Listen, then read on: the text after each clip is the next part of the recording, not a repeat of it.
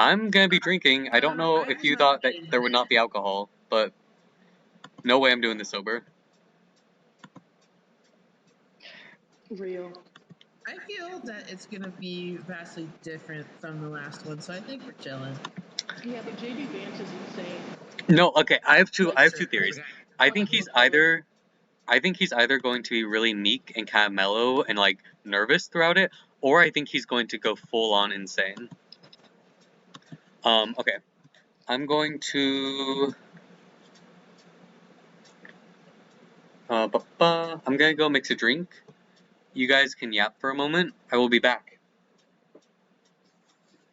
These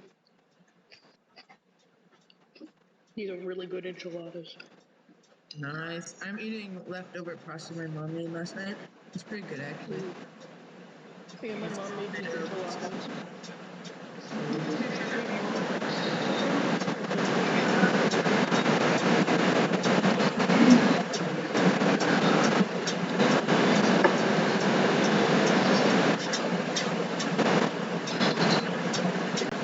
Well, can I show you something? Alright. Fine. Do we need?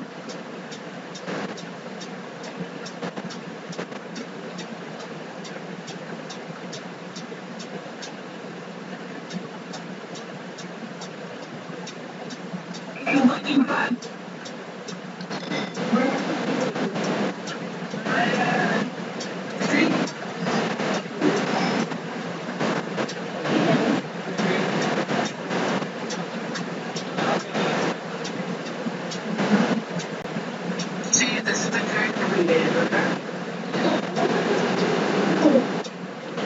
Yes.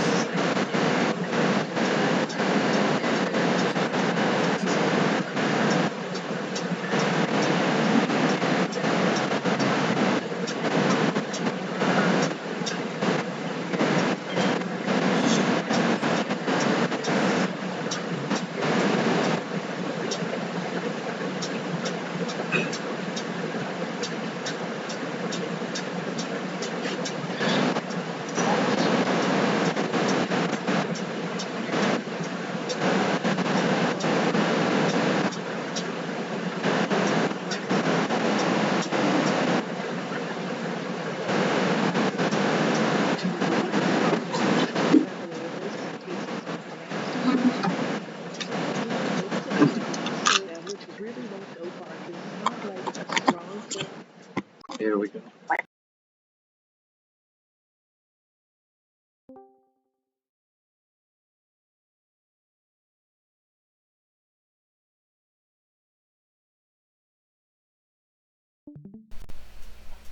Another drink option. I'm going. I am tired. Bro!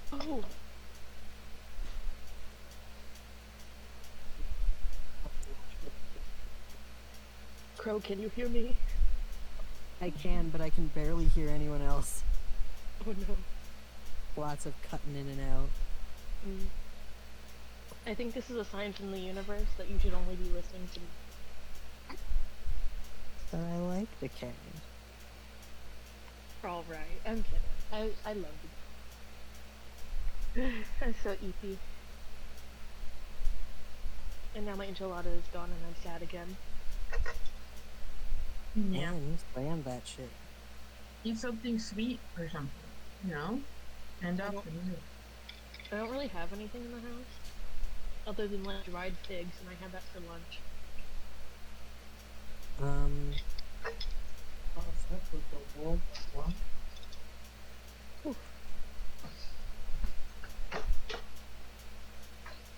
Oh, now it's time for the worst part, cleaning up. Real.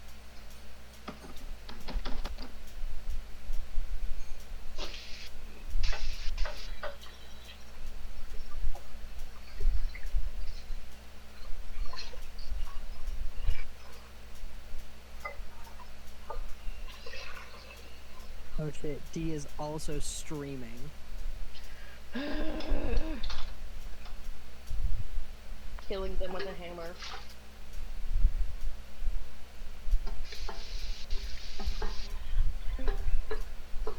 Hello? Who is that? Don't worry, I won't be here for long. What do you mean you won't be here for long? I am the whole time, bastard. Hello, hello. I promise to watch every debate with somebody else. Sorry. What? Wait, Oh my god. is he leaving? I am. Going to leave. You hate me. Timer. There's another. That's right, there's another Ray. I Do hate me. I thought we had something special. No. He is dumb. thing is, Ray, he does this to our D&D group as well. Oh my god. He has Is several other he was, we were the Oh, you're original. bringing this up. Okay. Yeah, we were the original D&D group in high school. We all started at the same time, and then in recent years, we'll be like, "Okay, this thing's I'll know I'm doing it with another group that day," and it just feels like there's another woman, you know? I can't believe you're passing yourself around like that. Like literally. And it's like 3 days of the week that he has like 3 separate other campaigns he's doing Okay, with other look. people. Ongoing is a D&D game which has been going on for 6 fucking years. Okay. Whatever, okay? This is my longest streak. Okay, I'm the only person in my life who I know has this fucking 6-year-long D&D game going. Okay. You're so unwell. Well, you know how long we've been playing D, Julian, since junior year, okay? So I'm pretty sure this. Okay, it's honestly close. Okay. yeah, okay, buddy. Yeah, okay. Also, I may have accidentally mixed like one of the strongest drinks in my life. So you know, this night's gonna get interesting. Fuck it, I'm going to the store. not gonna drink this time. Base Yeah. invalid. It's the only way to get I don't through have this. class tomorrow, so I don't know about the only way. It is a way. Options on the table. Is my bottle? You could also do weed, which I am also planning to do. I will take my edible when they start. 4:30, so Ah, tragic. I don't got classes tomorrow. Oh, I have to be up early in the morning. Why would you do this to yourself if you have to be up early in the morning? Why not? Don't make a bad decisions.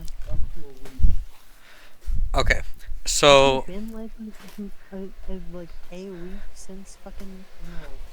Like 2 days from now, the week my before wallet. I'm gonna. God is trying to smite me. true. Guys, I want to touch base with everyone. How do we think this debate is gonna go? What's our thoughts? What's our vibes? How's everyone feel? Bad.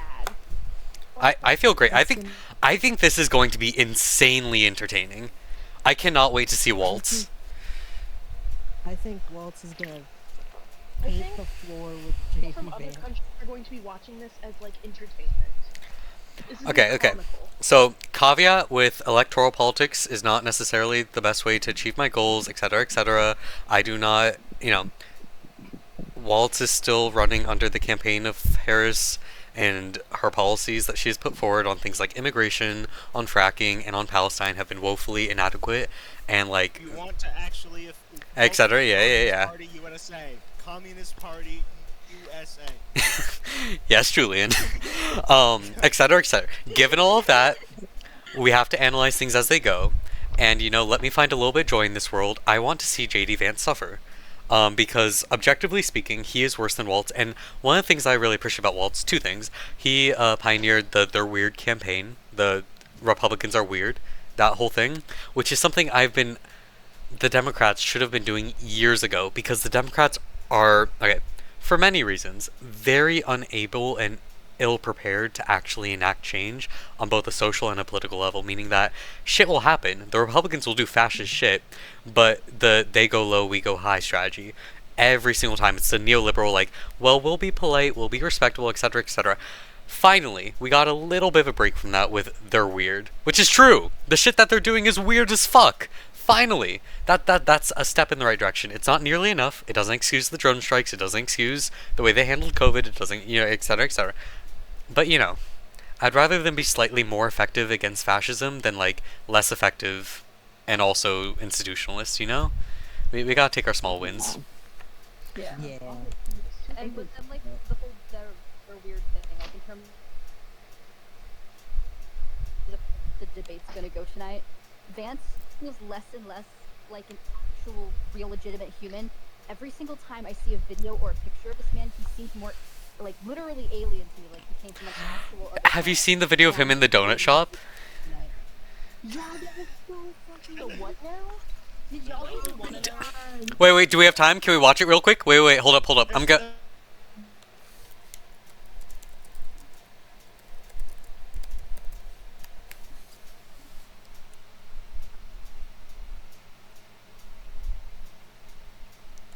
Exactly how long this video is. We have no time. Donut boy.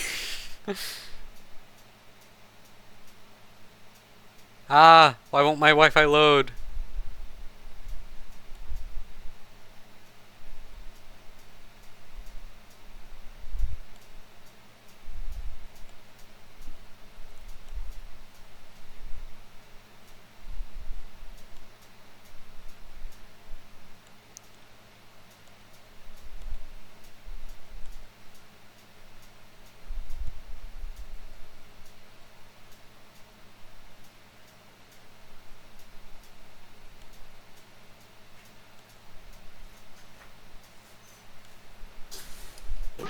I'm sorry, I didn't hear.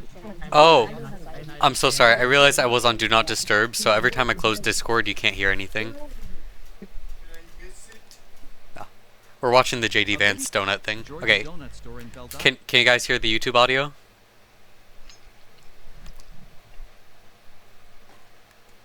Taking some time off from the hectic campaign. A video of the visit shows him struggling to order, and his awkward interaction with the Holt Sweet Shop staff has now gone viral.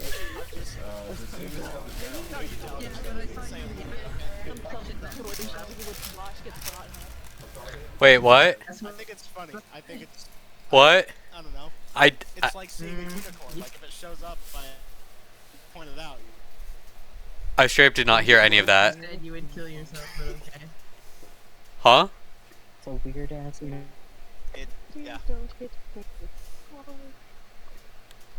Wait, can you guys see my screen? Are we chilling? Yes, I put the peer footage I'm of the doing chat other in things, general but chat, by the way. I've seen it. Okay, yes. So we're chilling. She doesn't want to be on film, guys, so just cut her out of anything.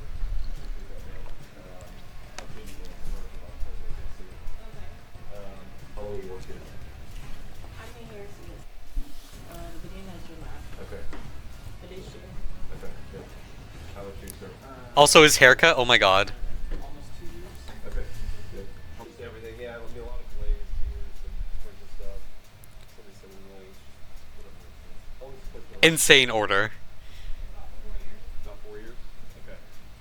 How long have you been here? Unrefined. Okay.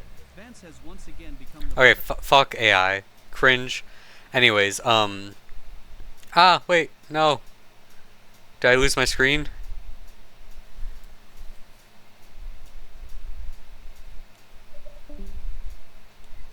Sorry. Wait, I'll get back up. Anyways, yeah. An insane way to order donuts. Like, whatever makes sense, okay? I Not- mean, not so like- fucking for real. I couldn't see a second of that video. It was frozen for me. Same. Oh. Tragic. I think it might be my Wi-Fi. Let me close a lot of tabs. Goodbye, tabs. I loved you. Holy shit, JD Vance and Tim Walz are about to meet in the 2024 vice presidential debate. Holy shit. Oh my god. Yeah. Wait, do I need to share my screen again? Answer your question about how. Yes, you do. Okay. How I think this is gonna go. think one of them is gonna end up eating each other. Or either one. God, I But hope so. neither of them is a dog or a cat, so like how? Ah, that's so How, true. how come Tim Waltz, the tallest of the candidates, doesn't just eat the others? Honestly, I think that's what we can look at. Why doesn't the Stolen big Valor. candidate just eat the little candidate? Stolen Valor, he served in the National Guard for like, what, 2 decades? Well, she's saying he was in the National Guard, but he never like actually saw any real combat, and that he's saying that he did. Okay, he said it like once or twice, I think, and true. Not that I like give a fuck about military service. Oh, my mom's like biggest thing when it comes to voting is the military because she has 3 sons and they're all in the Air Force. Shit. Yeah. I don't. Like, Okay, I say this the as more someone who Republican comes. our government is, the better off they are. I say this as someone who comes from a partial military family. Skill issue. No, for real. Yeah, kind The of. least toxic brother actually left the military because he was feeling really guilty about some of the stuff that they were making him do. Yeah, He no. didn't want to risk getting deployed to a country where he would be committing war crimes like one Wow. of my brothers. One of my brothers almost got sent to South Africa, and I'm like, dude, no, no. Yeah. What a terrifying reality you're forced to look at through your own family. Mhm. That's horrible. Yeah. Yeah, one of my brothers got deployed to Qatar, and he came back with PTSD. He's a fuel technician, but they had him like burning bodies in mass graves and shit like that. That's Burn. that's Really horrible. bad job. I know my Yeah. Man, my mom had to Damn. do that back in the fucking 90s. The more shit changes, the more it stays the same. Mhm. Seriously. I don't even know if we're supposed to legally be in Qatar. Don't worry about it. Anyways, Um, I'm going now. Goodbye. Goodbye, Julian. Good luck. Yeah, no, my brother's in the Navy, and on my dad's side, it's a military family, and like I also grew up in a low-income neighborhood, and we had the recruiters coming by in like late middle school, early high school, constantly to be like, "Hey, we can get you through college," like dangling all the economic opportunities that we otherwise would not have had access to. And it's so fucking exploitative, and veterans do not get nearly enough attention or care that they need. Like, a lot of the people, I have a lot of friends who live on the street, or people who I've helped who are on the street, and a lot of them are veterans who are just like waiting for their benefits to kick in, or waiting to like sort out paperwork. Because like, if you don't have the right documentation, I work at a methadone clinic. yeah, it fucking sucks. Sorry, I'm eating a burrito. Sorry, you cut. Sorry, I'm eating a burrito. No, but like I work at a methadone clinic, and the majority of our clients are veterans. Mm-hmm. No, got out of the military and then were like left to their own devices with absolutely no mental health care, and so they started using opiates because fuck PTSD. Yeah, it's like your only way to get through. So many people I know. Yeah, the military's, like you said, it's really exploitative. Like, as soon as I turned 18, I had recruiters, like, gunning for me because they can see that our family has a long history of military service. And I was like, no, fuck that. I'm not doing that shit. They wouldn't leave me alone. Yeah, I was at one point considering going into the military myself, but that was when I was a child and also I was suicidal, so like, we're not gonna take my opinions back then seriously. Real. Dude, I can write a whole paper on that. Hello, we're talking about how exploitative the military is. Let alone the imperial stuff, like obviously.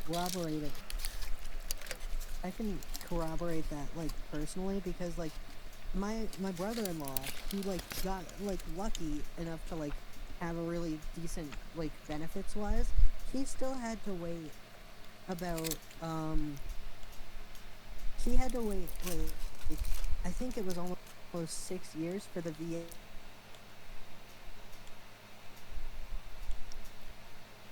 Ones who fucked up his teeth so bad that he had to get like full dentures at like Oh wow. 30 Chat, this is so off topic, but do I buy the Snoop Dogg line? Yes. Yes, honey. The Snoop Dogg line is actually pretty I good. mean, I had the Snoop Dogg Mosaic and it wasn't very good. But other other flavors could be good. Yeah, but there's also a Snoop Dogg Red. I like the Good try Snoop that. Dogg Red a lot. Okay. The Snoop Dogg Red is pretty solid. It's a good red blend. California To be wines in fair, general Sure. like are very hit or miss, but I like the red blend. Ah, Real. Ooh, but they have those like comically large bottles of wine, the Barefoot brand. are you ready? It's almost starting. You got your alcohol? If for those who are partaking. Because that's wind it down. Exactly why I I should. would get the super bottle. What? Expand your Oh, it's only horizons. 9%. Hi, Rain. Hi. Hello. Okay, can you guys see my screen now? We're chilling? We're doing good? Yes. Okay. Yep. Starting up Just so soon. I can put it on my wall. I'm going to take an edible probably when they start. Invite Sabrina. Yeah, of course, yeah. Share the link to whoever. I don't care. I'm gonna scarf I down. should have made bingo cards. Yeah. Next time there's a debate, we should make bingo cards. I don't know if I care about them that much. I just want to see them suffer. Yeah, but it's funny. It'll I- help my ADHD ass pay attention. True. Okay, that could work. If JD Vance brings up Haitian migrants and military service, take a shot or a drink of water. I'm gonna go pee real quick. I will be right back. It starts at 6, right? Yes, you got 2 You're minutes. not gonna do it on mic? Okay.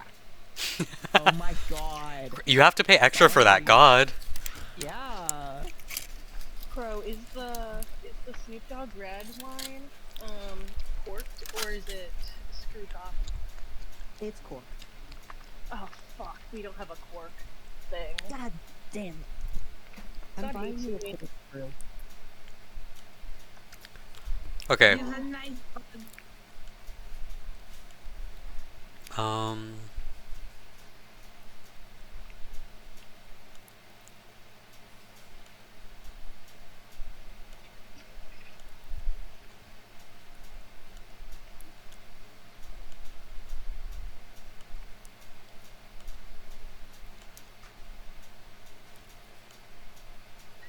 What is your alcohol content?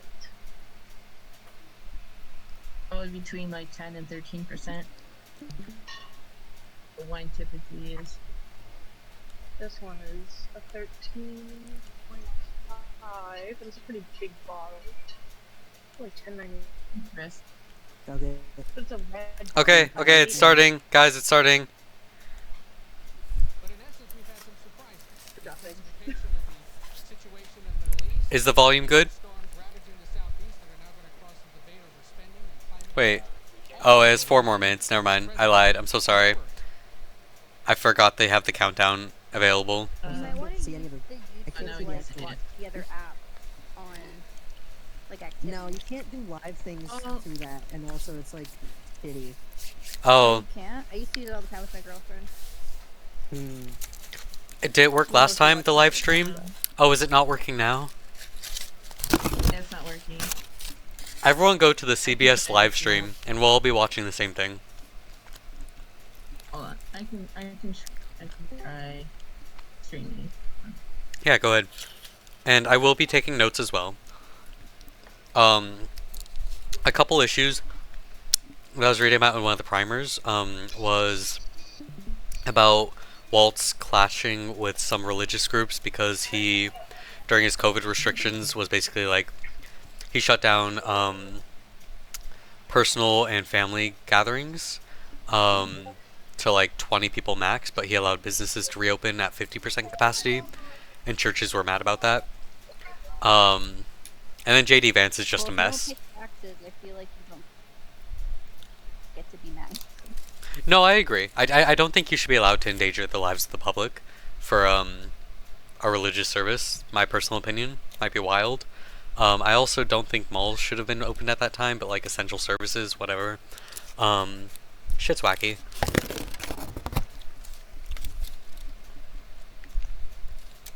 Okay, I'm gonna try to scarf down the rest of this burrito in the next 3 minutes. Anyone want to talk about what their thoughts are on JD Vance and Waltz? I kind of talked about already what I thought.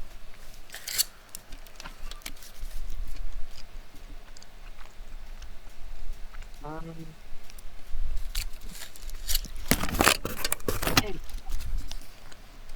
I think Wallace is.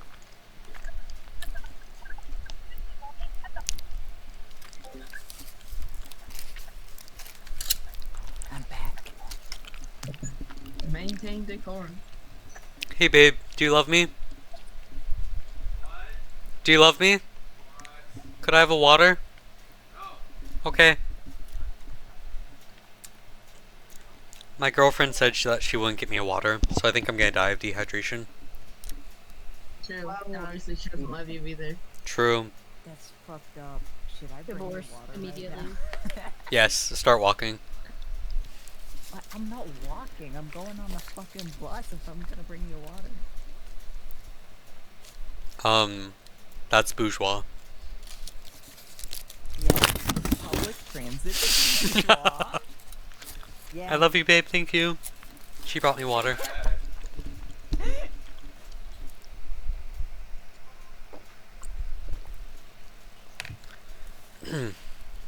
Okay, so is the stream not working in terms of seeing? Oh wait. I can see. Okay, so Faye is streaming. It's going well there. Okay. No So one has commented on it yet. It's working for me. Okay. so I will watch that stream. October 7th, Hamas terrorists massacred over 1,400 Israelis and took prisoners. Oh god, this is gonna hurt. It's just really quiet. I can figure out how to get it louder. Right click. I mean, I might have it stream too. volume. Oh, I had it. Sorry, my bad. I had it. Word. In Gaza. But the expansion of Israel and its proxies is an absolute fundamental necessity for the United States to have steady leadership there. You saw it experienced today, where along with our Israeli partners and our coalition, able to stop the income attack. The fundamental here is that steady leadership is matter. It's clear, and world saw it on stage a few weeks ago. Trump talking about crowd sizes is not what we need in this moment. But it's not just that. It's those that were closest to Donald Trump that understand how dangerous he is when the world is this dangerous. His chief of staff, John Kelly, said that he was the most flawed human being he'd ever met. And both of his secretaries of defense and his national security advisors said he should be nowhere near the White House. Now, the person closest to them, Donald Trump, said he's unfit for the office. That's Senator Vance. What we've seen out of That's a good point. President Harris is we've seen steady leadership. We've seen a calmness that is able to draw on the coalitions to bring them together. Understanding that our allies matter.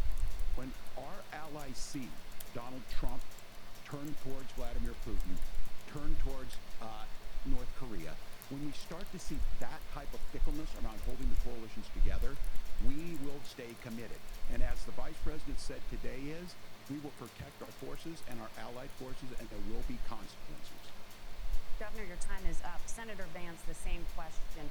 Would you support or oppose a preemptive strike by Israel on Iran? You have 2 minutes. Oh god, this sucks. First of all, thanks, Governor. Thanks to CBS for hosting it tonight. And thanks, most importantly, to the American people who are watching this evening. He has such a punchable looking face. Country to pay attention to this vice presidential debate.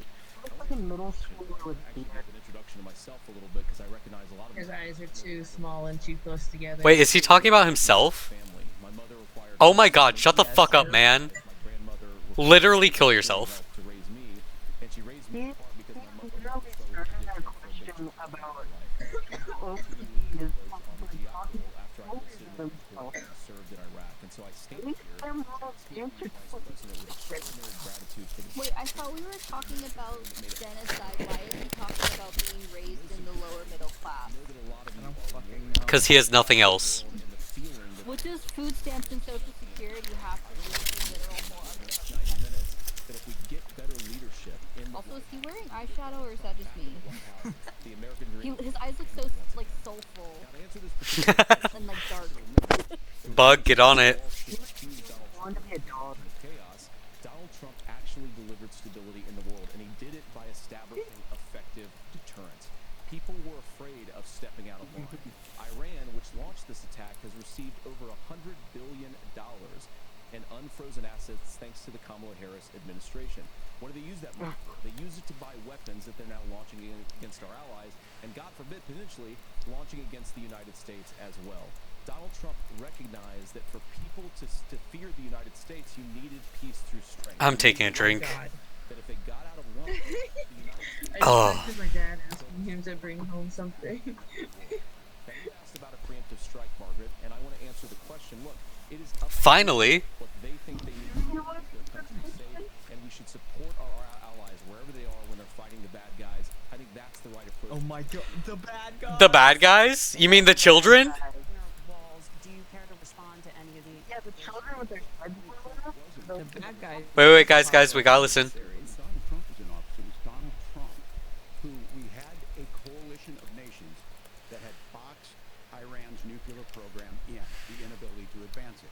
Donald Trump pulled that program and put nothing else in its place. Good So point. Iran is closer to a nuclear weapon than they were before because of Donald Trump's fickle leadership. And when Iran shot down an American aircraft in international airspace, Donald Trump tweeted, because that's the standard diplomacy of Donald Trump. And when Iranian missiles did fall near U.S. troops and they received traumatic brain injuries, Donald Trump wrote it off as headache. Look, our allies understand that Donald Trump is fickle. He will go to whoever has the most flattery or where it makes sense to him. Okay, I'm seeing a narrative emerging. Today, like you witnessed in April, both Iranian attacks were repelled. Okay, fucking burn about that Twitter though. The steady leadership that Kamala Harris is providing. Senator Vance, the U.S. did have a diplomatic deal with Iran to temporarily pause parts of its nuclear program, and President Trump did exit that deal. He recently said, just 5 days ago, the U.S. must now make a diplomatic deal with Iran because the consequences are impossible. Did he make a mistake? You have 1 minute. Well, first of all, Margaret, diplomacy is not a dirty word, but I think that's something that Governor Walz just said is quite extraordinary. You yourself just said Iran is as close to a nuclear weapon today as they have ever been. And Governor Walz, you blame Donald Trump. Who has been the vice president for the last 3.5 years? And the answer is your running mate, not mine. Shut the fuck up, man. Consistently made the world more secure. Now, we talk about the sequence of events that led us to where we are right now, and you can't ignore October the 7th, which I appreciate. Shut the fuck up. But when did Iran and Hamas and their proxies attack Israel? It was during the administration of Kamala Harris. So Governor Walz can criticize Donald Trump's tweets, but effective, smart diplomacy and peace through strength is how you bring stability back to a very broken world. Donald Trump has already done it once before. Ask yourself. Wait, here's something I don't really get, because I didn't think the vice president had, like, really that much power. She doesn't. I'm harping on the fact that Kamala's been VP. Like, she runs the world. It's because they have nothing else to attack her on. Let's turn now to her. See, because, like, that's something my parents harp on. My parents are Republicans, and my dad loves Fox News. So, I'm just like, and 60 people are I don't understand. Hundreds more are missing. Scientists say climate change makes these hurricanes larger, stronger, and more deadly because of the historic rainfall.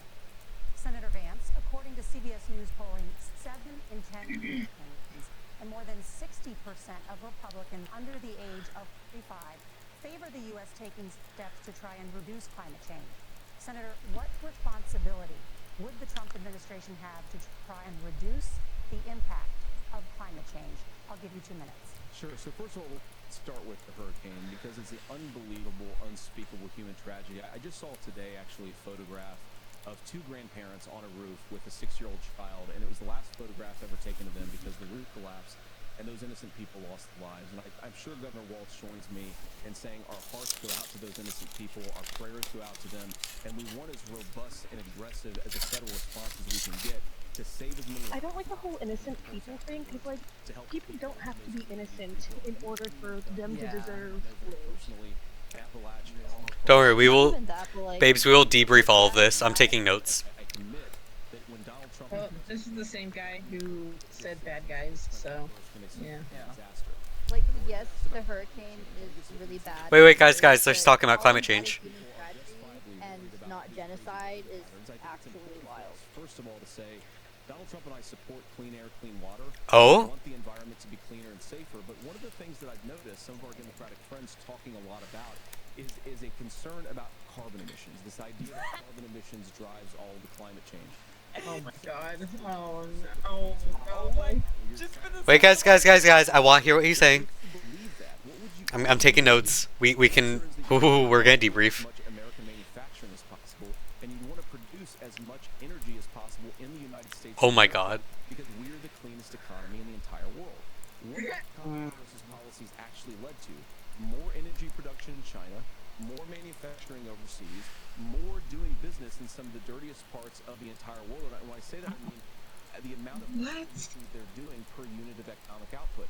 So if we actually care about getting cleaner air and cleaner water, the best thing to do is to double down and invest in American workers and the American people. And unfortunately, Kamala Harris has done exactly the opposite. Governor Walz, you have 2 minutes to respond. Take another drink. In agreement, because all those things are happening. Look, first of all, it is a horrific tragedy with this hurricane, and my heart goes up to the folks that are down there in contact with the governors. Did he accidentally kind of just admit that climate change is a thing? Because I thought they weren't supposed to do that. We're gonna debrief. Don't worry. No partisanship. They work together. So all of the governors and the emergency responders are on the ground. Those happen on the front end. The federal government comes in, makes sure they're there so that we recover. But we're still in that phase where we need to make sure that they're staying there, staying focused. Now look, coming back to the climate change issue, there's no doubt this thing roared onto the scene faster and stronger than anything we've seen. Senator Vance has said that there's a climate problem. Donald Trump called it a hoax and then joked that these things would make more beachfront property to be able to invest in. What we've seen out of the Harris administration now, the Biden-Harris administration, is we've seen this investment. We've seen massive investments, the biggest in global history that we've seen in the Inflation Reduction Act, has created jobs all across the country. 2,000 in Jeffersonville, Ohio, taking the EV technology that we invented and making it here. 200,000 jobs across the country. Ooh, I have thoughts. Solar manufacturing plant in North America sets in Minnesota. But my farmers know climate change. They've seen 500-year droughts, 500-year floods back to back. They're doing what's happening, and this has allowed them to tell me, look, I harvest corn, I harvest soybeans, I harvest wheat. We are producing more natural gas and more oil at any time we ever have. We're also producing more clean energy. So the solution for us is to continue to move forward that climate change is real. Reducing our impact is absolutely critical, but this is not a false choice. You can do that at the same time you're creating the jobs that we're seeing all across the country. That's exactly what this administration has done. We are seeing us becoming an energy superpower for the future, not just the current. And that's what absolutely makes sense.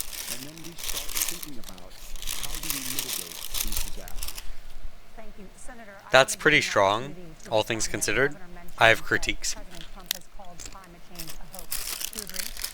Well, look, what the president has said is that if the Democrats, in particular Kamala Harris and her leadership, if they really believe that climate change is serious, what they would be doing is more manufacturing and more energy production in the United States of America, and that's not what they're doing. So clearly Kamala Harris herself doesn't believe her own rhetoric on this. That's crazy. I actually agree with Donald Trump's energy policies. Now, something Governor Walz said I think is important to touch upon, because when we talk about clean energy, I think that's a slogan that often the Democrats will use here. I'm talking, of course, about the Democratic leadership. And the real issue is that if you're spending hundreds of millions or even billions of dollars of American taxpayer money on solar panels that are made in China, number one, you're going to make the economy dirtier. We should be making more of the solar panels here in the United States of America. Some of them are, Tim, but a lot of them are being made overseas in China, especially the components that go into those solar panels. So if you really want to make the environment cleaner, you've got to invest in more energy production. We haven't built a nuclear facility, I think, one in the past 40 years. Natural gas, you got to invest more in it. Kamala Harris has been the opposite. That's raised energy prices and also meant that we're doing Senator, more by your the time climate. is up. Governor, would you like to respond? Well, look, we're producing more natural gas than we ever have. There's no moratorium on that. We're producing more oil. But folks know, and like I said again, these are not liberal folks. These are not folks that are Green New Deal folks. These are farmers that have been drought one year, massive flooding the next year. They understand that it makes sense. Look, our number one export cannot be topsoil from erosion from these massive storms. We saw it in Minnesota this summer. And thinking about how do we respond to that, We're thinking ahead on this, and what Kamala Harris has been able to do in Minnesota, we're starting to weatherproof some of these things. The infrastructure law that was passed allows us to think about mitigation in the future.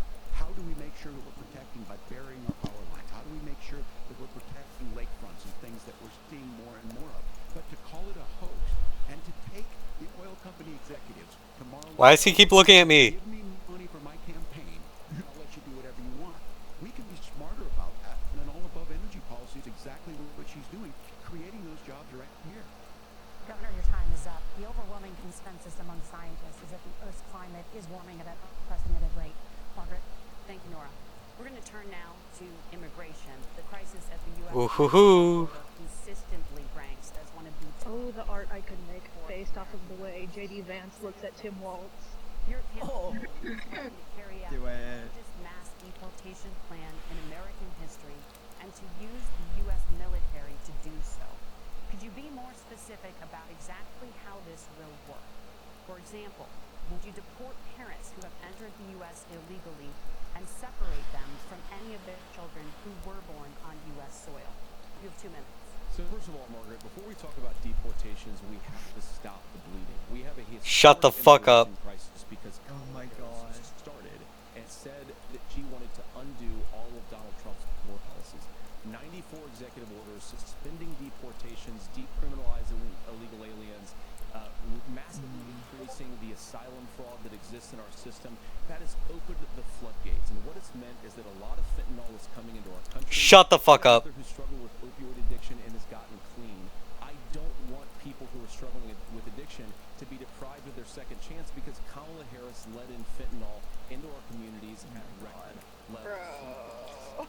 The bleeding. You've got to re-implement Donald Trump's border policies, build the wall, re-implement deportations, and that. Bro, Sid built the wall.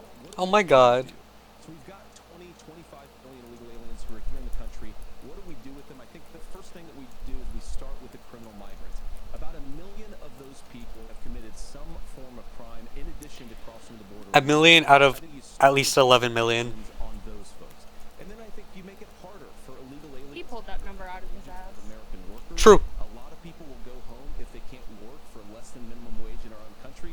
And by the way, that'll be really good for our workers who just want to earn a fair wage for doing a good day's work. The final point, Margaret, is you asked about family separation. Right now, in this country, Margaret, we have 320,000 children that the Department of Homeland Security has effectively lost. Some of them have been sex trafficked. Some of them, hopefully, are at homes with their families. Some of them have been used as drug trafficking mules. The real family Children? separation policy in this country is, unfortunately, Kamala Harris's wide-open southern border. And I'd ask my fellow Americans to remember, when she came into office, she said she was going to do this. Real leadership would be saying, you know what, I screwed up. We're going to go back to Donald Trump's border policies. I wish that she would do that. It would be good for all of us.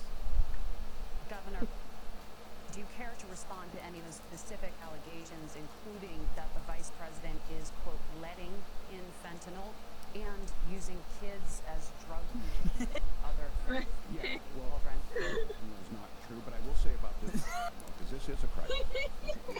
And the good news on this is that the last 12 months saw the largest decrease in opioid deaths in our nation's history. 30% decrease in Ohio, but there's still more work to do. But let's go back to this on immigration. Kamala Harris is the Attorney General of the largest state, a border state in California. She's the only person in this race who prosecuted transnational gang for human trafficking and drug interventions. But look, we all want to solve this. Most of us want to solve it. And that is the United States Congress. That's the Border Patrol agents. That's the Chamber of Commerce. That's most Americans out here. That's why we had the fairest and the toughest bill on immigration that this nation's seen. It was crafted by conservative senator from Oklahoma, James Lankford. I know him. He's super conservative, but he's a man of principle. Wants to get it done. Democrats and Republicans worked on this piece of legislation. God, I hate this. The Border Patrol say this is what we need in here. These are the experts. And the Chamber of Commerce and the Wall Street Journal said, pass this thing. Kamala Harris helped get there. 1,500 new border agents. Detection for drugs. DOJ money to speed up these the adjudication times, just when there's a want. But as soon as we're getting ready to pass and actually tackle this, Donald Trump said no. Told them to vote against it because it gives him a campaign issue. It gives him what would Donald Trump talk about if we actually did some of these things? And they need to be done by the legislature. You can't just do this through the executive branch. So look, we have the options to do this. Donald Trump had 4 years. He had 4 years to do this. And he promised you, America, how easy it would be. I'll build you a big, beautiful wall, and Mexico will pay for it. Less than 2% of that wall got built, and Mexico didn't pay a dime. But here we are again, 9 years after he came down that escalator, dehumanizing people and telling them what he was going to do. As far as the deportation plan, at one point, Senator Vance said it was so unworkable to be laughable. So that's where we're at. Pass the bill, she'll sign it. Governor, your time is up. Senator, the question was, will you separate parents from their children, even if their kids are U.S. citizens? You have 1 minute. Mark, my point is that we already have massive child separations thanks to Kamala Harris's open border. Oh my God. Oh my God. Of inviting drug mules, I said that she enabled Mexican drug cartels operate freely in this country, and we know that they use children as drug mules, and it is a disgrace. Citation? Bro, what the fuck? What Tim said just doesn't pass the smell test. For 3 years, Kamala Harris went out bragging that she was going to undo Donald Trump's border policy. She did exactly that. We had a record number of illegal crossings. We had a record number of fentanyl coming into our country. And now, she's running for president, or a few months before, she says that somehow she got religion and cared a lot about a piece of legislation. The only thing that she did when she became the vice president, when she became the appointed border czar, was to undo 94 Donald Trump executive actions that opened Good. the border. This problem is leading to massive problems in the United States of America. Parents This can't problem is leading to schools massive that are open problems. up. It's got to stop, and it will when Donald Trump is president again. Senator, your time is up. Governor, what about our CBS News polling, which does show that a majority of Americans, more than 50%, support mass deportations? Which is crazy. With a bill that is necessary. Yeah. The issue on this is what happens when you don't want to solve it. You demonize it. And we saw this, and Senator Vance, and it surprises me on this, talking about and saying, I will create stories to bring attention to this. That vilified a large number of people who were here legally in the community of Springfield. The Republican governor said, it's not true, don't do it. There's consequences for this. There's consequences. We could come together. Senator Langford did it. We could come together and solve this if we didn't let Donald Trump continue to make it an issue. And the consequences in Springfield were the governor had to send state law enforcement to escort kindergartners to school. I believe Senator Vance wants to solve this, but by standing with Donald Trump and not working together to find a solution, it becomes a talking point. And when it becomes a talking point like this, we dehumanize and villainize other human beings. Tim, Governor, your time is up. Senator, I'll give you 1 minute, but let me just ask a question first. The governor has made the point, and I think as a sitting lawmaker, you know that Congress controls the purse strings and any funding. So you have said repeatedly that Donald Trump would, through executive action, solve this. Do you disagree that Congress controls the purse strings and would need to support many of the changes that you would actually want to implement? You have 1 minute. Look, Margaret, first of all, the gross majority of what we need to do with the southern border is just empowering law enforcement to do their job. I've been to the southern border more than our borders are. Kamala Harris has been, and it's actually heartbreaking because the Border Patrol agents, they just want to be empowered to do their job. Of course, additional resources would help, but most of this is about the president and the vice president empowering our law enforcement to say, if you try to come across the border illegally, you've got to stay in Mexico, you've got to go back through proper channels. Now, Governor Walz brought up the community of Springfield, and he's very worried about the things that I've said in Springfield. Look, in Springfield, Ohio, and in communities all across this country, you've got schools that are overwhelmed, you've got hospitals. Shut the fuck up, man. You've got housing that is totally unaffordable because we brought in millions of illegal immigrants to compete with Americans for scarce homes. That is not how many people are in there. About in Springfield, Ohio, are the American citizens who have had their lives destroyed by Kamala Harris's open border. It is a disgrace, Tim, and I actually think I agree with you. Her border policy is literally the same as Trump's. Yeah, that's the problem. You have 1 minute to respond. Yeah, well, it is law enforcement that asked for the bill. They helped craft it. They're the ones that supported it. That's because they know we need to do this. He's getting mad. This issue of continuing to bring this up, of not dealing with it, of blaming migrants. Waltz is doing wonderful. On housing, we could talk a little bit about Wall Street speculators buying up housing and making them less affordable. But it becomes a blame. My grandpa's dead, but like I think I'd take Tim Walsh to be my grandpa. Me too. I agree. It should not take 7 years for an asylum claim to be done. This bill gets it done in 90 days. Then you start to make a difference in this, and you start to adhere to what we know, American principles. I don't talk about my favorite lie, but Matthew 25:40 talks about, to the least amongst us you do unto me. I think that's true of most Americans. They simply want order to it. This bill does it. It's funded. It's supported by the people who do it, and it lets us keep our dignity about how we treat other people. Thank you, Governor. And just to clarify for our viewers, Springfield, Ohio does have a large number of Haitian migrants who have legal status, temporary protected status. Well, Maura? but Thank you, Senator. We have so much to get to. Oh my God, he's so mad. Margaret, the rules were that you guys were going to fact check, and since you're fact checking, What? Oh my god. Oh my god. or you can go on as an illegal migrant, apply for asylum or apply for parole. Bro, shut the fuck up. Just say you don't respect women and move on. It's true. Harris open border law. They should cut him off. A person coming in, applying for a green card and waiting for 10 years. Turn off his mic. Of illegal immigration, Margaret. Thank you, Senator, for the Turn off his mic. so much to get to, Senator. Those We have laws so have been much. on the books since 1990. Thank you, gentlemen. The We want to have. app has not been on the books. Gentlemen, you're. They Oh turned my it God, off. everybody shut up. Turn it off. Wow. That's so silly. I love that so much. Thank you, Margaret. The economy is a top concern for. You can tell she wants to gentle parent them so bad right now. An economic plan. So let's talk about the specifics. Governor Walz, Vice President Harris unveiled a plan that includes billions in tax credits for manufacturing, housing, and a renewed child tax credit. The Wharton School says your proposals will increase the nation's deficit to $1 trillion. How would you pay for that without ballooning the deficit? Governor, I'll give you 2 minutes. Yeah, thank you. And Kamala Harris and I do believe in the middle class because that's where we come from. We both grew up in that. We understand. So those of you out there listening tonight, you're hearing a lot of stuff back and forth, and it's good. It's healthy. That's what this is supposed to happen. You should be listening. How's this going to impact me? The bold forward plan that Kamala Harris put out there is talking about this housing issue. The one thing is there's 3 million new houses proposed under this plan with down payment assistance on the front end to get you in a house. A house is much more than just an asset to be traded somewhere. It's foundational to where you're at. And then making sure that the things you buy every day, whether they be prescription drugs or other things, that there's fairness in that. Look, the $35 insulin is a good thing, but it costs $5 to make insulin. They were charging $800 before this law went into effect.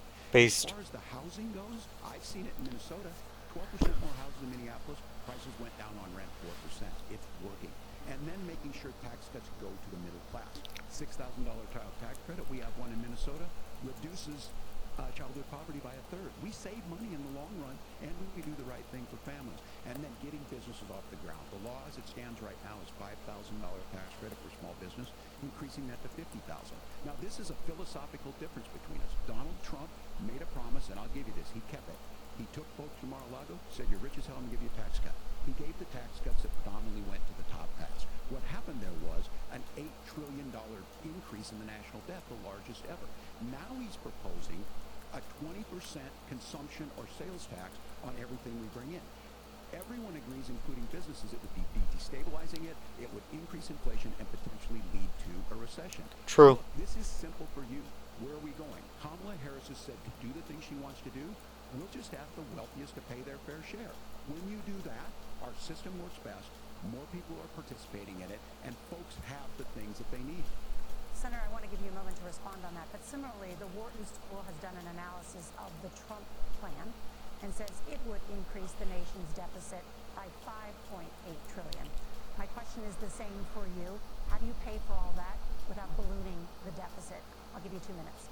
Well, first of all, you're going to hear a lot from Tim Walz this evening, and you just heard it in the answer. A lot of what Kamala Harris proposes to do, and some of it, I'll be honest with you, it even sounds pretty good. Here's what you won't hear, is that Kamala Harris has already done it. Because she's been the vice president for 3.5 years. She had the opportunity to enact all of these great policies, and what she's actually done instead is drive the cost of food higher by 25%, drive the cost of housing higher by about 6%. 60%. Open the American southern border and make middle-class life unaffordable for a large number of Americans. If Kamala Harris has such great plans for how to address middle-class problems, then she ought to do them now. Not when asking for a promotion, but in the job the American people gave her 3.5 years ago. And the fact that she isn't tells you a lot about how much you can trust her actual plans. Now, Donald Trump's economic plan is not just a plan, but it's also a record. A lot of those same economists attack Donald Trump's plans, and they have PhDs, but they don't have common sense, and they don't have wisdom. Because Donald Trump's economic policies delivered the highest take-home pay in a generation in this country, 1.5% inflation. He sounds like an evil wizard. Yeah. So when people say that Donald Trump's economic plan doesn't make sense, I say look at the record. He delivered rising take-home pay for American workers. Now, Tim admirably admits that they want to undo the Trump tax cuts. But if you look at what was so different about Donald Trump's tax cuts, even from previous Republican tax cut plans, is that a lot of those resources went to giving more take-home pay to middle-class and working-class Americans. It was passed in 2017, and you saw an American economic boom unlike we've seen in a generation in this country. That is a record that I'm proud to run on, and we're going to get back to that common sense wisdom so that you can afford to live the American dream again. I know a lot of you are struggling. I know a lot of you are worried about paying the bills. It's going to stop when Donald Trump brings back common sense to this country. Governor, do you want to respond to that? What has Kamala Harris done for the middle class? Yeah, well, Kamala Harris's day one was Donald Trump's failure on COVID that led to the collapse of our economy. We were already before COVID in a manufacturing recession, but 10 million people out of work, large percentage since the Great Depression. 9 million jobs closed on that. That was day one. Whether it was the Infrastructure Act or other things we moved. Now, you made a question about experts, said this. I've made a note of this. Economists can't be trusted. Science can't be trusted. National security folks can't be trusted. Look, if you're going to be president, you don't have all the answers. Donald Trump believes he does. My pro tip of the day is this. If you need heart surgery, listen to the people at the Mayo Clinic in Rochester, Minnesota, not Donald Trump. And the same thing goes with this. And I ask you out there, teachers, nurses, truck drivers, whatever, how is it fair that you're paying your taxes every year and Donald Trump hasn't paid any federal tax in the last 15 years? The last year as president. Based. That's what's wrong with the system. There's a way around it, and he's bragged about that. We're just asking for fairness in it, and that's all you want. That was very strong. You say trust the experts, but those same experts for 40 years said that if we shift our manufacturing base off to China, we get cheaper goods. They lied about that. They said if we shift our industrial base off to other countries, to Mexico and elsewhere, it would make the middle class stronger. They were wrong about that. They were wrong about the idea that if we made America less self-reliant, less oh, buddy. that it would somehow make us better off, and they were wrong about it. And for the first time in a generation, Donald Trump had the wisdom and the courage to say to that bipartisan consensus, I'm so done with the wisdom and courage shit. This is like... No, literally, he has nothing else to say. We're going to make more of our own stuff. And this isn't just an economic issue. And I've got 3 beautiful little kids at home, 7, 4, and 2, and I love them very much, and I hope they're good right now. But look, how many of the drugs 635 in the bodies of our children are manufactured by nations that hate us? This has I hope to stop. his wife leaves him for a he-him lesbian. We're going to stop True. the common sense wisdom, which is what Donald Trump governed on. Senator, your time is up. Governor Walz, can you address that? I mean, voters say they trust Donald Trump on the economy more. Why? If you're listening tonight and you want billionaires to get tax cuts, you've heard what the numbers were. Look, I'm a union guy on this. I'm not a guy Yeah. who ship things overseas, but I understand that, look, we produce soybeans and corn. We need to have fair trading partners. That's something that we believe in. I think the thing that most concerns me on this is Donald Trump was the guy who created the largest trade deficit in American history with China. So the rhetoric is good. Much of what the senator said right there, I'm in agreement with him on this. I watched it happen too. I watched it to my community, and we talked about that. But we had people undercutting the right to collectively bargain. We had right to work states made it more difficult. We had companies that were willing to ship it over, and we saw people profit.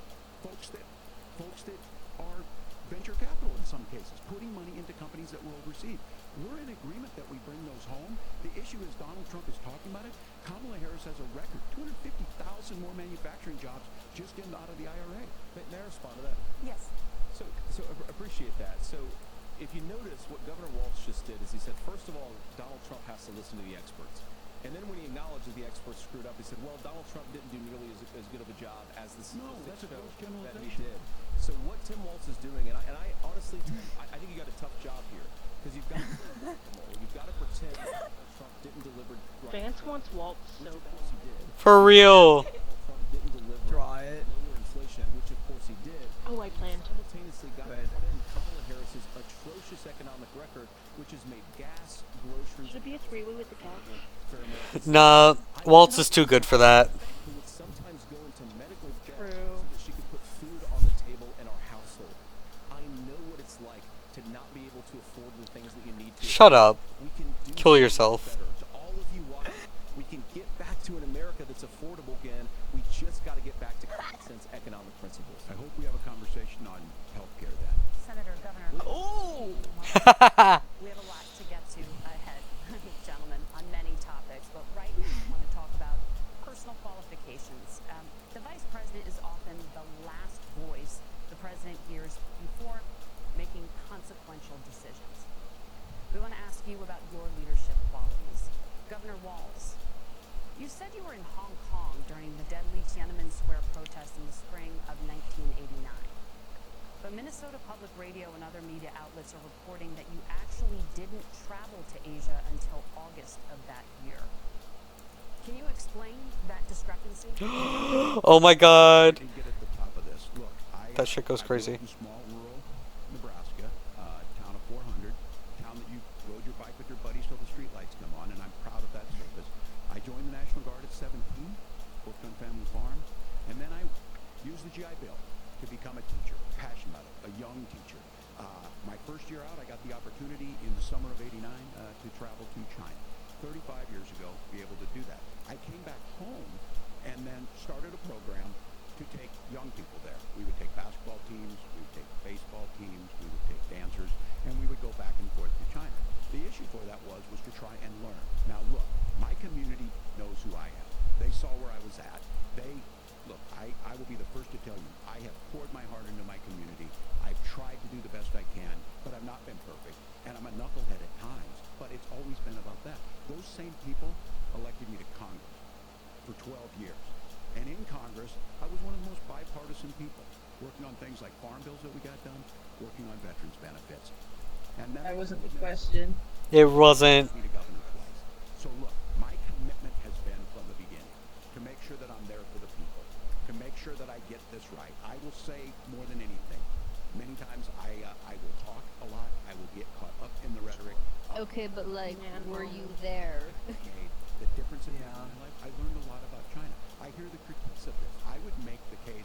Yeah, what do farm bills have to do with this? I guarantee you he wouldn't be praising Xi Jinping about COVID. And he wouldn't start a trade war that he ends up losing. So this is about trying to understand the world. It's about trying to... I don't think one bottle of wine is enough. And then it's putting yourself out there and letting your folks... Oh, I'm taking another drink. My commitment, whether it be... I'm putting whiskey in my wine. Or whether it was being a good soldier, Oh. a good member of Congress. And mix it with I've the got a soda too. giant thing of vodka left over from my 21st birthday that's staring at me. Wait, hold up. The question was, can you explain the discrepancy? All I said on this was... So sad, me. Wait, hold up. On this. Bang around. Just, that's what I've said. So I was in Hong Kong and China during the democracy protests. And from that, I learned a lot of what needed to be in governance. Thank you, Governor. Senator Vance, in 2016, you called your running mate Donald Trump unfit for the nation's highest office, and you said he could be America's Hitler. And you said, even after Oh, if it isn't the words he said coming back to bite him in the ass. explained, you then voted for Donald Trump in 2020. But the Washington Post reported new messages last week in which you also disparaged Trump's economic record while he was president, writing to someone in 2020, quote, Trump thoroughly failed to deliver his economic populism. You're now his running mate, and you've shifted many of your policy stances to align with his. If you become vice president, why should Americans trust that you will give Donald Trump the advice he needs to hear, and not just the advice he wants to hear? You have two. Great question. Well, first of all, Margaret, because I've always been open. And sometimes, of course, I've disagreed with the president, but I've also been extremely open about the fact that I was wrong about Donald Trump. I I was wrong, first of all, because I believe some of the media stories that turned out to be dishonest He's fabrications. only saying he was wrong now because he's riding his dick. Delivered for the rising wages, rising take-home pay, an economy that works for normal Americans, a secure southern border. I wonder what made him change his mind.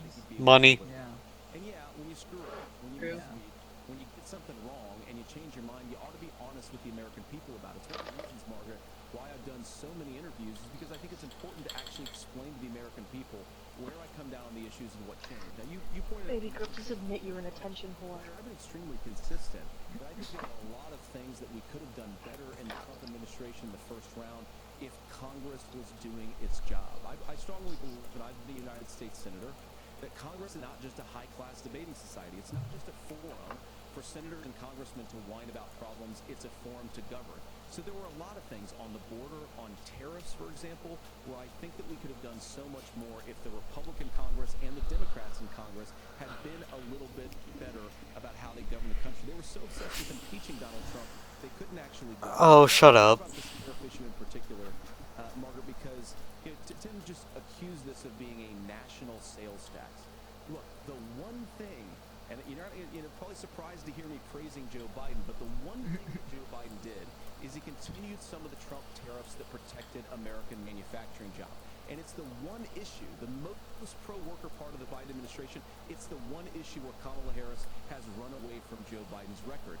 Think about this. If you're trying to employ slave laborers in China at $3 a day, you're going to do that and undercut the wages of American workers unless our country stands up for itself and says, you're not accessing our markets unless you're paying middle-class Americans a fair wage. Well, what about the other workers? Do we not care about their human rights? Ooh. Signed a bill into law that made Minnesota one of the least restrictive states in the nation when it comes to abortion. Former President Trump said in the last debate that you believe abortion, quote, in the ninth... Dear God, somebody sedate me, please. Yes or no? Is that Take another drink. That's why I'm drinking. So, look, this issue is what's on everyone's mind. Donald Trump put this all into motion. He bragged about how great it was that he put the judges in and overturned Roe versus Wade. 52 years of personal autonomy. And then he tells us, oh, to send it to the states. It's a beautiful thing. Amanda Zaworski would disagree with you on it's a beautiful thing. A young bride in Texas waiting for their child at 18 weeks. She has a complication, a tear in the membrane.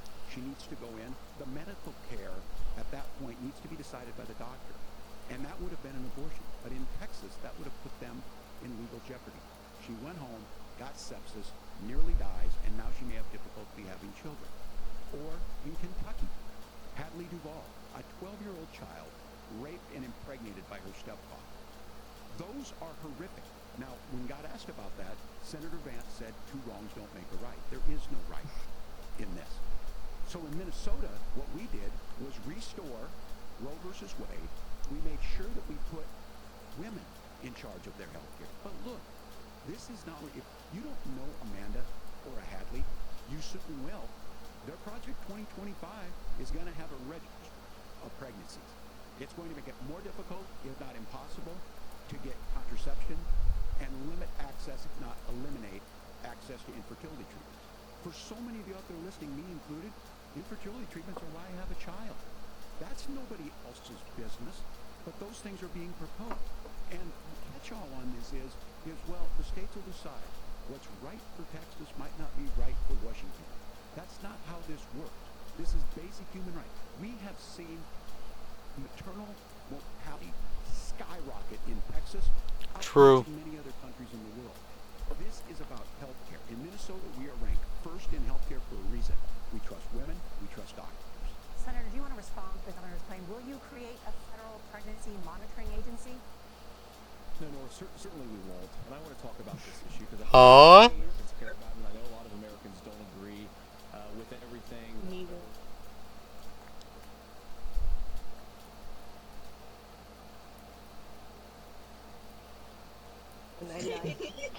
You never liked buses. It's true. Because they feel like they didn't have any other options. Yes. And, you know, one of them is actually very dear to me. And I know she's watching tonight, and I love you. And she told me something a couple years ago Huh? that she felt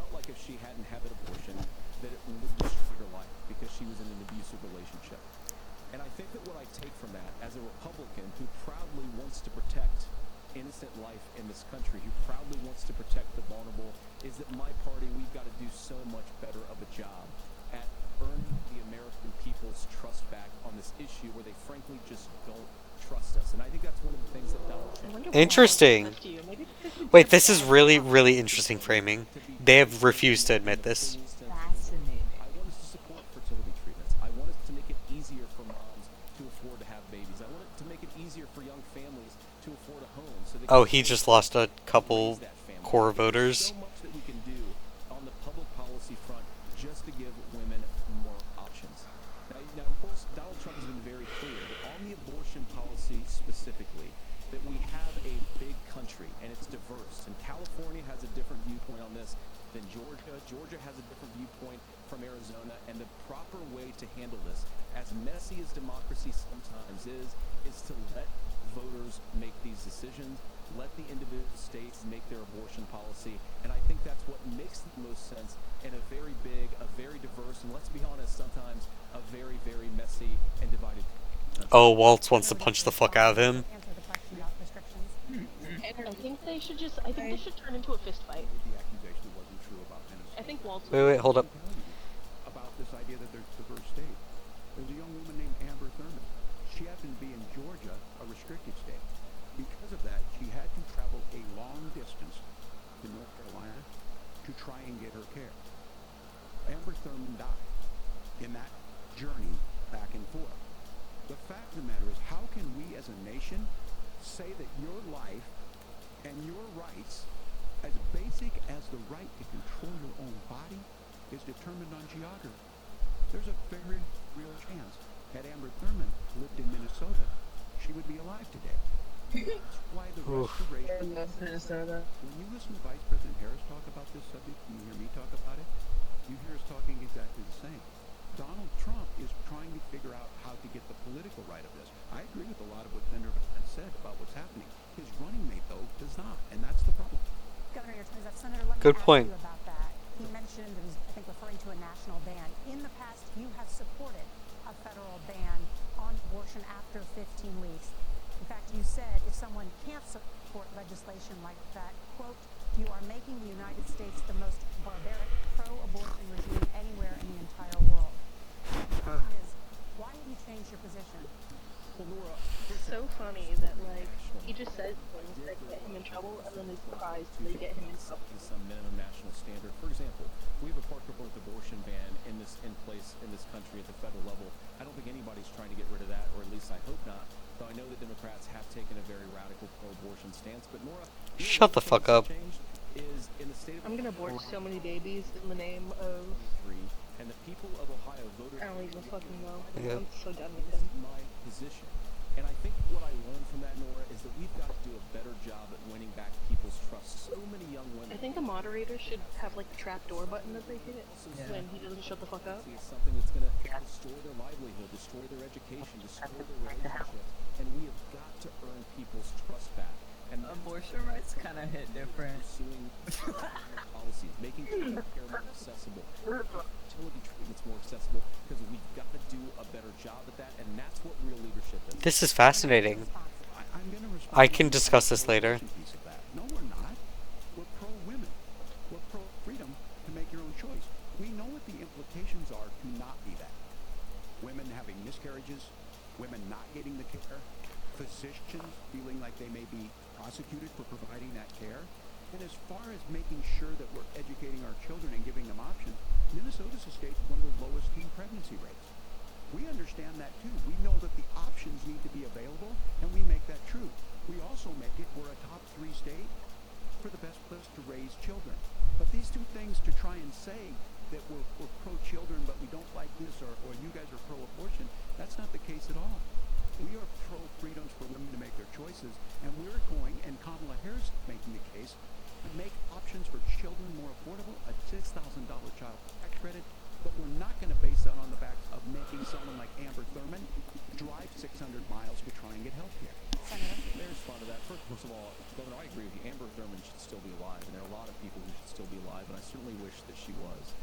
And maybe No, you don't. you're free to disagree with me on this and explain this to me, but as I read the Minnesota law that you signed into law, the statute that you signed into law, it says that a doctor who presides over an abortion where the baby survives, the doctor is under no obligation to provide life-saving care to a baby who survives a botched late-term abortion. That is, I think, whether you're pro-choice or pro-abortion, that is fundamentally barbaric. And that's why I use that word, Nora, is because some of what we've seen, do you want to force Catholic hospitals to perform abortions against their will? Because Kamala Harris has supported suing Catholic nuns to violate their freedom of conscience. I love suing Catholic nuns. It's actually my favorite pastime. I do it just for kicks. Like, they don't even do anything. I just sue them. It'd be more fun to use them. Wait, hold up. I think more people Hold up. do Catholic nuns. These are women's decisions to make about their healthcare decisions, and physicians who know best when they need to do this. Trying to distort the way a law is written to try and make a point, that's not it at all. What was I wrong about, Governor? Please tell me, what was that wrong That is not the way the law is written. Look, everything. I've given this advice on a lot of things, that getting involved, that's been misread, and it was fact-checked at the last debate.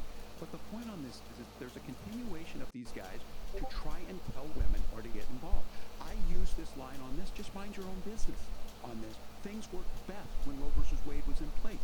When we do a restoration of Roe, that works best. That doesn't preclude us from increasing funding for children. It doesn't increase us from making sure that once that child's born, like in Minnesota, they get meals. They get early childhood education. They get health care.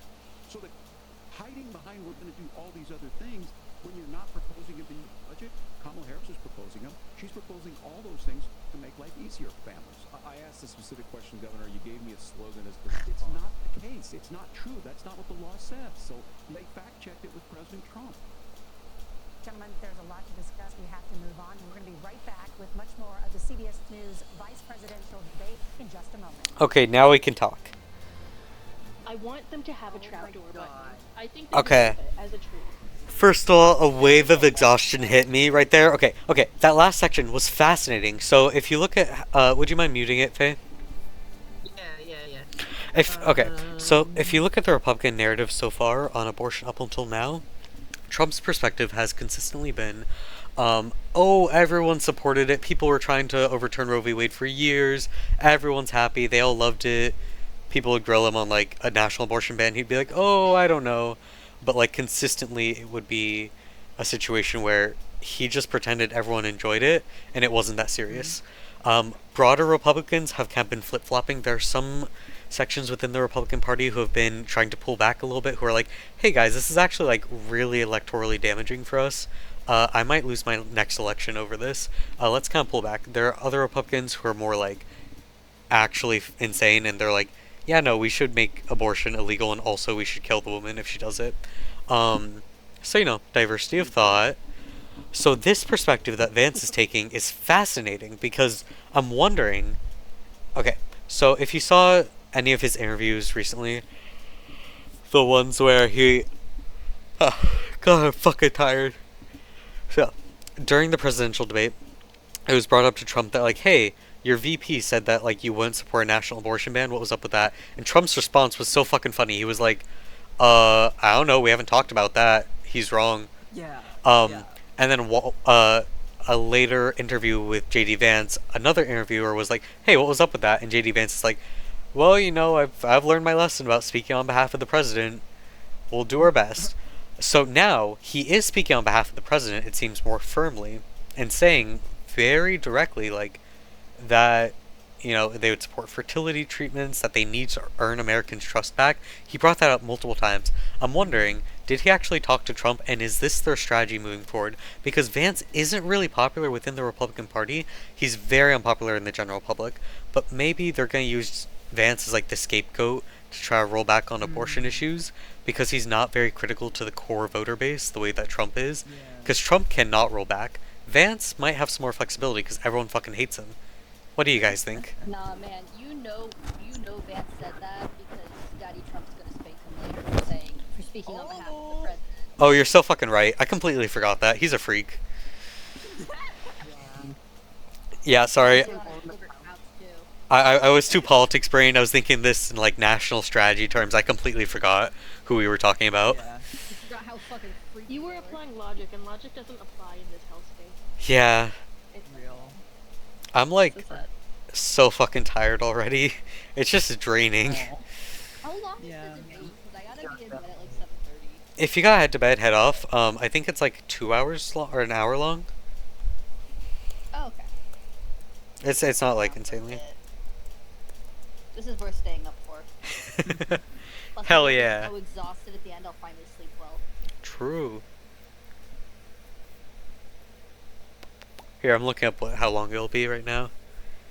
Ba-ba-ba-bum-ba-ba. I'm still eating my chicken pot pie because I kept having to put it down to cross off my bingo card. Okay, so it's gonna be a 90-minute debate, so a total of an hour and a half. Oh yeah, not bad. Yeah. God, I need a nap. What were some of the other main issues? Very disappointed in how they covered Palestine. Obviously, nothing good was gonna come from that. Yeah. Oh, they didn't even bring up Palestine directly. They brought up the preemptive strikes that Israel is taking on what? What was it? Iran or Lebanon? Yeah. Because they've already begun in Lebanon. Iran. Yeah, which is insane. Do you know? Do you want a nuclear power to begin fighting? Okay, wait, it's starting again. I got back at the perfect moment. My dad made me take a shot of rat tequila. It was horrible. I hated it. I'm sorry. The leading cause of death for He children. was like, "You don't. I'm putting it away." I'm like, "Fuck it." Senator Vance, you oppose most gun legislation. I just have to say real fast, I love these moderators. They're popping off. They deserve trapdoor buttons. I will say that every 5 minutes. So let me ask you, earlier this year, for the first time, the parents of a school shooter were convicted of involuntary manslaughter and sentenced to 10 years in prison. Do you think holding parents responsible could curb mass shootings? I'll give you 2 minutes. Yeah, well, Nora, on that particular case, I don't know the full details, but I certainly trust local law enforcement and local authorities to make those decisions. I think in some cases the answer is going to be yes, and in some cases the answer is going to be no. And the details really matter here, of course. For example, if a kid steals a gun, that's going to be different than if a parent hands over a gun knowing that their kid is potentially dangerous. But look, I want to just sort of speak as a father of 3 beautiful little kids. Why does he keep saying that? Stop talking about how beautiful your kids are. No one wants to hear about how beautiful your kids are, you freak. He's trying to humanize himself. He's trying to be It's not working. Wait. Unfortunately, that a lot of kids are going to experience this terrible epidemic of gun violence. And our hearts go out to the families that are affected by I wonder if there's a way to fix and we that. have to do better. And I think that Governor Walz and I actually probably agree that we need to do better on this. The question is just how do we actually do it? Now here's something that really bothers me and worries me about this epidemic of violence. The gross majority, close to 90% in some of the statistics I've seen, of the gun violence in this country is committed with illegally obtained firearms. And while we're on that topic, we know that thanks to Kamala Harris's open border, Oh my god, shut the fuck up, bro. run by the Mexican drug cartel. So that God number bend the of sky. illegal guns in our country is higher today than it was 3.5 years ago. But what do we do about the schools? What do we do to protect our kids? And I think the answer is, and I say not loving the answer. Because I don't want my kids to go to school in a school that feels unsafe or where there are visible signs of security. But I unfortunately think that we have to increase security in our schools. We have to make the doors lock better. We have to make the doors stronger. We've got to make the windows stronger. Oh my god. This isn't something we should have to do. Because the idea That's a hot take. We shouldn't have to do that. and take guns out of the hands of bad guys, it just Bad guys. So we've got to Bad guys. and I think we Everyone's either a bad guy or innocent. for how to do that. And that's like not how the world Wait, hold up. Guys. This is your biggest nightmare. Look, I got a 17-year-old, and he witnessed a shooting at a community center playing volleyball. Those things don't leave you. As a member of Congress, I sat in my office, surrounded by dozens of the Sandy parents, and they were looking at my 7-year-old picture on the wall. Their 7-year-old were dead, and they were asking us to do something. And look, I'm a hunter. I own firearms. The vice president is. We understand that the Second Amendment is there, but our first responsibility is to our kid to figure this out. In Minnesota, we enacted enhanced red flag laws, enhanced background check, and we can start to get data. But here's the problem. If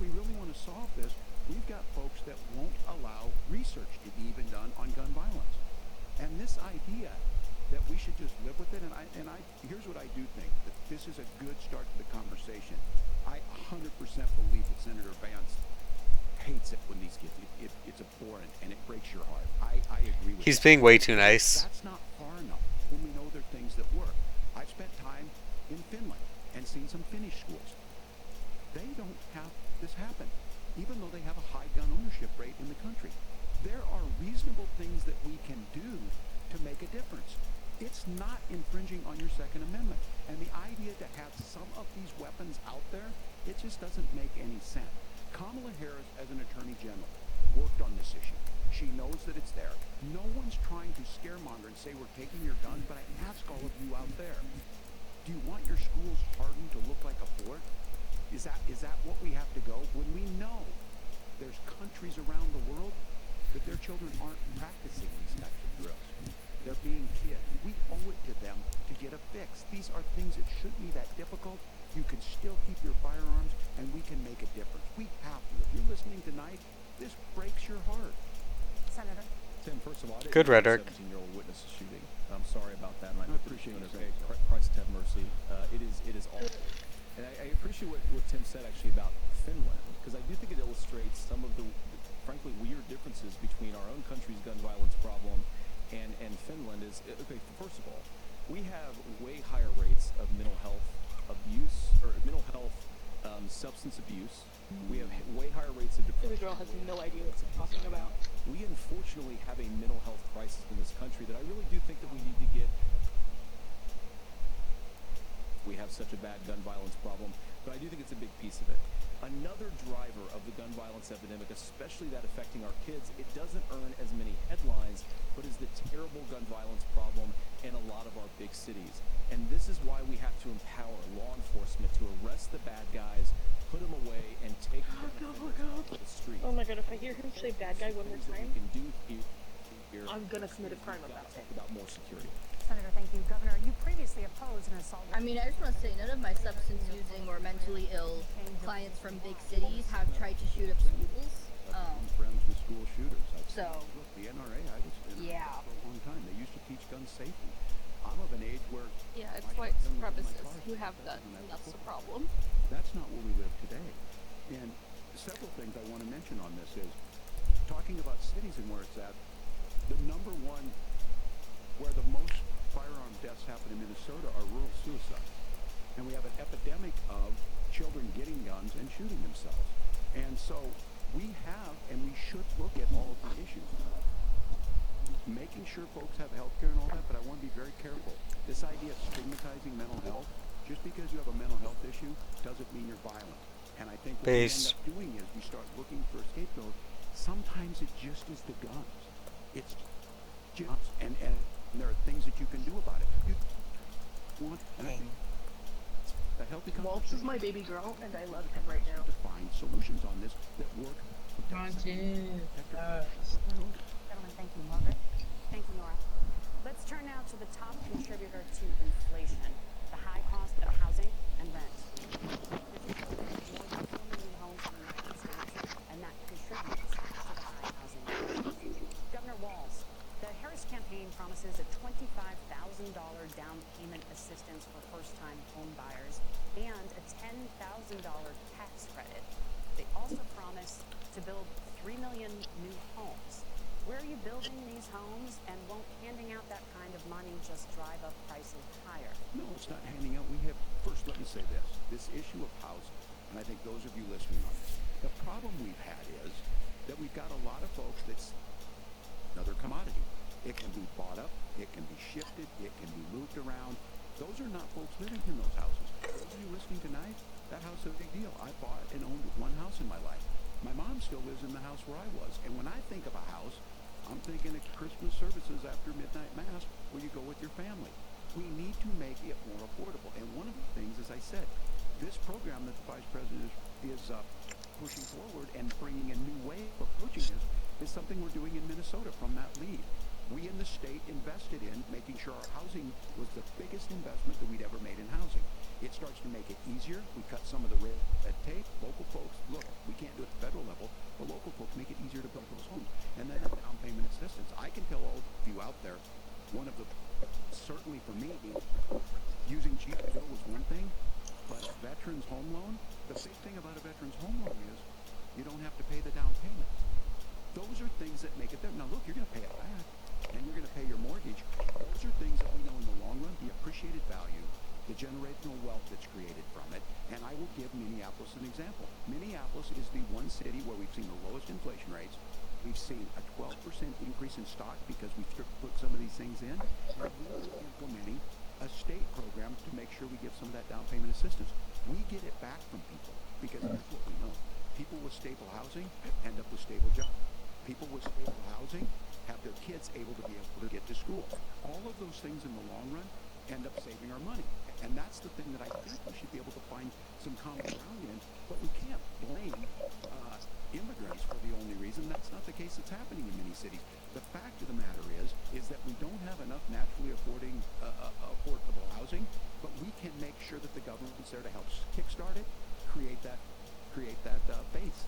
Governor, your time is up. Senator Vance, as far as your campaign's position, the promise is to seize federal lands to build homes, remove regulation, provide tax breaks, and cut back on immigration, which you say pushes. This is crazy.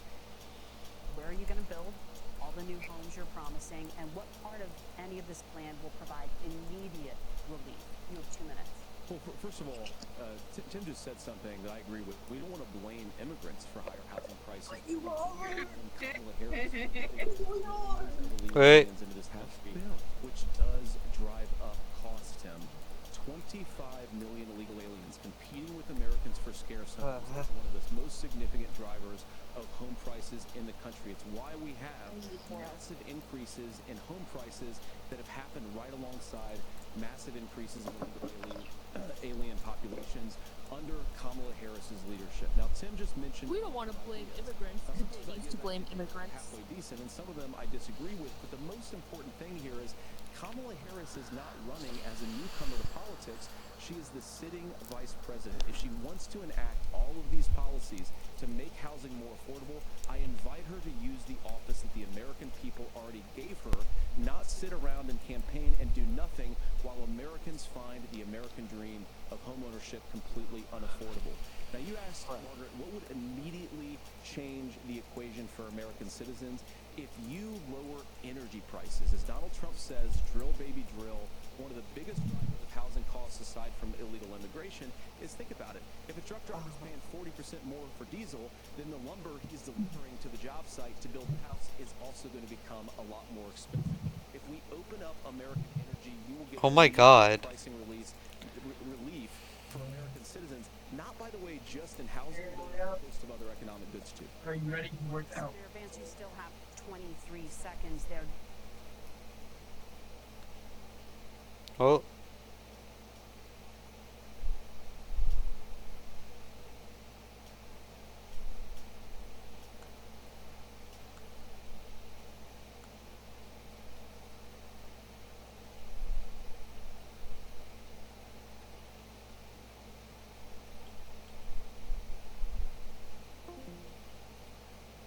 Immigrants who are competing for those homes, and we should be building more homes for the American citizens who deserve to be here.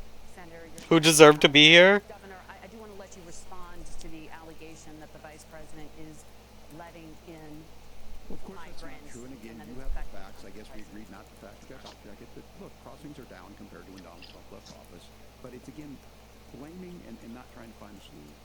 Asked on this question, are we going to drill and build houses in the same federal land? And I think when people hear federal lands, these are really important pieces of land. Now, Minnesota doesn't have a lot of federal lands. I know in the western part of the country we do. There's not a lot of federal lands in and around Minneapolis, for example. So the issue is I don't understand the federal lands issue unless we see this, and I worry about this as someone who cares deeply about our national parks and our federal. We protect these things. We've got about 20% of the world's fresh water. These lands protect. They're there for a reason. They belong to all of us.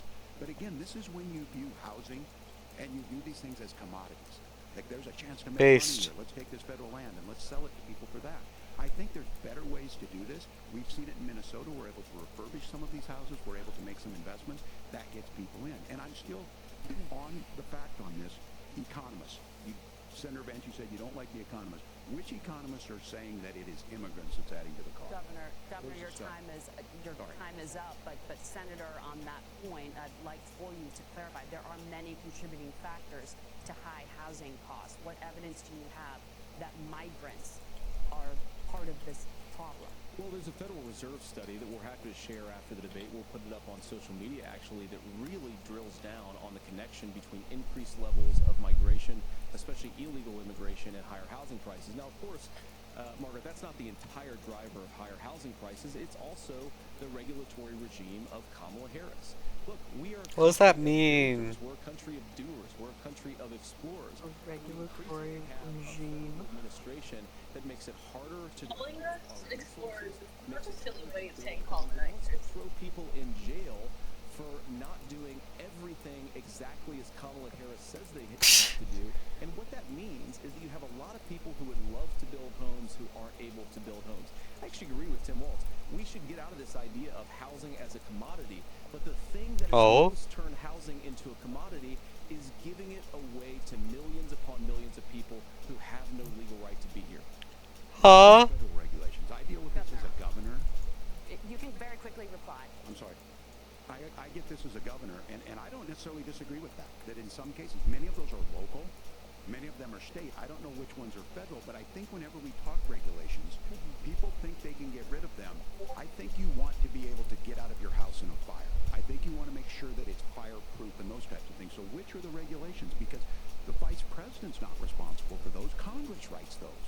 Governor, thank you. Gentlemen, we have a lot to get to. You're passionate about the housing crisis, I can tell. Nora? Thank you. One of the top problems facing Americans is the high cost of health care. Senator Vance, at the last presidential debate, former President Trump was asked about replacing the Affordable Care Act. In response, he said, I have concepts of a plan. Since then, I love that line. Can you explain? Chris is a plan. I'm not president right now. Americans with pre-existing conditions won't pay more. I'll give you 2 minutes. Well, of course, we're going to cover Americans with pre-existing conditions. In fact, a lot of my family members have gotten health care. I believe, members of my family actually got private health insurance, at least for the first time, switched off of Medicaid onto private insurance for the first time under Donald Trump's leadership. Shut up. A lot of people have criticized this concepts of a plan remark. It's very simple common sense. Knows from 12 years in Congress, you're not going to propose a 900-page bill standing on a debate stage. It would bore everybody to tears, and it wouldn't actually mean anything because part of this is give and take of bipartisan negotiation. Now, when Donald Trump was actually president, he has a record to be proud of. Prescription drugs fell in 2018 for the first time in a very long time. Under Kamala Harris's leadership, prescription drugs are up about 7%. Under Donald Trump's entire 4 years, they were up about 1.5%. He introduced pricing transparency. Think about healthcare. You go into a hospital, you try to buy something, and nobody knows what it actually costs. That price transparency will actually give American consumers a little bit more choice, and will also drive down costs. And we talked about, the reinsurance regulations is what I was talking about. Look, Donald Trump has said that if we allow states to experiment a little bit on how to cover both the chronically ill but the non-chronically ill, it's not just a plan. He actually implemented some of these regulations when he was president of the United States. And I think you can make a really good argument that it salvaged Obamacare, which was doing disastrously until Donald Trump came along. And I think this is an important point about President Trump. Of course, you don't have to agree with everything that President Trump has ever said or ever done, but when Obamacare was crushing under the weight of its own regulatory burden and healthcare costs, Donald Trump could have destroyed the program. Instead, he worked in a bipartisan way to ensure that Americans had access to affordable care. It's not perfect, of course, and there's so much more that we can do, but I think that Donald Trump has earned the right to put in place some better healthcare policies. He's earned it because he did it successfully the first time. Governor? Here's where being an old guy gives you some history. There, at the creation of the ACA. And the reason it was so important is I come from a major healthcare state, home of the Mayo Clinic, home to Medical Alley, 3M, Medtronic, all of those. We understand healthcare. It's why we're ranked first on affordability and accessibility and quality of healthcare. And so what I know is, under Kamala Harris, More people are covered than they have before. And those of you listening, this is critical to you. Now, Donald Trump all of a sudden wants to. Go back and remember this. He ran on the first thing he was going to do on day one was to repeal Obamacare. On day one, he tried to sign an executive order to repeal the ACA. He signed on to a lawsuit to repeal the ACA, but lost at the Supreme Court. And he would have repealed the ACA had it not been for the courage of John McCain to save that bill. Now, fast forward, what that means to you is you lose your pre-existing conditions. If you're sitting at home and you got asthma, too bad. If you're a woman, probably not. During football, might kick you out. Your kids get kicked out when they're 26. Kamala Harris negotiated prices for the first time with Medicare. We have 10 drugs that will come online, the most common ones that'll be there. But look, this issue, and when Donald Trump said, I've got a concept of a plan, it cracked me up as a fourth grade teacher because my kids would have never given me that. What Senator Vance just explained might be worse than a concept, because what he explained is pre-Obamacare. And I'll make this as simple as possible because I have done this for a long time. What they're saying is, if you're healthy, why should you be paying more? So what they're going to do is let insurers pick who they insure, because guess what happens? You pay your premium, it's not much. They're figure they're not going to have to pay out to you. But those of you a little older, gray, got cancer, you're going to get kicked out of it. That's why the system didn't work. Kamala Harris will protect and enhance the ACA. Governor, thank you. Senator, you have not yet explained how you would protect people with pre-existing conditions or laid out that plan. We have laws and regulations in place right now that protect people with pre-existing conditions. We want to keep those regulations in place, but we also want to make the health insurance marketplace function a little bit better. Now, what Governor Walz just said is actually not true. A lot of what happened, and the reason that Obamacare was crushing under its own weight, is that a lot of people were leaving the exchanges. Donald Trump actually helped address that problem, and he did so in a way that preserved people's access to coverage who had pre-existing conditions. But again, something that these guys do is they make a lot of claims about if Donald Trump becomes president, all of these terrible consequences are going to ensue. But in reality, Donald Trump was president. Inflation was low. Take-home pay was higher. He saved the very program from a Democratic administration that was collapsing and would have collapsed absent his leadership. He did his job as governor in a Republican way and get results. Things did suck under Trump, I'm just going to say. Did enrollment under the Affordable Care Act go up under the Trump administration? It's higher now than we've seen it go up. Look, people are using it. The system works. And the question about this, of young people or whatever, that's the individual mandate piece of this. And Republicans fought tooth and nail saying, well, Americans should be free to do this. Well, then what happens? So you think the individual mandate's a good idea? I think the idea of making sure the risk pool is broad enough to cover everyone, that's the only way insurance works. When it doesn't, it collapses. You are asking pre-ACA where we get people out. Look, people know they need to be. Looked at the camera. People expect it to be there. And when we are able to make it, and we are making it this way, when we incentivize people to be in the market, when we help people who might not be able to afford it get there, and we make sure then, when you get sick and old, it's there for you. Because I heard people say, well, I don't want to buy into Medicare or whatever. Good luck buying health care once you get past 70.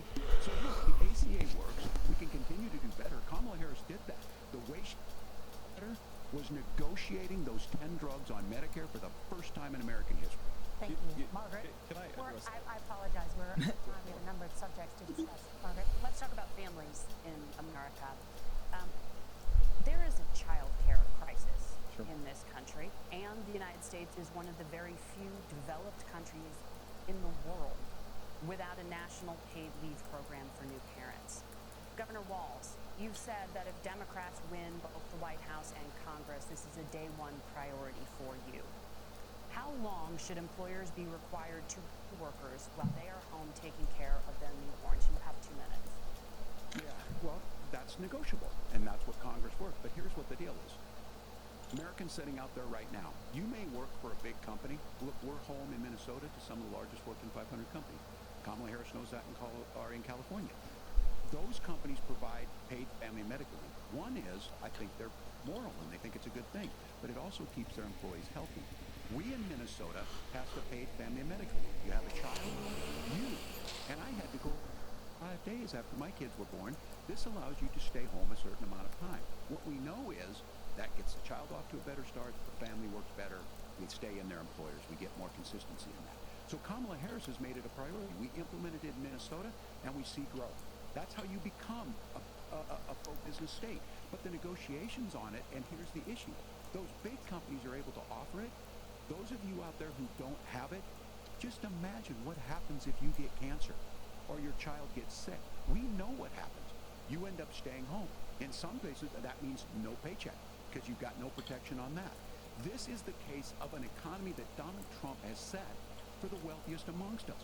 He's willing to give those tax breaks to the wealthiest. He's willing to say, bust those unions up, do whatever. What we're saying is... It looks like he's about to start crying.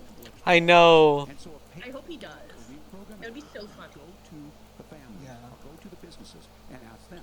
As far as childcare on this, you have to take it at both the supply and the demand side. You can't expect the most important people in our lives to take care of our children or our parents to get paid the least amount of money. And we have to make it easier for folks to be able to get into that business and then to make sure that folks are able to pay for that. We were able to do it in Minnesota, and I'm still telling you this. We were listed as the best state. We're still in crisis on this. A federal program of paid family medical leave and help with this will enhance our workforce, enhance our families, and make it easier to have the children that you want. Governor, your time is up. Senator, do you support a national paid leave program? And if so, for how long should employers be mandated to pay their employees while they are home taking care of their newborn? You have 2 minutes. Yeah, well, first of all, Margaret, a number of my Republican colleagues and some Democrats, too, have worked on this issue, and I think there is a bipartisan solution here because a lot of us care about this issue. I mean, look, I speak from this very personally because I'm married to a beautiful woman who's an incredible mother to our 3 beautiful kids, but is also very, very... A credible mother. Time. Oh my god, I'm so big into that. All these motherfuckers on the planet, I could not care less. Stop talking about it. Difficult. And it's not just difficult from a policy perspective. She actually had access to paid family leave. He's trying to be relatable. A bigger company. Not related. He's so... Wait. Families and especially women. It makes it really hard for people to choose the family model they want. A lot of young women would like to go back to work immediately. Some would like to spend a little time home with the kids. Some would like to spend a little time with the kids. We should have a family care model that makes choice possible. And I don't think he talks to women at all. Between Donald Trump and Kamala Harris's approach. I mean, look, if you look at the federal programs that we have to support paid family leave right now, the Community Development Block Grant, and there's another block grant program that spends a lot of money from the federal government. These programs only go to one kind of child care model. Let's say you'd like your church maybe to help. Oh God. Maybe you live in a rural area or an urban area. Oh God, this is sucks. Families in your neighborhood to provide child care in the way that makes the most sense. You don't get access to any of these federal monies. I'm so sick of hearing about their church and their religion. Family care and how we fund child care. Because look, it is unacceptable. And of course, Tim and I have been on the campaign trail a lot the past 7 or 8 weeks. And one of the biggest complaints I hear from young families is people who feel like they don't have options, like they're choosing between going to work or taking care for their kids. That is an incredible burden to put on. Saying you promote choice in family planning and care is wild when you're looking at enacting a national abortion ban. Also said Senator That's Vance many things about the American family. If asked directly, he would deny it. That's all I gotta say. Will spend nearly as much on child care as they do on housing each month. So I want to get your thoughts on this. President Trump recently said, as much as child care is talked about as being expensive, it's relatively speaking not very expensive compared to the kinds of numbers we'll be taking in. Is President Trump committed to the $5,000 per child tax credit that you have described? You have 1 minute. Well, what President Trump said, Margaret, I just want to defend my running mate for a little bit, is that we're going to be taking That's what you're doing. companies for shipping jobs overseas and penalizing countries who employ slave laborers and then ship their... That's what I was thinking, yeah. It's the heart of the Donald Trump economic plan. Cut taxes for American workers and American families. Cut taxes for businesses that are hiring and building companies in the United States of America. but penalize companies and countries that are shipping jobs overseas. That's the heart of the economic proposal. And I think what President Trump is saying is that when we bring in this additional revenue with higher economic growth, we're going to be able to provide big family child care options that are viable and workable for a lot of American families. Huh? If they actually how that will solve the child care shortage? Yeah. As Tim said, a lot of the child care shortage is Donald Trump does not care about your children or poor people. He cares about his best interests, and that's it. I'm so sick of people like my parents continuing to ride this dick. We will discuss, don't worry. Care options for American families, because the reason it's so expensive right now is because you've got way too few people providing this very essential service. Thank you, Senator. Governor Walz, your ticket also has some child care tax credit proposals. Do you think Congress will agree to I agree. We need to not let women work office jobs in order to go back into child care. As your campaign has promised. True. Is that realistic? I don't think they should be able to have their own Wait, hold up. either, actually. This is the biggest issue. Fuck, please. Here, it's not that expensive. And let's be I've decided to get back into misogyny. that please. Oh shit. Let's be clear of where we're at on this. It's because we got out of an imbalance on this. We thought we were going to get by not paying people. I don't think Senator Vance and I are that far apart. I'm not opposed to what he's talking about on options. We've done scholarship types of things. I think we need to be open to making the case. But the issue here is, the question you asked is, you're not going to pay for it with these tariffs. That's just adding another $4,000 on the family and taking less. So not only do they not get the money to pay for that, they're $4,000 in the hole. That's Wharton School. That's his alma mater. And so I think the issue here is, if those members of Congress, I can't believe they're not even, when I go to businesses, sure, they'll talk about taxes sometime, but they will lead with child care and they will lead with housing. Because we know the problem is, especially in a state like Minnesota, we need more workers because our economy is Take a shot every time he says Minnesota. You'll die. Issue for Yeah. and inflation. After the 2020 election, President Trump's campaign That's the point. filed 62 lawsuits contesting the results. Judges, including those appointed by President Trump and other Republican presidents, looked at the evidence and said there was no widespread fraud. The governors of every state in the nation, Republicans and Democrats, certified the 2020 election results and sent a legal slate of electors to Congress for January 6th. Senator Vance, you have said you would not have certified the last presidential election and would have asked the states to submit alternative electors. That has been called unconstitutional and illegal. It is. Would you again seek to challenge this year's election results, even if every governor certifies the results? I'll give you 2 minutes. Well, Nora, first of all, I think that we're focused on the future. We need to figure out how to solve the inflation crisis caused by Kamala Harris's policies. Huh? Housing affordable. That's not what she asked, though. And that's what we're Okay, focused on. that's not what she asked. Question because you did ask it.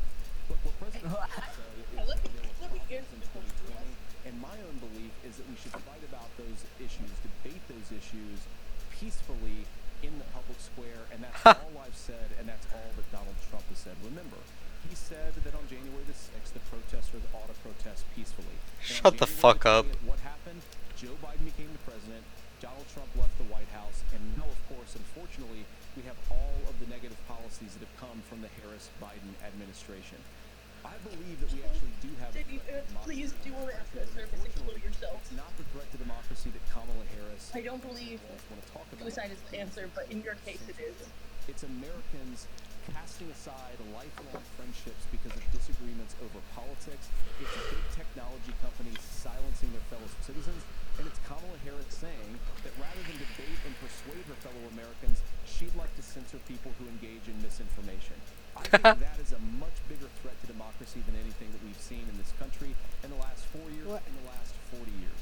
Now, I'm really proud. Why would censoring the raised by two lifelong misinformation be a threat? the endorsement of Bobby Kennedy. That's all they have in the Republican Party. Lifelong leaders in the Oh, God. coalition. Of course, they don't agree with me and Donald Trump on every issue. We don't have to agree on every issue.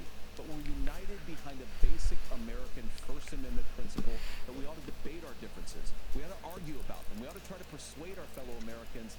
Kamala Harris is engaged in censorship at an industrial scale. She did That's it in- crazy. She's done it a big point he's been making this entire time. Is the amount of times don't What Donald Trump said when he said that which I protesters don't should think peacefully protest on January the 6th. Governor? it's a little weird. I don't like him. I don't like him. I hope he dies. And I hope he gets Hold up. Speaking on things, and I think I might have with the senator. But Me too, man. There's one though that this one is troubling to me, and I say that because I think we need to tell the story. Donald Trump refused to acknowledge this, and the fact is that I don't think he can be the frog in the pot and let the boiling water go up. He was very clear. He lost this election, and he said he didn't. He's speaking Minnesotan right now. Who were beaten at the Capitol that day.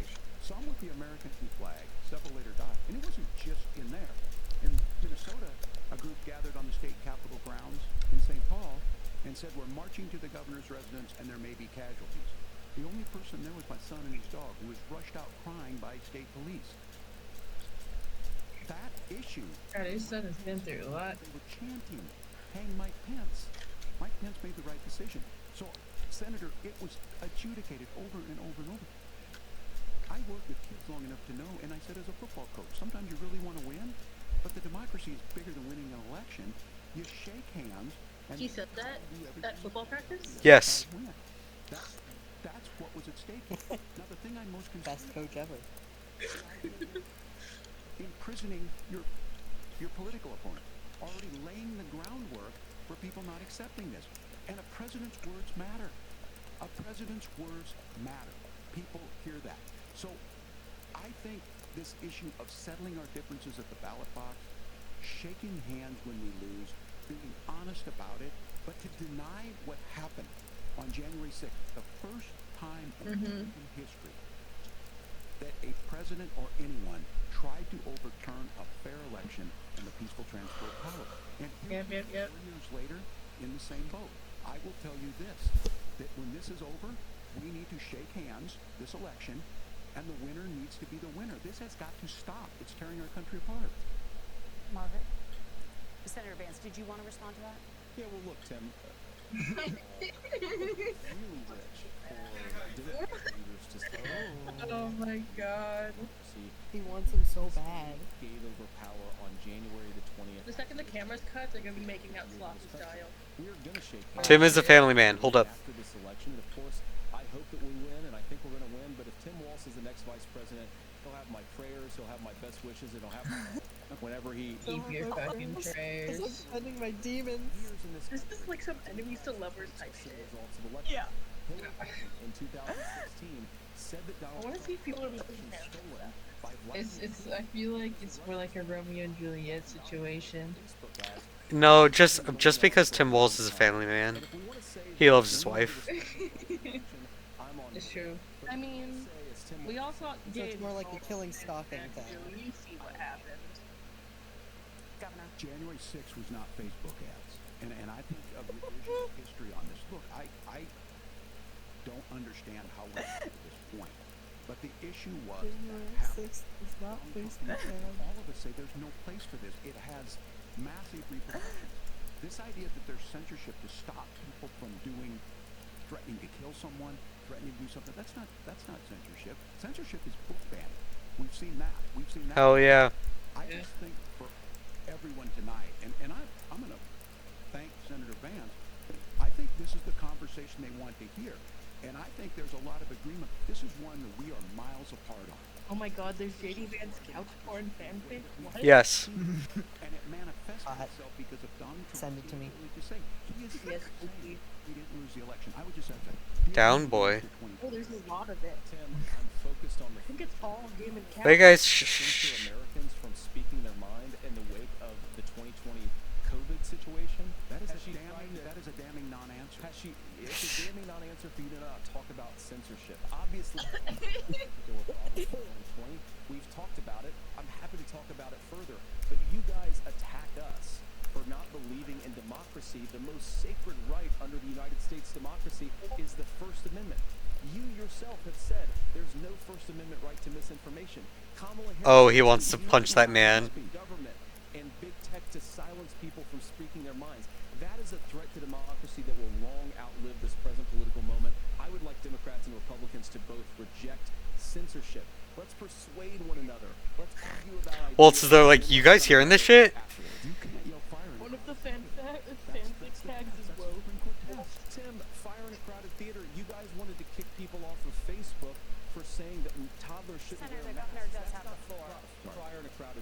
theater, that is criticizing the policies of the government, which is the right of every American. Senator, the governor does have the floor for 1 minute to Please. respond to you. Yeah. Well, I don't run Facebook. What I do know is I see a candidate out there who refused, and now again, and this I'm pretty shocked by this. He lost the election. This is not a debate. It's not anything anywhere other than in Donald Trump's world. Because look, when Mike Pence made that decision to certify that election, that's why Mike Pence isn't on this stage. What I'm concerned about is, where is the firewall with Donald Trump?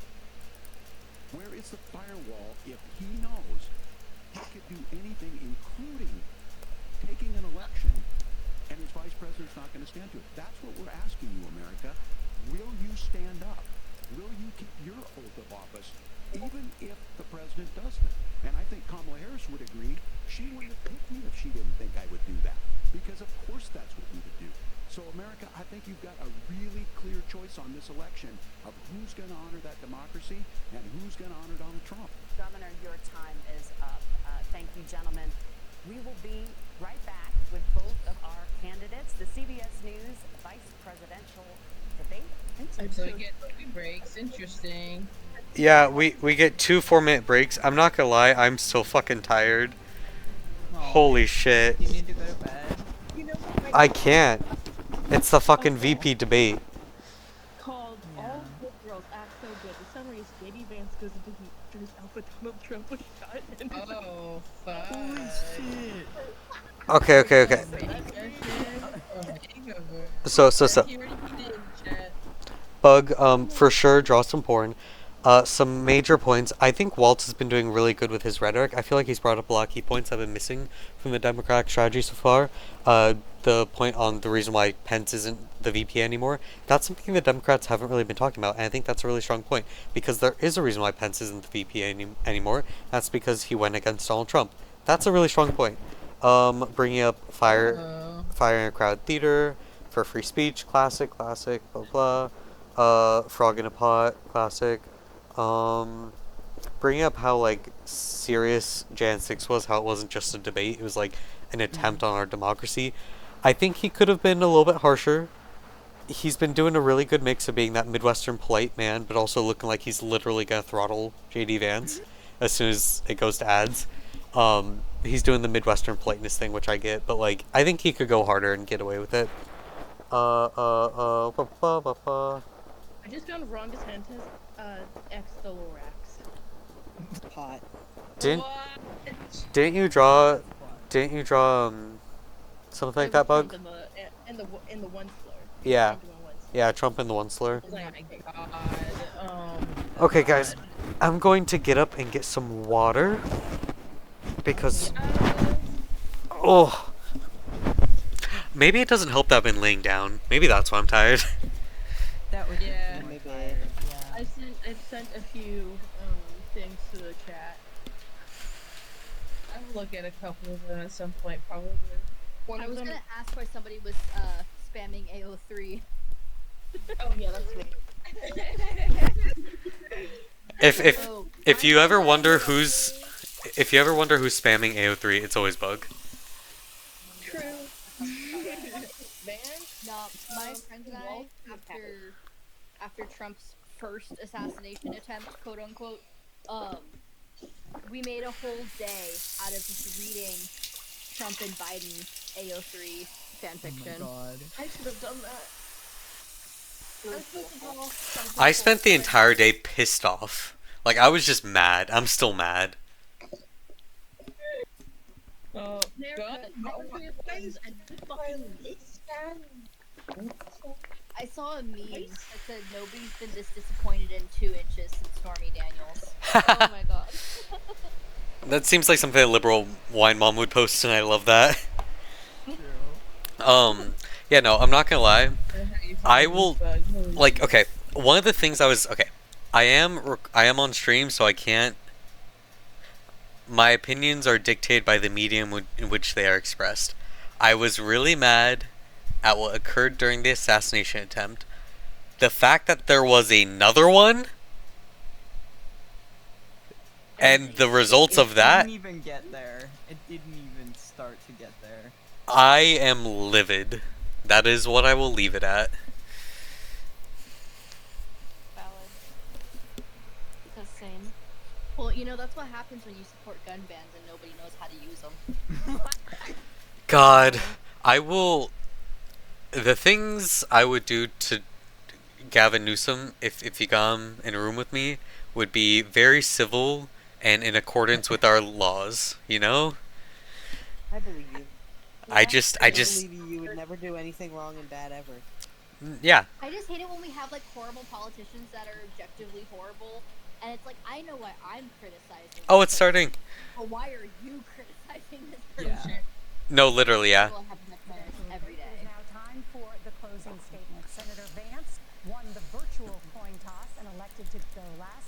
So, Governor Walz, you are first. You have 2 minutes. Well, thank you, Senator Vance. Thank you to CBS News. And most importantly, thank you to all of you. If you're still up and the folks who miss Dancing with Our Stars, I appreciate it. But look, the support of the democracy matters. It matters that you're here. And I'm as surprised as anybody of this coalition that Kamala Harris has built. From Bernie Sanders to Dick Cheney to Taylor Swift. And a whole bunch of folks in between them. Dick Cheney. They don't all agree on Yeah. everything, but they are truly optimistic. She dick on my Cheney till I. Positive future that It was money off the Iraq war. better than it is. And I have to tell you, that better than it is the sense of I was just gonna say, no one should be thanking Dick Cheney. economy that works for everyone, not just to get by, but to get ahead. And the idea that freedom really means something. Not the freedom of government to be in your bedroom or exam room, but the freedom for you to make choices about yourself. Now look, we all know who Donald Trump is. He's told us, and as Maya Angelou said, believe him when he told you that. His first inaugural address talked about American carnage. And then he spent 4 years trying to maybe do that. Senator Vance tonight made it clear he will stand with Donald Trump's agenda. He will continue to push down that road. Excuse me. Kamala Harris gives us a different option. Now, I'll have to tell you, I'm going to be careful about the quotes, but there's one that Senator Vance said that does resonate with me. He said, Donald Trump makes the people I care about afraid. A lot of America feels that way. We don't need to be afraid. Franklin Roosevelt was right. All we have to fear is fear itself. Kamala Harris is bringing us a new way forward. She's bringing us a politics of joy. She's bringing real solutions for the middle class, and she's centering you at the heart of that. All the while asking everyone, join this movement, make your voices heard. Let's look for a new day where everybody gets that opportunity and everybody gets a chance to thrive. I humbly ask for your vote on November 5th for Kamala Harris. Aw. Governor Walz, thank you. He's so cute Senator with Vance, it. Your closing statement. Good job. He is kind of. You He is folks kind at of cute with it. CBS, and of course the American people for tuning in this evening. And one of the issues we didn't talk about was energy. And I remember. No, you did. You kept bringing it up. You brought it up. Money to turn You got there, buddy. because Ohio gets pretty cold at night, and because money was often very tight. And I believe, as a person who wants to be your next vice president, that we are a rich. What is with the Republican like every poverty American, fetish whether that's they're going on? rich or poor, We'll get there. on their feet in the middle of the cold winter night. Because it makes them look better. Thanks to Kamala Harris's energy policies. I believe that whether you're rich or poor, you ought to be able to afford a nice meal for your family. That's gotten harder because of Kamala Harris's policies. I believe that whether you're rich or poor, you ought to be able to afford to buy a house. You ought to be able to live in safe neighborhoods. You ought to not have your communities flooded with fentanyl, and that too has gotten harder with Kamala because of Kamala's policies. Now, I've been in politics long enough to do what Kamala Harris does when she stands before the American people and says that on day one, she's going to work on all these challenges I just listed. She's been the vice president for 3.5 years. Day one was 1,400 days ago, and her policies have made these problems worse. Now, I believe that we have the most beautiful country in the world. I meet people on the campaign trail who can't afford food, but have the grace and generosity to ask me how I'm doing and to tell me they're praying for my family. What that has taught me is that we have the greatest I'm sick of country, hearing the most about beautiful praying. country, the most incredible people anywhere in the world. Being food insecure doesn't make you an asshole. Of course, they're gonna ask how you're doing. Dreams with the broken leadership that we have in Washington. They're not going to be able to live their American dream if we do the same thing that we've been doing for the last 3.5 years. We need change. No, we should do the same thing we did 4 years before that. President who has already done this once before and did it well please vote for Donald Trump. And whether you vote for me, He did or it vote for so someone not else, well. I just want to say I'm so proud to be doing this, and I'm rooting for you. God bless you, and good night. Senator Vance. Rooting for you? Unbless me, dude. For participating I don't want your blessings. presidential debate. Have you guys seen that? I'll bless you, Bug. And I'm Nora O'Donnell, and a Hot. reminder there are just 35 No! days election day. And vote for all of us here at CBS News. Thank you, and good night. Okay, bleeped out when she said thank you. I feel like that was really short. I'm surprised they didn't open the trapdoor at any point. Why are you getting so close to him, Vance? Give him space. Oh my god. First of all, So bad. I know for a fact. Why is he touching Walt so much? Get your hands off of him. Stop Oh my god. Okay, bye. Get some sleep. People mostly say they want. You notice here the two candidates lingering on the stage. That's quite a difference from the presidential debate in which it was not even sure that Vice President Harris and Donald Trump would shake hands. It was a debate in which the line, I appreciate what Tim said about Finland, was one of the many ways in which Senator Vance agreed with the governor. The governor agreed right back. But that's the tone and the kind of theater review of this. I'll pick out two issues. Okay. Do we want to do our debrief? Because I'm so fucking sleepy. If you don't have energy to do a debrief, we don't have to tonight. But I would appreciate doing a debrief eventually. Yeah, no, I'm gonna just do a quick one right now. We can do a more in-depth one. I took some real messy fucking notes. The edibles fully kicked in. I'll probably take some more notes later. Like I'll probably rewatch. Like, Oh my god, I have 9 pages of notes. Oh my god. Oh my god. They were bullet points. That's why. Okay. Okay. That's still insane, but okay. So how does everyone feel? Like I want JD Vance to explode. That was wild what he did with the abortion. Yeah, I'm very interested in seeing what the fallout of that is going to be, because that's a complete departure from the Republican narrative up until now.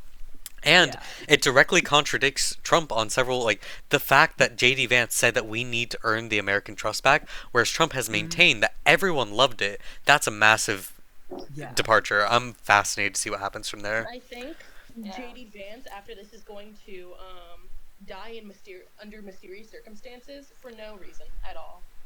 Hey, this is being recorded. No, not by me. I'm saying by Trump. Oh! Yeah, well, yeah, probably. 2 shots to the back of the head classic. Get those Etsy spells, Bug. Put them in a bucket. Oh, yeah, no. I should have cast the Etsy shit yourself spell. Oh, oh my god.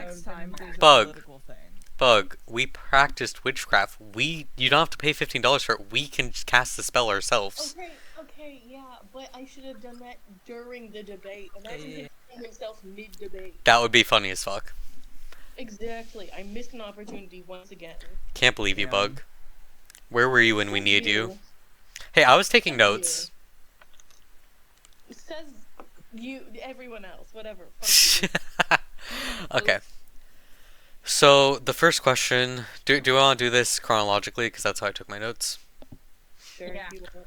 Okay, I'm not just going to read out my notes, I'm just going to read out the questions, and maybe we can talk about it.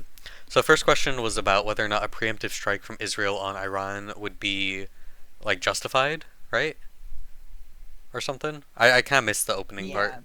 Okay, to be fair, like, Iran just started, like, sending over missiles, like, literally today. Or, like, this morning, right?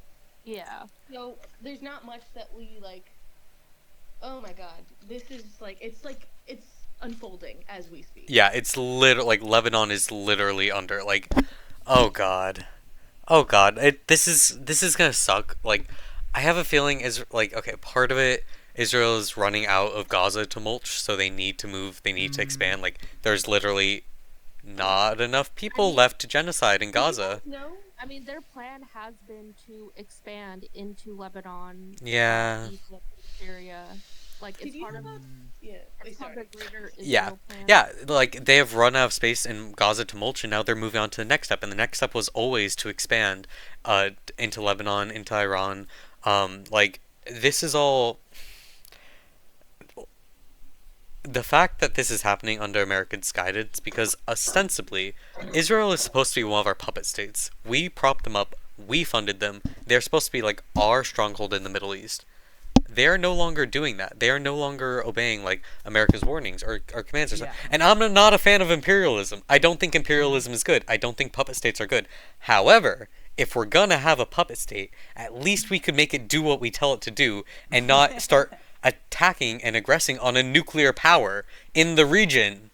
Like, Related, huh? Related, did you guys hear about the fucking tour boats that like Israel has like going past like Gaza? Yeah. Watch the bombings happen. What the? It's literally insane. We talked about this in class last week, and it's fucking crazy. It's tourism. Have like roof parties and shit. Yeah. Stuff that Like, happen.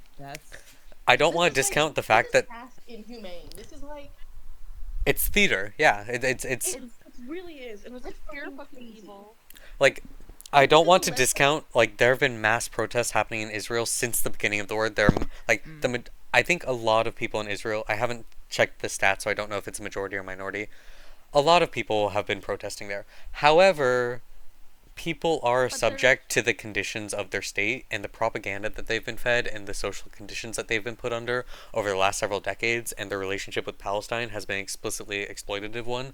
So, like, a good number of the Israeli population are like genuinely like bloodthirsty.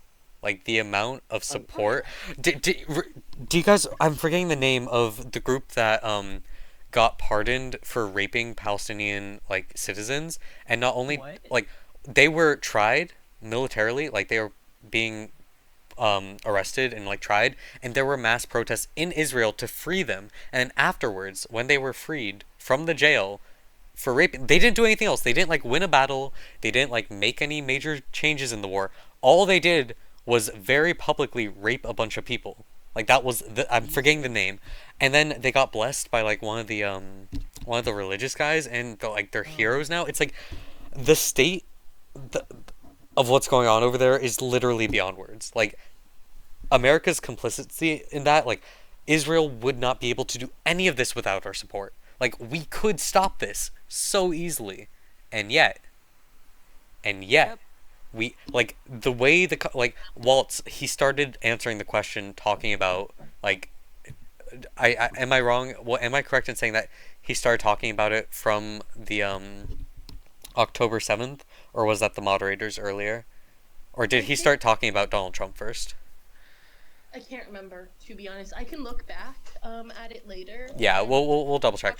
In my notes, it talks about Trump first, but also I missed the opening.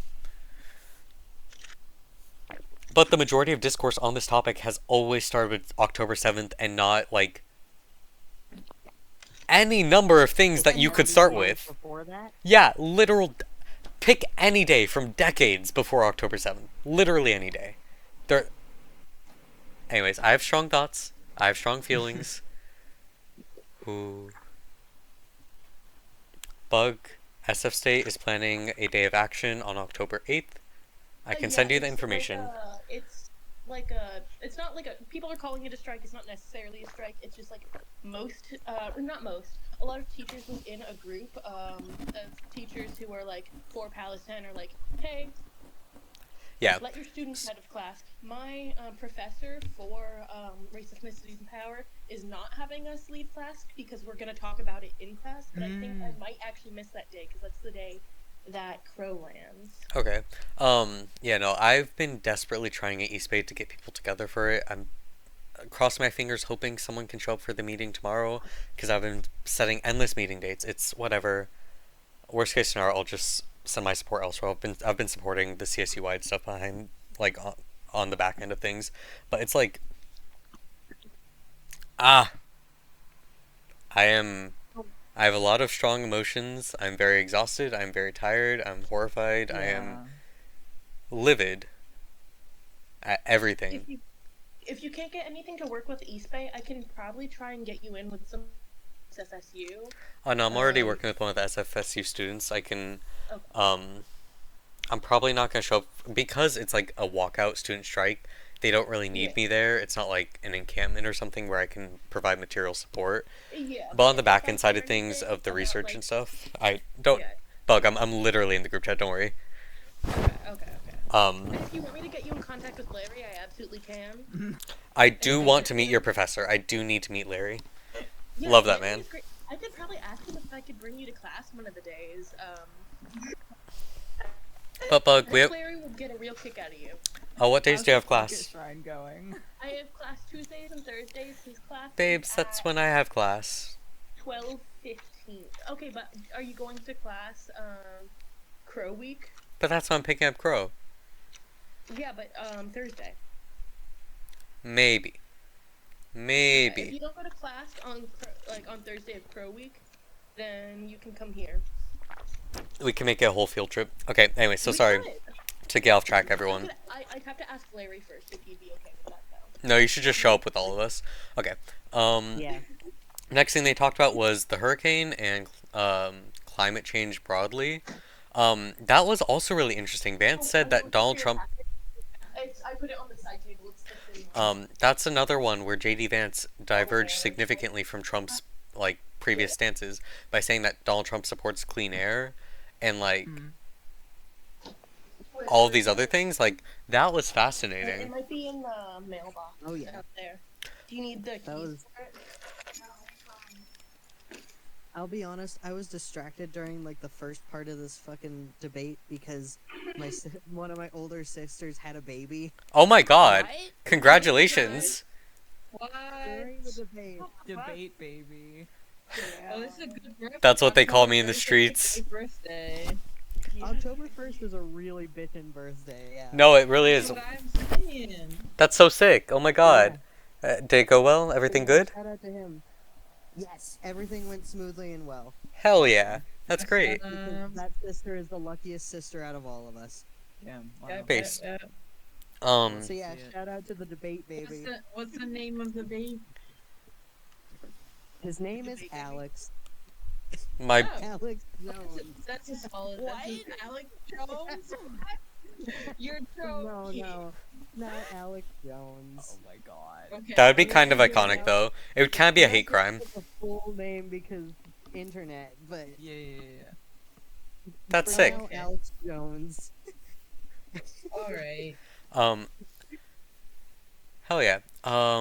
Yeah, any thoughts on the climate change section? Oh, the other thing I was gonna say is that the Democrats keep doing this thing, and I know why they do it. It's because they're appealing to the mythical median voter who doesn't actually exist, but it's whatever. Um, it starts with the yes, climate change is bad. Yes, we need to change things, and then it goes right to the economy, and they always end off on the economy. Like Kamala Harris did the exact same thing during her debate. She like does a little blurb about yes, climate change bad, we should fix that, and then she goes straight into like how we're going to expand fracking, how we're going to maintain job creation, etc., etc. I do think Waltz handled this better than Harris, both in terms of a rhetoric standpoint and in terms of aligning with my interests, in that he focuses on the farmer's perspective, which is something that's been missing from the Democratic strategy so far, is the disconnect from the agricultural sectors. That's something that the Republicans have monopolized for a long time. So I'm really glad that Waltz introduced the farmer perspective.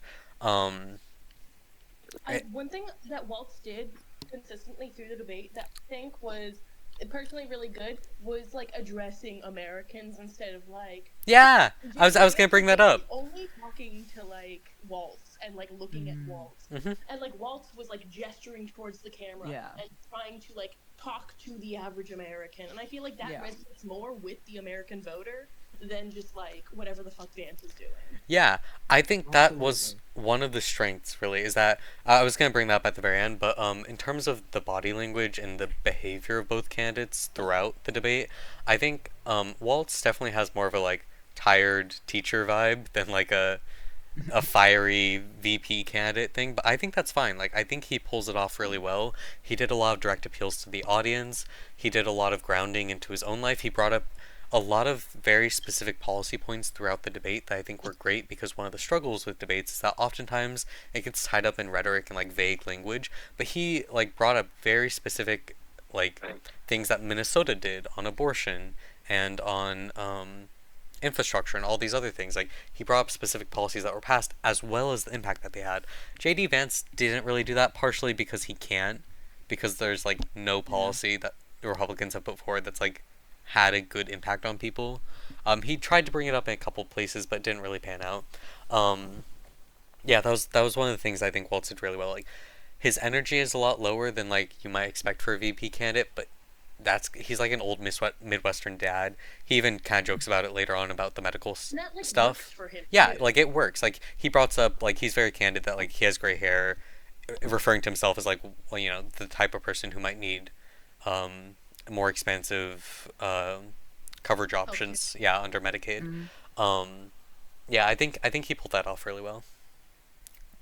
I also like the way that like JD Vance went around like or went about talking about his poverty, like growing up with poverty, versus the way that Waltz like talked about like the way he grew up and like also like their stances as like family people is like I feel like Waltz's was a lot stronger because he went into detail. He brought up examples and stuff, and Vance just kind of said things, Yeah. and then didn't elaborate and didn't like actually give it any connection to anything. I think part of the disconnect there is also that like it was very stiff from Vance. Like it was very formulaic, very like he's been reading off the exact. It's like, are you guys familiar with what a stump speech is? I'm not. Vaguely. Yeah, so a stump speech is basically like the stock speech that like when a candidate is on, like, what? It's not tour. What's it? Campaign. Yes. Sorry, I'm thinking of folk punk bands too much. When a candidate is on the campaign trail and visiting multiple states, they tend to have the same speech or very similar speeches. They'll tweak it a little bit, like "What's up, Ohio? Here's what's going on for you," and then they'll go into their main speech. That's how I got the vibe from Vance. Is that all of the things he was saying was very formulaic, very stump speech, very repetitive. He kept bringing up energy. He kept bringing up attacks on how Harris hasn't done it yet.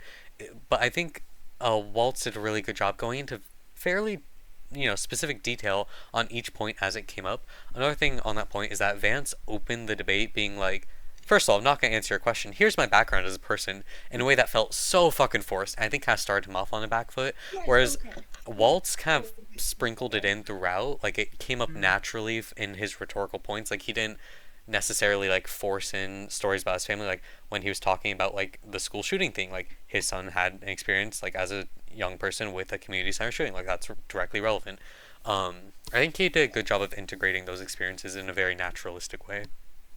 Yeah, the way that Vance went about like talking about his 3 beautiful kids and his beautiful wife. God. He said that 3 times. I counted. He said that exact same phrase 3 times. Exactly. It's true. Over and over again, and it never really connected to the topic at hand. Yeah. Hey y'all. Sorry to interrupt. It was I just want to say goodnight because I gotta go to bed. Good night. No worries. Good night. I'll keep recording it, so the rest will be uploaded, but like nothing crazy. You're not gonna miss anything from here on out, really. Yeah, no, I just, like I'm not super into politics, and Oh. I don't really understand a lot of it. So it was really cool to like actually sit and watch the debate with other people who understood things. Hell yeah. That's like literally why I'm doing this. Fun instead of me wanting to rip my eyeballs out. So that was that was different. Hell yeah. Oh my god, that makes me so happy. Helps too. Good night. Beautiful humans. Farewell. Get some good sleep. Bye. We have lost another. Oh. Okay. Also, Last time, but oh well. can we talk about how Vance said that like if they really believed in climate change, they would increase manufacturing and energy production? That was crazy. Huh? And his defense for saying that was basically like, yeah, we should just move all of it here because we're cleaner than China in our energy production. Like, man. Okay. He kept talking about cleaner was. Yeah, the way he kept framing it as like dirty versus clean, it was like. Yeah. Okay, here's the thing. The way he talked about other countries versus ours. What do you mean dirty countries? No. Okay, here's the thing. Like calling things barbaric is like that's just like classic like icky phrasing Yeah, of things. obviously he's racist. 101. Babe, he is like, he was the one who like really started pushing the Springfield narrative. He is fucking racist. But I think, okay, in environmental science, like you can say the words dirty versus clean energy, or like you wouldn't really say dirty policies because that's just like abstract. But like dirty versus clean energy, like it is a phrase. But the way he was using it, it was like, you're using that because you're racist, not because like. He was referring to the place as dirty. Yeah. Yeah, that's that. Also, like, I feel like that also is like a common thing. Like, it's good versus evil, the innocent versus bad guys, clean versus dirty. God, the bad guys thing. It was constant. Okay. Anyone with common sense knows it's not that black and white. It's not like he said common sense wisdom so many times. I'm like, where did that phrase come from? Common sense wisdom? That's he sounds like what a weird phrase. He sounds like a wizard that got his wizard education on like some shady website. True. He got his wizard license from the fucking back of a cereal box. It was like what's one of those like shady online fake colleges? I don't know. Doesn't the Andrew Tate have one? Tate University. Yeah, that shit. It's like. True. That's where CDNU online. You guys, like, he went to Yale. I read his book. I read Hillbilly Elegy. He went to Yale. Oh, you read it? Yes. It was a couple years back, so I don't remember the details entirely. Wait, he went to Yale? Yes. Oh, I thought he just went to For someone who went to such a smart person school, he really is dumb as rocks. I mean, what was the book about? Ben Shapiro also went to an Ivy League. I think that I never read the book. The book was about him like growing up in like poverty and I right? yeah, I can explain the book. Wait, God. what were you saying about Ben Shapiro? Oh, I said Ben Shapiro also went to an Ivy League, and he's dumb as fuck. True. Yeah. As someone who wants to go into the education field, academia is bullshit. Okay.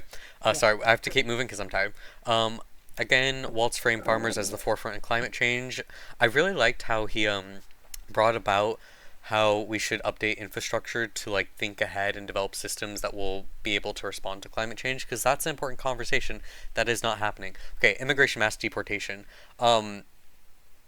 What the fuck was Vance on about? Stop the bleeding, stop criminal migrants first. Also, like I'm not blaming immigrants, and then goes directly. That was great. Okay, also Gives no other example. 320,000 children lost, and some of them are being used for drug mules. Here's one of those things where it's just like, okay, I don't care who you're voting for. Let's just take a second to think about those words. You are a drug cartel. You have a lot of drugs to move. Are you going to choose the one group of people who, like, statistically has smaller organs to transport drugs? Like, a drug mule is someone who you, like, does he know what a drug mule is? Does he know what that, like, it's not just, like... He just pulls things out of his ass and says True. shock value. True. I mean, you're right, but people take him seriously, and it's insane, because if you think about it for a split second, it's like... If anyone listens to him for like 5 seconds, you can tell, no matter what side of voting you are on, that he's fucking insane and has no clue what the fuck he's talking about. Unfortunately, Bug, not everyone. This is the battle that we fight. And the reason why they can't is not because they're necessarily, like, worse off. It's because they have been immersed in years of, like, Republican propaganda.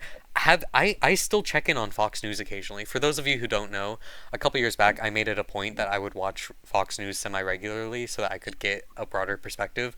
But, like, about 2 or 3 years into the Trump presidency, it got so bad that it was, like, actively affecting my mental health. I'm like, I can't consume this shit anymore. But making yourself watch Fox News is literally just self-harm. It was, and like, but I still check in on them occasionally. And, like, you know, they do sometimes have halfway decent op-eds occasionally. But, like, the mass amount of stuff that they're consuming and the bits I see from their talk news shit, like, it is... That is why people are able to listen to what Vance is saying and be like, oh, that makes sense, is because the things he's saying to an outside perspective are blatantly insane. But if you've been primed with years and years and years of propaganda saying that, like, they're bringing in fentanyl, immigrants are destroying the country, immigrants are stealing your jobs, of course they're going to believe the rest of it. It's just like, oh, I have thoughts about the ways that we could rebuild our democracy. There's not many of them. I think we're a little bit fucked. But, like, don't be doomer about it. There's hope. We can keep fighting. But, like, oh my god, we're fucked. And, like, this is the same exact argument that, like, was happening during the war on drugs. Like, it's the same thing. Like, that's not, like, a thing. It's, like... It's been the same thing for years. Like, centuries. It's the classic.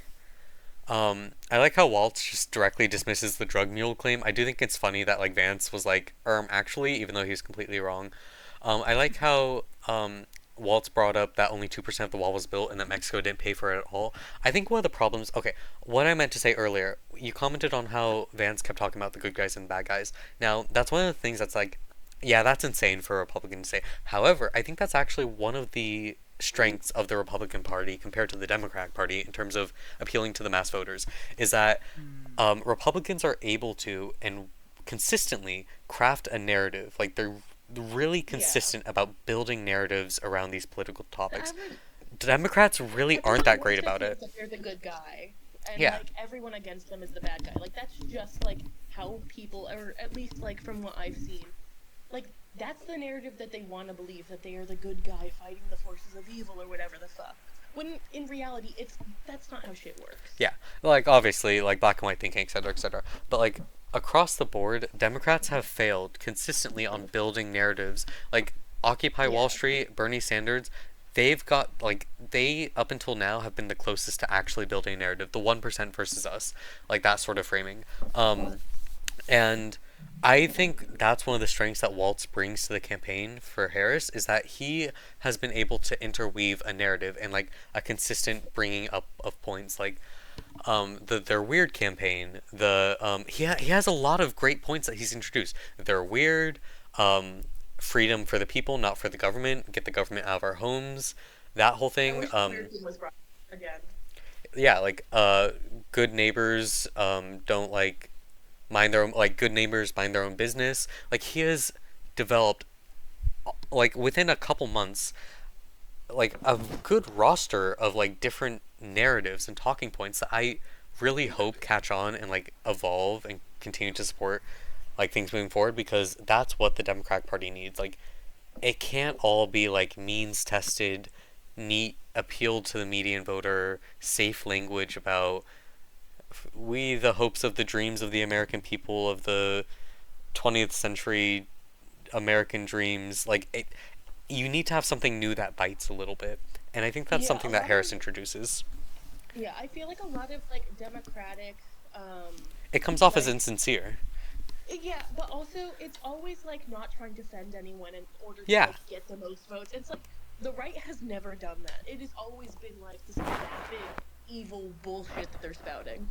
Okay, I think that's also I do think that's more localized to the most recent iteration of the Republican Party because historically, if you look back at older presidential debates like the George Bush debate, like it didn't used to be this bad. The Republican Party that exists today is a product of a lot of things. I would say 9/11 and 2016 were like the two main things that made the Republican Party what it is today, but like historically, the way that electoral politics flow is that during the primary they would constrict their like points. Okay, actually, it's complicated. Even before that, there was actually a lot of mixing and muddling between the parties, and there was actually a lot of arguments in political science that we needed to be more polarized because people were being confused at the polls. Yeah, I can go into it. I can make another stream segment on it, but we didn't used to be this polarized at all. We actually used to have an issue where like there would be Republicans who were more progressive than Democrats, and Democrats who were more conservative than Republicans, and it was like kind of a 50-50 chance about like what they would support, so the terms lost their meaning. It's complicated. It's interesting. Electoral politics is complicated. It has a lot of history. But the modern Republican Party has departed from the traditional political science, or like not science, the traditional political avenue of constricting your view during the primaries and expanding it during the general. So what you would do during the primaries when only people in your own party could vote is that you would get more extreme. You would go to the more conservative, ideologically conservative, not politically conservative. Like you would, like you could be ideologically conservative from a liberal perspective, and you can be ideologically conservative. No, sorry. I'm high. I'm also drunk. There are different types of conservative. Conserving the core principles of your party. Both parties did that. On different days, can we actually discuss what that means? Because I'm very lost on that idea. Okay. I don't know how it works. Write it down in the topics suggestion. I will. Anyways, ignoring all of that. What used to be is that during the primaries, you saw the more extreme elements of the party come forward. You saw them, like, you know, float the more hardline positions on both the Republican and the Democratic side. And then during the general, you would open up that platform and try to moderate it a little bit. Try to step back, try to expand your base. There's more terminology involved, it's whatever. That is a strategy that the Democrats have followed faithfully. During the primaries, they tend to float a couple of the more like extreme ideas sometimes, like Bernie Sanders, and then during the general, they completely like scale back and they start appealing to the median voter. The Republicans have stopped doing that. They have been conserving their party more, like consolidating their party over and over and over. And that's why you keep seeing this distillation of the most extreme elements of the party. And the reasons why are actually really complicated and it's really interesting. Part of it has to do with like what it takes to be firmly Republican in the modern day.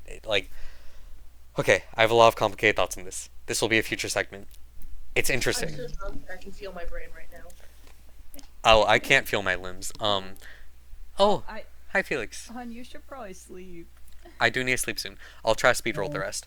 Okay, I do wish Waltz had brought up the fact that fentanyl is not primarily brought over by illegal immigrants. Because again, think about this from an economic perspective. You are a drug cartel. Who do you want to send your highly illegal drugs over the border with?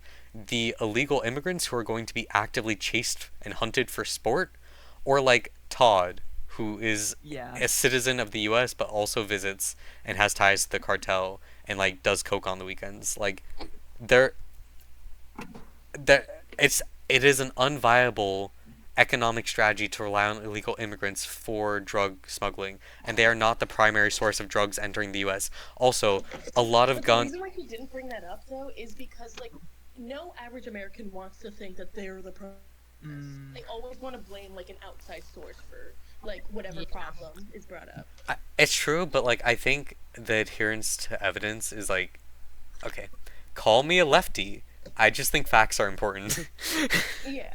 I think that's one of those really clear ones. You know, facts don't care about your feelings. It's one of those things where you could frame that in a really appeasable way. He could say like, fentanyl is being sent over by, Mexican cartels, not on the backs of undocumented immigrants, but on the backs of honest American businesses or something. Like that would still be a lie, but like you could frame it in a million different ways, and say that we need to cut down on like the conditions that make people turn to drugs. That's a real like I am crossfaded as fuck. That's what I would put out there. Like he had prep time for this. Okay, most people want to solve the crisis. Blah blah. I like that he brought up that it was blocked by Trump to maintain it as a voter issue. That's true.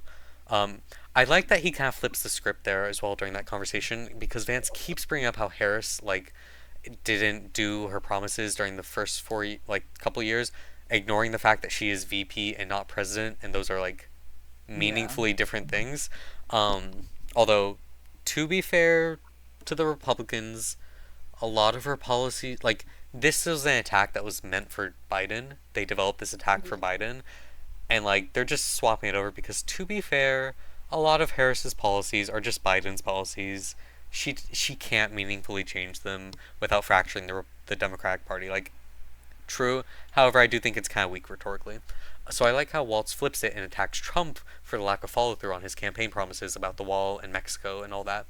The fact that J.D. Vance, when he was asked about, when you say mass deportation, are you going to deport, infant parent? Are you going to deport their parents? And he says, actually, Harris policies make more child separation. And also drug mules.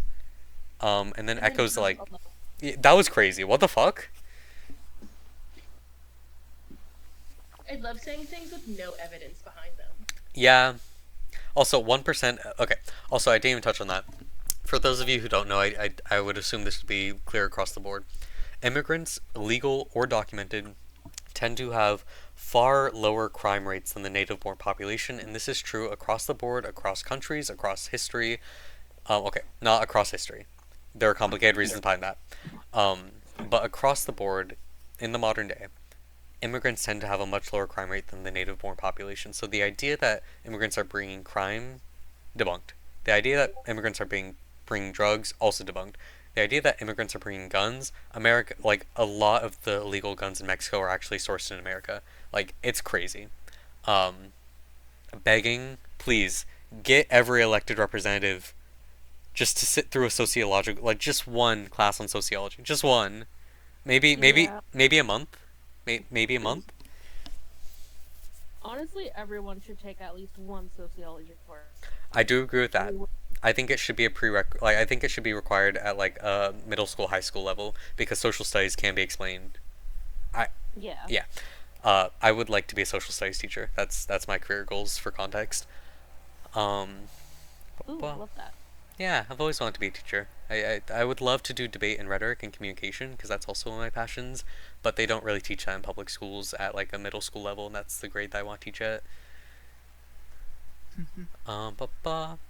Oh, I liked how Waltz quoted the Bible. Not because I believe in the Bible. I think it's cringe, but I think it really brought out the like Midwestern dad thing in him, and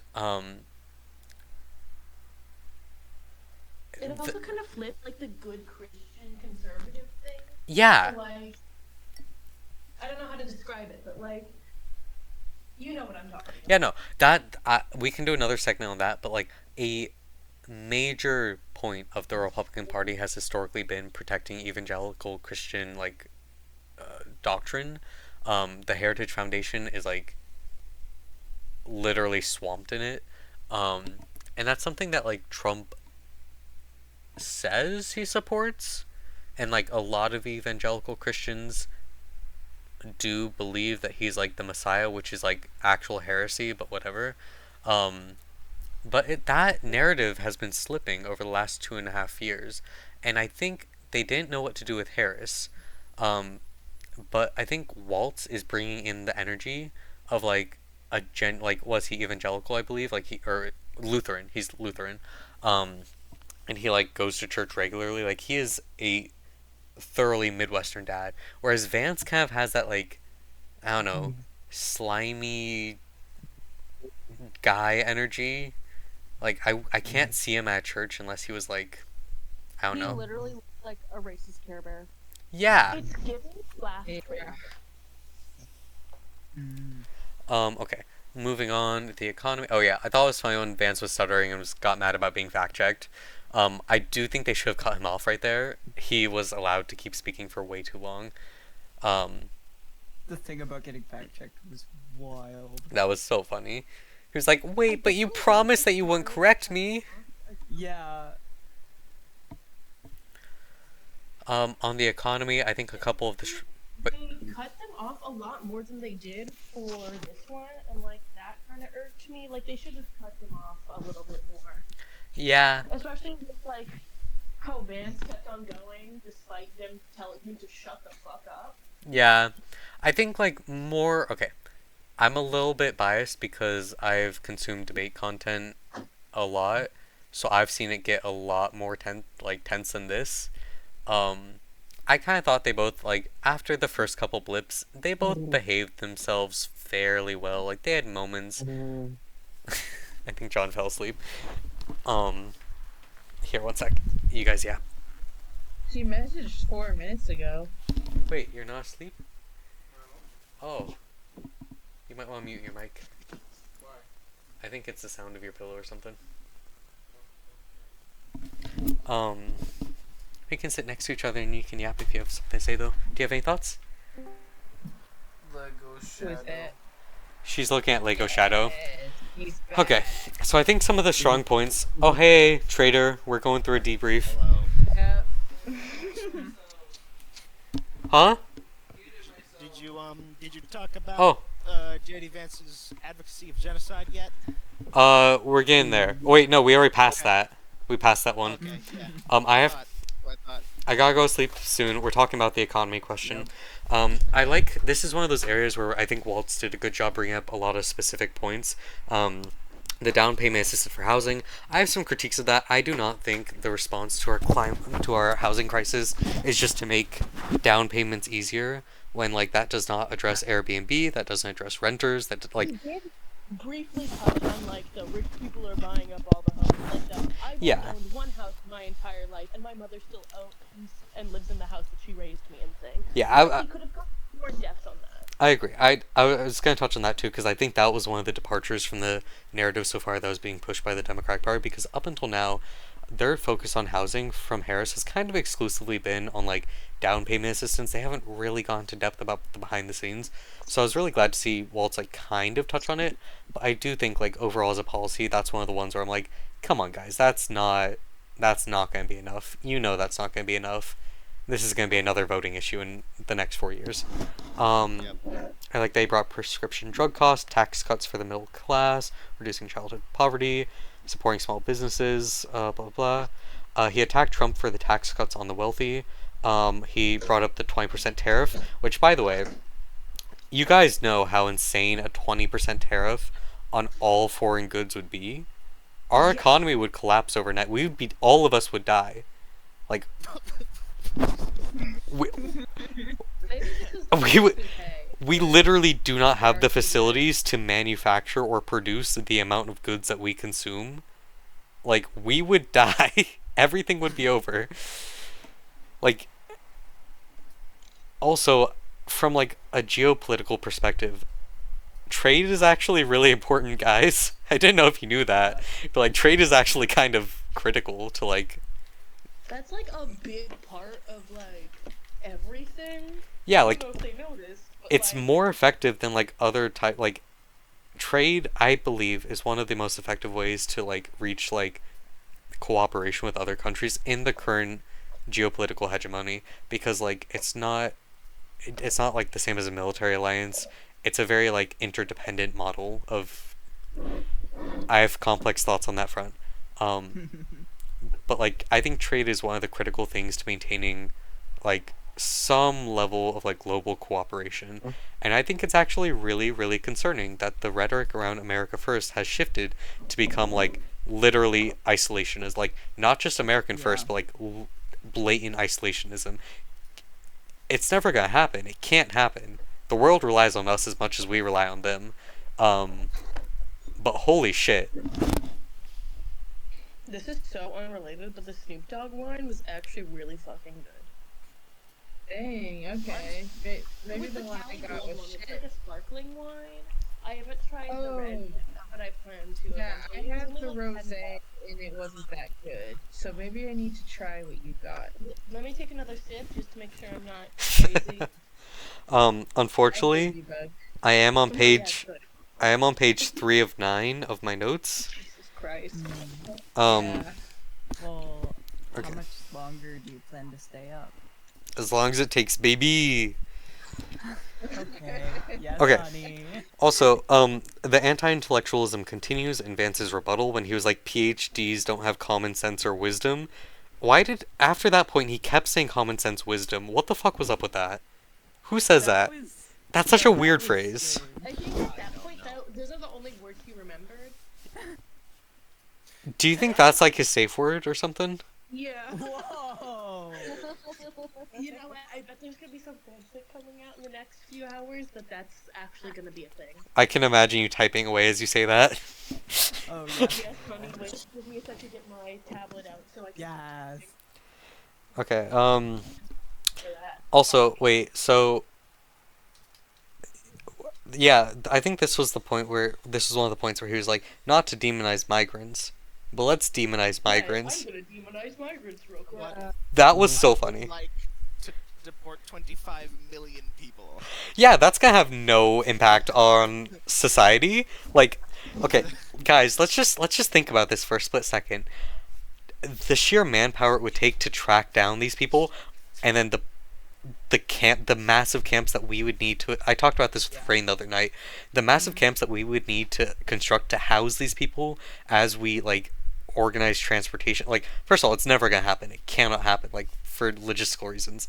Like, just to imagine, if he would make it happen, this would be worse than the Holocaust in terms of the infrastructure needed to transport and move and store and process these people. The Holocaust killed 11 million people, including non-Jews. We have over 11 million migrants, illegal migrants. Just illegal migrants in here, let alone the amount of people who would be falsely claimed to be illegal. People who lost their papers. Like, This would clear out neighborhoods and shit. Like, no, literally. Like, yeah, this. our economy would Places collapse. Go so far out of business. our entire agricultural sector would collapse. Our construction industries would collapse. Like a lot of our key like manufacturing, what little manufacturing we have left here, would collapse. Our economy relies, like it needs these workers. It needs disenfranchised, underpaid, undervalued workers who do not have the protections of native-born citizens. There is no getting around that. Until you fix the fact that our economy relies on that, you can't get rid of these people without toppling everything. It would be like that plus the trade tariff. America would go bankrupt overnight, and we are the richest country in the history of this planet. Like, the Trump's public policy is like, haha, what if we just like destroy everything? And people are like, haha, that sounds cool, man. People trust, like polls show that people trust Trump on the economy. Destroy everything. People are like, oh my god, you're so smart. But then when leftists are like, let's destroy everything, and like capitalism, people are like, oh my god, what the fuck are you talking about? Yeah. Crazy. I mean, I'm okay with the system being destroyed if it means that these illegal aliens just die in the process. Is that what we need to do? Do we need to start doing that with our rhetoric? Every time there's a debate, it's just like the most crazy fucking shit. I'm telling you, if I was on that stage and that landlord question came up, I'd start quoting now. What now? Hey yo, Julian, slow down. Come on.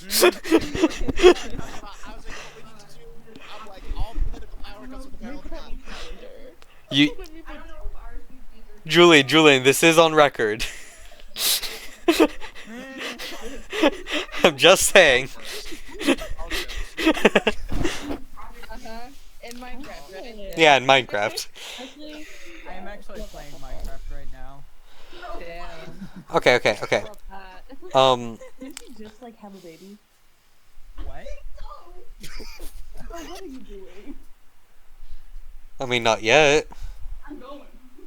Honestly, Julian, there was you take birth notes today, by the way. What's happening? Okay. Guys, Gypsy Rose Blanchard is coming to our Julie. school. That's wild. I'm sorry. So unrelated. Sorry to cut into our debate. Can I come, Julian? Can I come, Julian? I mean, Bug, whatever the hell your name is. Oh Me my and Julian are god. the same person now. That's Yeah. true. I don't know if our RCP thing is like full though, but like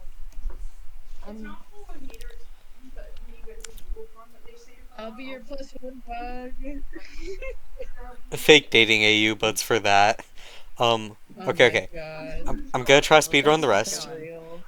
So I like how Waltz pointed out how Trump keeps undermining science, economists, etc., etc. I think he could have gone a little bit harder on that. I think that's one of the moments where he could have gotten a little fired up, talking about like the undermining of intellectuals and stuff. I mean, not with that framework. If he said that, he would be destroyed. That's me as a fucking coastal elite saying intellectuals. He could frame it as like he's undermining the good hard science that the American people worked for. Whatever. I don't know.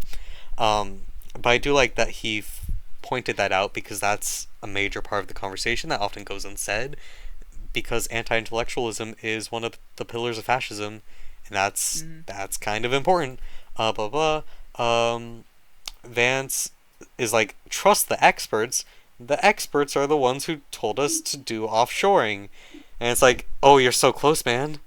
Do you think I could turn him into a communist? Oh my god. Like, yeah, you're right, man. I was really liking when they were like, housing shouldn't be a commodity. Yeah, that! I haven't even got to that. That was crazy! The fact that Vance agreed to that, the VP for the Republican nominee for president agreed that housing should not be a commodity. We're almost there, guys. We're almost there. Like, we could do it. We're almost there, guys. Okay. But yes, Vance, I agree with you. Neoliberal economic policy is what caused America's manufacturing collapse. Do you know what I think we should do next? No, you don't. International workers of the world unite. So, I like how Waltz positions himself as a union guy. That's been one of his strongest additions to the Democratic Party. The fact that he really brings into the fold the union connection. Attacks Trump on the largest trade deficit. I think that was good. I think Waltz did a good... he did a job of continually agreeing with fans. He not all the time, but like he kept like this was one of the most civil debates that we've had recently, which I think is kind of funny.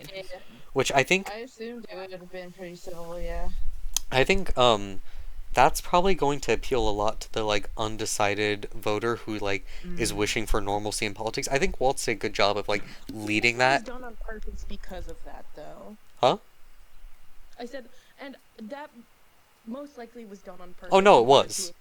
That Yeah. I think that's one of the strengths of Waltz is that he comes across as very reasonable, very rational, very like down to earth, very like very average American. yeah, and I think that was not like I would have loved if he was a little bit harder on some points. Like I don't think he needed to agree as much as he did, but you know, it is what it is. It's like it's his thing. Vance brought up common sense economic principles again, whatever the fuck that means. I think he just throws a bunch of words together and hopes they mean something. Yeah. Same with like wisdom.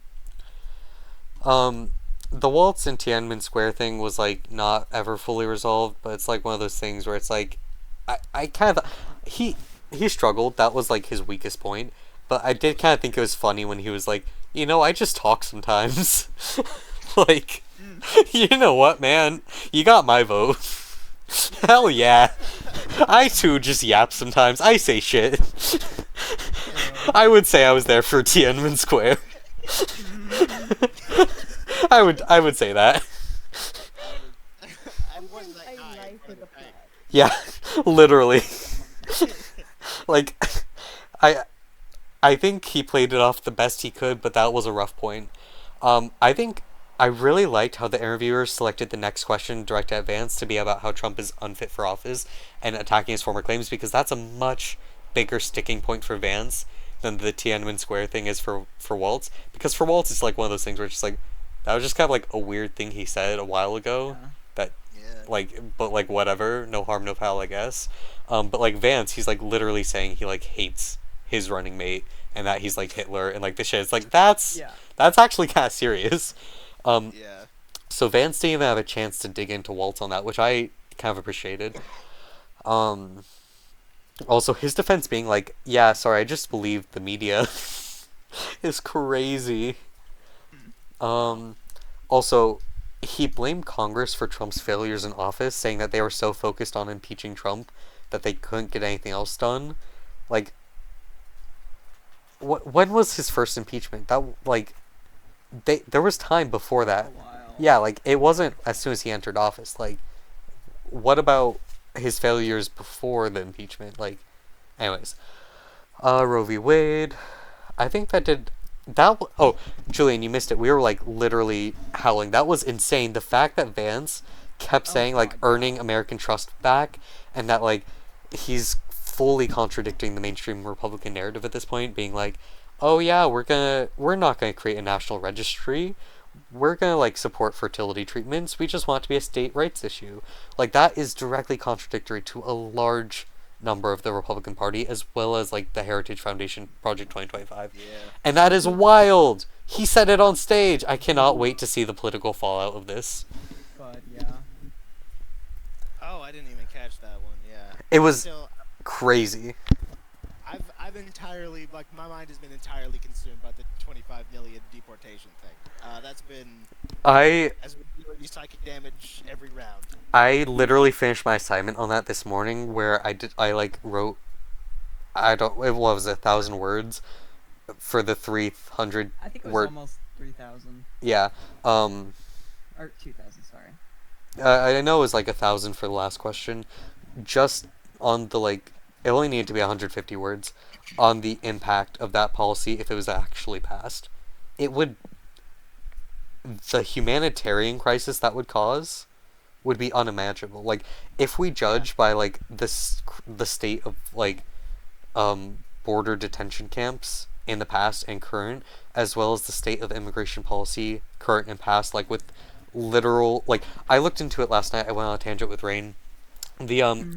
So, you guys remember when fucking Greg Abbott floated those buoys in the Rio Grande with the blades attached to it? And then we heard nothing about it? We heard nothing about it for like a year. I checked. Turns out the Fifth Circuit Appeals Court said like, yeah, you're fine. You can keep doing that while it pens further discussion. So they're still out there.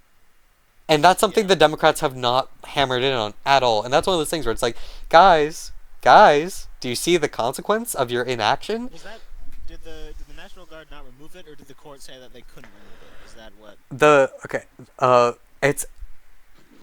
It's hard to find information. I'm still not entirely sure what happened. From my recollection, the federal government was going to sue Texas in court over the issue because basically what it did was it was violating a particular... Well, there were a couple things. The main legal issue that ended up going to court is the idea that it violated a specific law saying that you cannot make changes to navigatable bodies of water without the permission of like this certain thing, which is insane that that's the law that we have to use to say like, hey, maybe we should put floating saw traps in an area where migrants frequently travel. We have to refer to like niche waterway laws. This is a failure of our democracy. I'm just saying. Anyways, No, Texas, you cannot put damsels on train tracks because clearly. Yeah, it's because you can't obstruct the train without the proper approval from this body. But once you get that approval, sure, I don't care. It's like, what? What? Anyways. What was the point? Oh yeah, the fact that that has been the precedent of immigration policy, like shit like that, like the Martha's Vineyard political stunt. Also, by the way, those murder buoys, what was it, like 200 feet for 2,000... I think it was 1,000 feet. Yeah, 1,000 feet for like 1,000-mile river. It's clearly a political stunt, but it's also like genuinely something that has killed people. And it's disgusting. And the fact that that has been the precedent set by our immigration policy, what do you think the detention camps would look like? Like, they would be saw traps. These are the people who have been forwarding our immigration policy so far. They would be saw traps. There would be meat mills. They would just be tossing children into, like, the meat grind. Like, it would... I can't imagine the massive, like... there's no words for it. Like, the fact that this is being posited on a mainstream national platform as, like, just a policy that's happening, and the fact that the majority of Americans support mass deportation is a complete failure in our democracy and in our educational systems and in our media systems. Like, I have thoughts. Sorry to yap so long. I feel very passionate about a lot of things. I appreciate it. That's okay. We're all here to hear you yap anyways. Yeah. So. Aww. How far through your nuts are you? Wonderful question. Page 4. Page 4. Okay, I mean... I'm speedrunning. Okay. I like how Vance just kept saying that they need to do a better job of earning Americans' trust back. Basically saying that they lost the trust of the American people by overturning Roe v. Wade, which completely contradicts Trump's narrative up until this point. Very funny, very hot. Love that for him. I like Walt's... It's almost like he's having a Freudian slip on stage. Yeah. He's like, oh wait, maybe I do want my rights. Waltz... I mean, as an Omega, he should... Yeah. You're gonna triple suppressant, stop!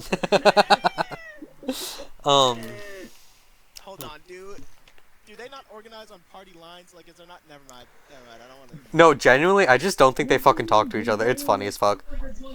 Usually in the ABO universe, the Omegas are the oppressed ones. Yeah, so there's an Omega party. Yes. Okay. Yes. The way the fanfic works is I guess in a sense, like, I guess it would be like... It's really funny and you should read it. It's really badly written. Good. Okay. So, we gotta stay on track, buds. Okay. We gotta stay on track. Okay. So, Vance line. Okay, I like, this was another area where Waltz brought up Minnesota's record. I think that was one of the things I'm really glad they ended up picking Waltz, because he has a really strong record on a lot of the key issues that are on the platform this election. Like, he has a strong record on abortion, he has a strong record, like, in Minnesota on, like, gun rights, on environmental stuff, on education. I think that was, like, really great for a VP pick because I don't know if you guys were like paying attention to the VP deliberations, but like he was the long shot one. I don't think anyone really seriously thought he would like get it. Like most people thought it was like gonna go Shapiro or someone, not Ben Shapiro, Josh Shapiro. Like I'm still kind of flabbergasted that they chose him, and like this was like I'm just stunned that the Democrats actually made a good strategical decision for once in their life. Like this is a really good candidate.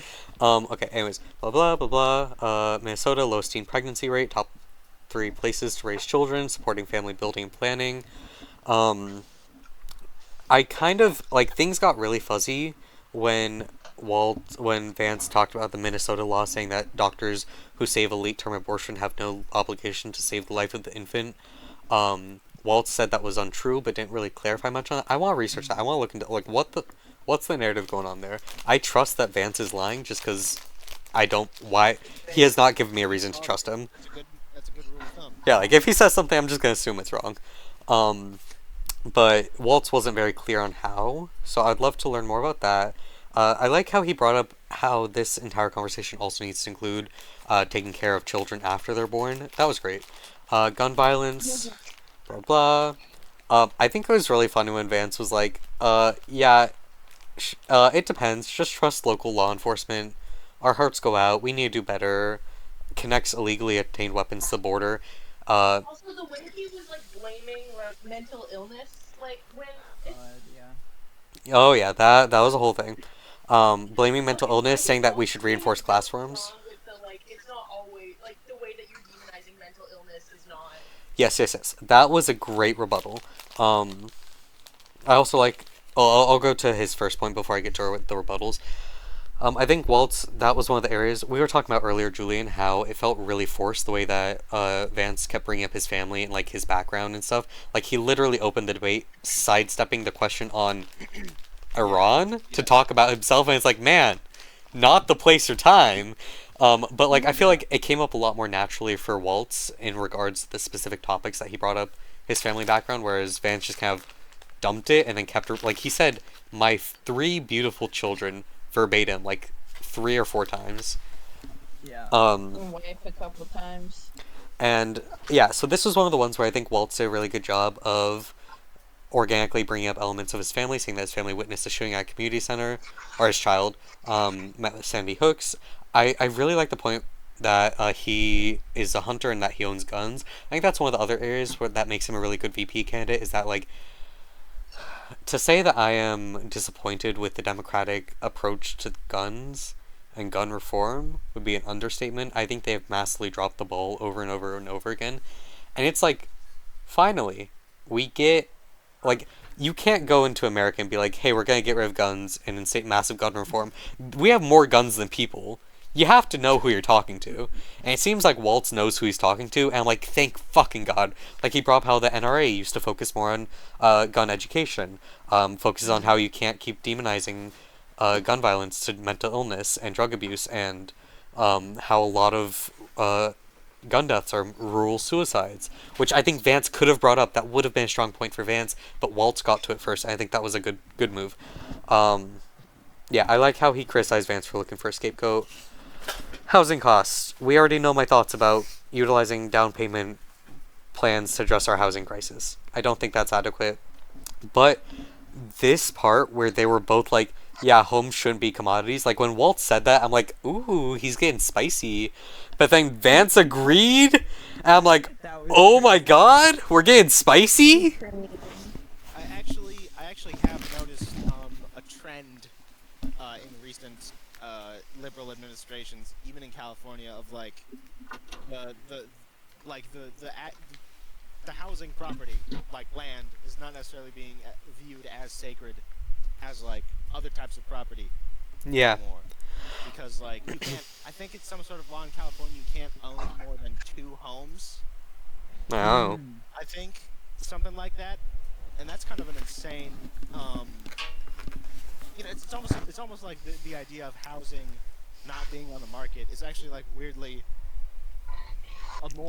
becoming a more common idea, just because it doesn't really like work as a total market value anymore. You know. God, I hope it stays that way.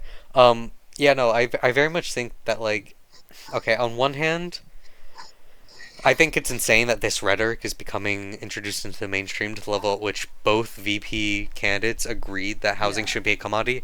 However, this is with the caveat that we all know that both of them are still going to treat housing like a commodity.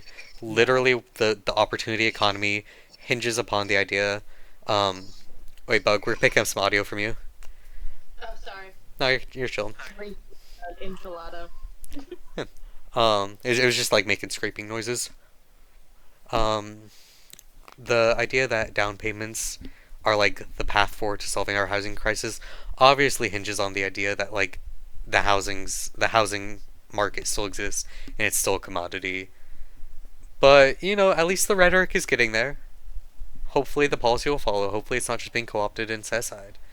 I like that I brought up that you can't blame immigrants for the housing crisis, which is true. The fact that Trump's plan is to seize federal lands to build houses is insane. Imagine you're going to your new house and you look in your backyard and there's a nuclear silo. Yeah, like what? Like that's one of those policies in Project 2025 that just and Trump's platform that just boggles me. It's like there are like a lot of steps that you could take to like conservative ideologically, like, you know, Republican steps and measures that you could take to address housing before you get to eating up federal lands. Like what? Huh?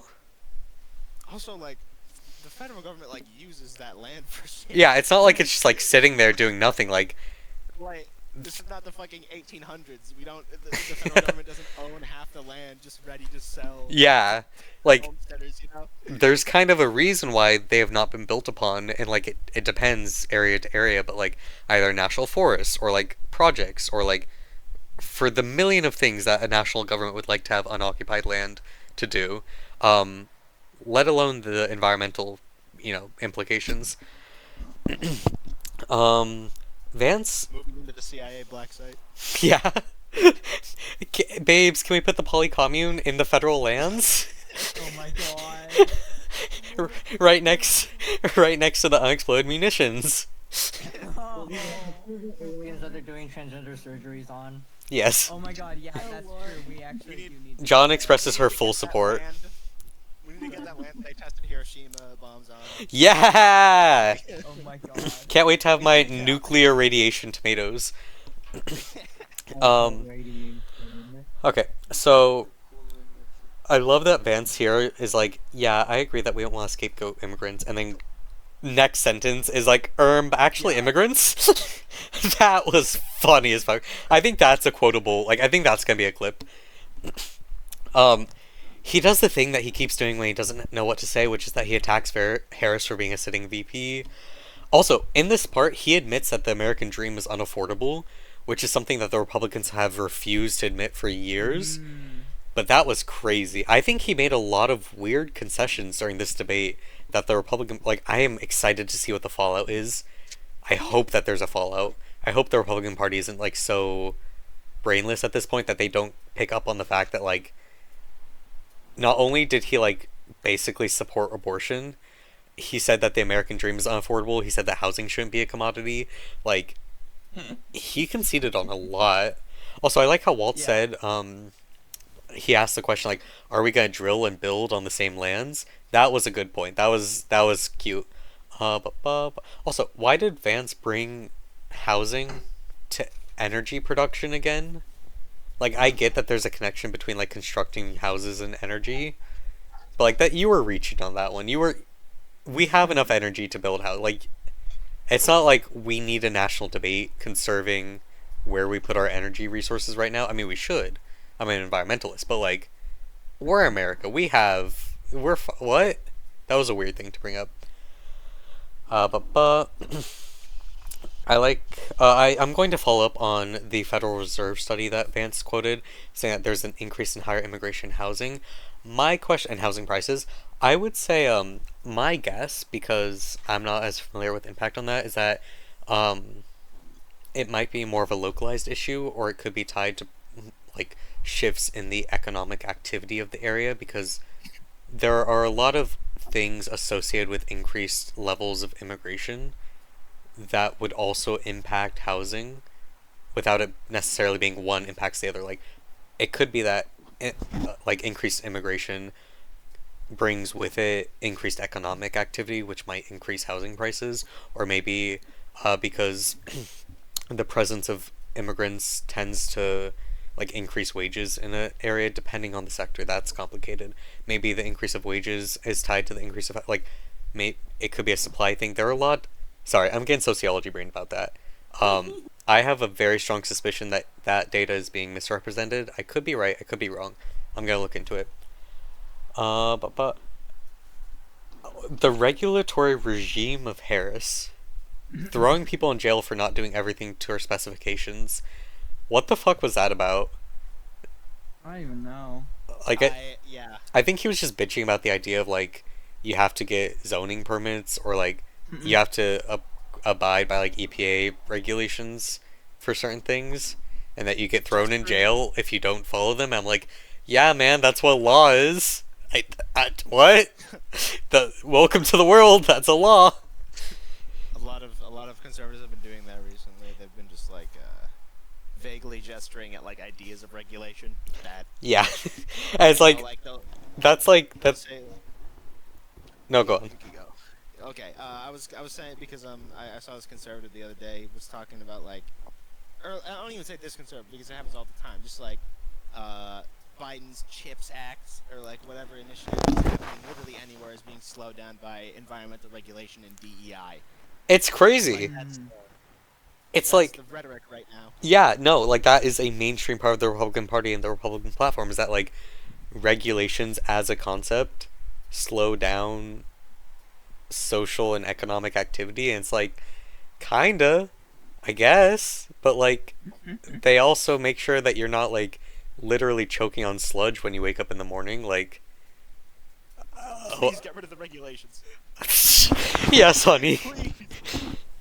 You don't understand working class. It benefits you to be less safe. And you don't need the regulations. Don't you want your children to get black lung at like age 7? Yeah. You will breathe in the coal smoke. You will be happy. We would do all of this safety stuff anyways. That's not why we're upset. Yeah. Just slow down. Yeah, let's just get rid of all the red tape that like, I don't know, OSHA or whatever. Yeah, screw that. You don't like OSHA, do you, construction workers? You don't like OSHA? Yeah. Okay. No, you don't want your union rights. What the heck are those? No. Literally. Okay, and then on the healthcare thing. What Vance's response to concepts of a plan, his rebuttal being that like, you can't expect Trump to give a 600-page policy on stage. And it's like, oh boy. Oh man. The general idea. That's like, yeah. Your concept of a plan. Like, slow down. Bro is getting defensive as fuck. Anyways, the 25 million Mexicans I'm going to kill. Yes, like, healthcare, or stop asking so much of us. God, we're not even president yet. Now, the migrants, we have extensive plans on how to get rid of those guys. The people I plan to kill. Yeah. Yeah, also, I feel like he was doing some, like, when he started to answer the question, I feel like he started to say that a lot of his family relied on Medicaid, or Medicare. Like, that's why I felt like, because he did a weird stutter and then redirected, and, like, I thought that's where he was going with it, but then he immediately said instead, like, many of his family switched from Medicare to private under Trump, but, like, he didn't elaborate on that being a good thing. He just said it happened. So, like, I kind of want to rewatch that section and be like, wait a sec, what? Was he, like, saying something else there? Like, did he just, like, slip and... Like, that was just a weird way to introduce it because he immediately, like, ignored that point. This was another point where Walt's record in Minnesota did really well because they ranked very highly in healthcare. This was another area that he appealed directly to the audience several times, talking to them, gesturing towards them. I like how he, like, pushed back, finally, a Democrat pushing back on the idea that Trump salvaged Obamacare. Like, honestly, like, this whole thing has been characterized by, like, Waltz finally saying something about the lies, like, the very easily debunkable lies that the Republicans are spreading, and, like, finally, the bare minimum! But one of the things that Vance said was that Trump salvaged Obamacare. One of the things that Waltz rebutted was saying that Trump tried to repeal both ACA and Obamacare, and it was only blocked by the Supreme Court and then Congress. I like that quote they said, saying that what Vance explained is worse than concepts of a plan, advocating for pre-Obamacare. That was a good point. I think that was snappy. Taking away pre-existing conditions. Vance says he wants to keep regulations in place, even though earlier he said we need to experiment with the regulations. You gotta confuse the voters. Yeah, literally.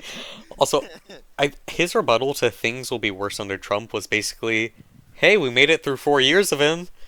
Like, that was basically his response, which was funny as fuck. Waltz's response being that risk pool should be broad enough to cover everyone. He appeals to older people. Like, that was one of the moments where the fact that he's like an older Midwestern dad type of figure, he's not as punchy or like aggressive as like a younger candidate would be.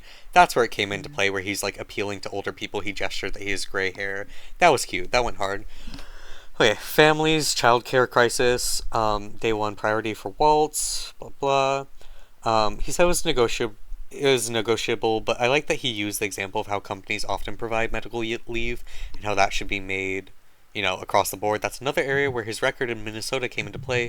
The fact that Minnesota has passed similar laws focusing on like the economic benefits of having that system in place. This is another section where he appealed to voters at home. He also said he wanted to make it easier to get into and pay for childcare, which I think is a critical issue. I like that he framed it really as like improving our workforces and our families, not because I think that using economic justifications are the ways that I would personally want childcare to be framed. I think the fact that we have a society means that we as a society should prioritize our children, because that's kind of what that's like, if you want like, why else do we have children? Why else do we have a society? But whatever, we don't exist in the ideal world. With the cards that we are played, I think this was a really strong way of going about it. Vance brought up his 3 beautiful kids again, and then completely ignored them. That was like not relevant at all. He was just saying, yeah, I got kids. Anyways, people should be able to choose the family model that they want. I like that implicitly kind of implies, like, when I hear choose the family model that they want, I'm like, so he's in support of gay marriage. Even though what he meant was like, no, someone should give birth and then go back into work the next day. In my heart, he's talking about gay marriage. Real. I really don't like how he said he wanted it to be flexible to include churches and family-based childcare systems, because, hey, I'm an anarchist. I'm a big fan of community-based systems of education and childcare and, like, mutual aid, great. Like, there are examples of autonomous community-based like systems of education that I think are really cool. A really popular example would be the freedom schools during the civil rights, to get black students educated and registered to vote. Like that, those were great. That's not what Vance means. What he means is that he wants like churches to take over like after school programs formally, and like the family community base that's like just basically extensive. I don't know if you guys are aware, but there has been a massive debate in the like, you guys know the debate between like homeschooling versus in-school education in the conservative field, like is exploded over the last like 5 years, to where a main conservative talking point is that they want to get rid of schools and replace them all with homeschooling. God. It's an extension. Yeah, it's like it's a prevalent thing. It's something that you have to fight against when you like. As someone who's studying education, it is exhausting. It is terrifying. The long-term educational impacts this has on people, because, okay, I can't go off on a tangent. We're gonna stay focused. I will talk another day about the ways in which education. Oh, someone fell asleep. Hello, friend. Hope you're having good dreams. I have extensive thoughts on that. Nightmare. Babe, reading off these notes is giving them enough of a nightmare. You're drowning. Also, Uh, Vance was talking about like children and then talked about penalizing slave labor countries. What was up with that? I think Flo is just throwing things out there to see what sticks. Yeah. I think that's a common thing with Vance. He just says a bunch of words in like a straight, in a sentence that don't really mean anything, and he hopes that like there's something people can take from that. Yeah. Buzzword. Literally. Yeah, just like Trump. That is the Republican strategy. The word he said is like immigrant or like. Oh wait, you weren't there for the convo. I'm gonna upload the video for you, but just before we did this, I had another meeting where we went over one of the last sections of the Innovate Tri-Valley report, and Rain, you'll know, like every other paragraph had the word innovate or like economic opportunity. It was horrible. I recommend that you guys watch. I'll show you guys or I'll post the videos, or you can just read it through. It is fucking hilarious. It like, oh my god, I have thoughts on that report. Okay. We'll get to that. Will Congress agree? Blah blah. He agrees with Vance about being a flexible option. Okay, the 2020 election results. That one was crazy. Like, I feel like at every main point here, Vance significantly differed from Trump's like hardline stances on abortion, on like on environmental issues, on immigration. Well, not so much on immigration, but like in terms of like so many of the core like voting issues. This one being the 2020 election, like Vance. Crazy thing to disagree about. Yeah, Vance was basically like he did the best he could, which is to be like, we should just debate about these peacefully in the public square, and like says that he will graciously accept if he loses, which is like Trump has very explicitly avoided saying that. Trump has been like really firm on the fact that he will not commit to peacefully accepting a transfer of power. Like that's kind of actually been like a main rallying cry at his rallies, is saying that like if they steal the election, it'll be crazy, you know, that whole thing. Yeah. Wild thing for him to disagree on. Also, I love the fact that he fucked up enough with his framing or his phrasing to say that Harris was censoring misinformation. That was so weird. He said misinformation first. Like, he set himself up for that one. Like, is he a psyop? JD Vance psyop is... I like that headcanon. That's fun. He's a disgusting human being, but, like, yeah. Yeah, he says he accepts Biden as the president right now, too. Like, the way he framed it is that, like, yeah, sure, Jan 6 happened, but, like, when it was time, Trump left the White House, as if like Trump had a fucking choice. Yeah. Like, what? Trump is going to be pissed the fuck off when he gets home. If January 6th didn't happen. Yeah. As if that wasn't the whole thing. I do think Waltz could have gone harder on that, but I think he emphasized it more than the Democrats have been doing. I think he did a fair job.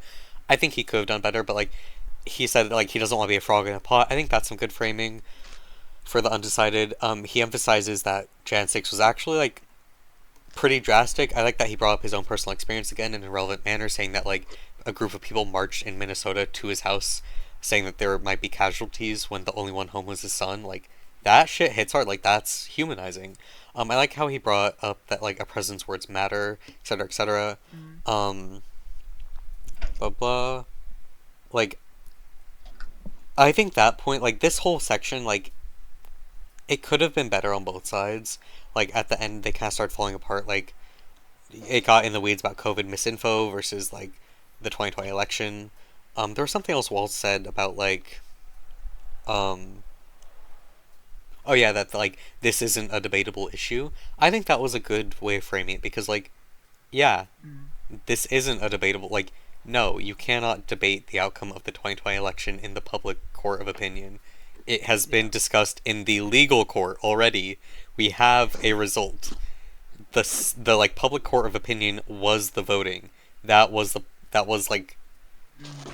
public putting their like this is not a debatable issue. I think that's really important to keep in mind because Republicans will continue to frame this as a debatable thing, and it really is not. And the more they frame it as like, yeah, we can be reasonable in disagreeing, it's like, no, you cannot reasonably disagree with who is currently president. It's like, oh, I can reasonably disagree about like the age of consent or something. Like, no, you can't. That's not something you can do, actually. No. Anyways, get me in the room with Vance. Oh, I also like how Waltz brought up book banning as like an actual example of censorship and not like censoring misinformation. That was strong. I think he could have expanded a little bit more. He brought up the classic you can't yell fire in a crowd theater. Blah blah. Oh, I like that one phrase he said, "Where's the firewall, Trump?" That seemed like, I feel like that is a good way of framing it for the general voters, that like, where is the line for Trump? Like, where are we going to say that like no more? And this is something that the Democrats have been saying for a while, like, oh, when will the craziness end? But I think the framing of it in this context of like the 2020 election, I think that was good. The following that up with saying that like there's a reason why Pence isn't his VP anymore. Thank God. I wish the Democrats had been talking about this more up until this point, because that's important. Why isn't Pence his VP anymore? It's because he went against Trump. He's not going to let that happen again. Like that is, let's use our thinking caps for a moment. What's next? He had a lot of good quotes right there. Like another one was, who's going to honor democracy versus who will honor Trump. That was a good framing. That was very, a little bit austerity politics, but like, well, not austerity politics. That's not even close to the right words. I'm a little crossfaded. It's a little liberal, but it's not like Waltz is like a diehard leftist, so it's fine. He gets a pass. Blah blah. The closing statements, I think that Waltz did a good job addressing the voters again, thanking them for attending. I like that he brought up Sanders, Cheney, Swift, not because I support all of those people. I support Sanders, obviously, but Cheney and Swift, but the coalition element is good for the median voter. I think he did a good job with the humor of it too. Like, thank you for those who missed Dancing with the Stars. That was cute. That was like, hell yeah, man. The focus on optimism. I liked how he made a point to bring up that freedom means something. Not the freedom of the government to be in your bedroom or the doctor's office, but your freedom to choose. That's some great framing. I'm glad that was deemed important enough to include in the closing statements. I like that he quoted Vance as Donald Trump makes the people I care about afraid, especially because, we'll get there, Vance did not respond to that at all, which I think is perfect. The fact that Vance didn't have a rebuttal to that, so that was just left in the audience's mind, that was good.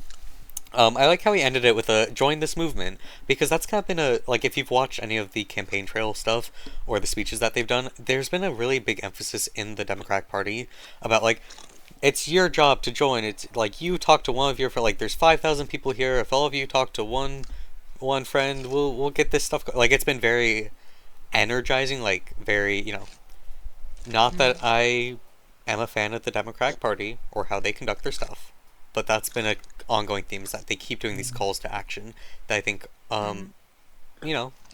that's a good direction to move. They actually give a fuck. It's not as, like, I feel like the Joe Biden campaign was just kind of like, we're frozen in fear, but maybe if we stay still enough, the big bad fascists won't get us. Yeah. So, like, it's not like the Democrats have radically shifted, but, like, now they're, like, kind of moving a little bit, and that's sick. Vance had an absolutely horrendous closing statement. Why did he bring up energy again? Like, that's, like, I don't know. okay, That was random. the reason why is because energy concerns are a major voting issue in a lot of the undecided states. Keep in mind that at this point in the campaign trail, they're not talking to the, like, American people broadly. They're talking to swing states, and only swing states. Those are the only people they give a fuck about. Everyone else is pretty much locked in. That's why he brought up energy, but he did it in a really, like, just unnatural way. He brought up that Ohio gets cold at night, and I'm just like, okay? Like, okay? Are you okay? It does, Mr. Vance. Like, I don't know, guys. I've just been thinking a lot lately. Yeah, I see him like sitting on the roof with a cigarette, like with some Midwest emo in the background. Yeah. Also, I really want to further examine the way that he said, like, he thinks that you should be able to afford a nice meal, but also a home, but also not having your neighborhoods flood with fentanyl, regardless of your income level. I'm like, are you sure about that, man?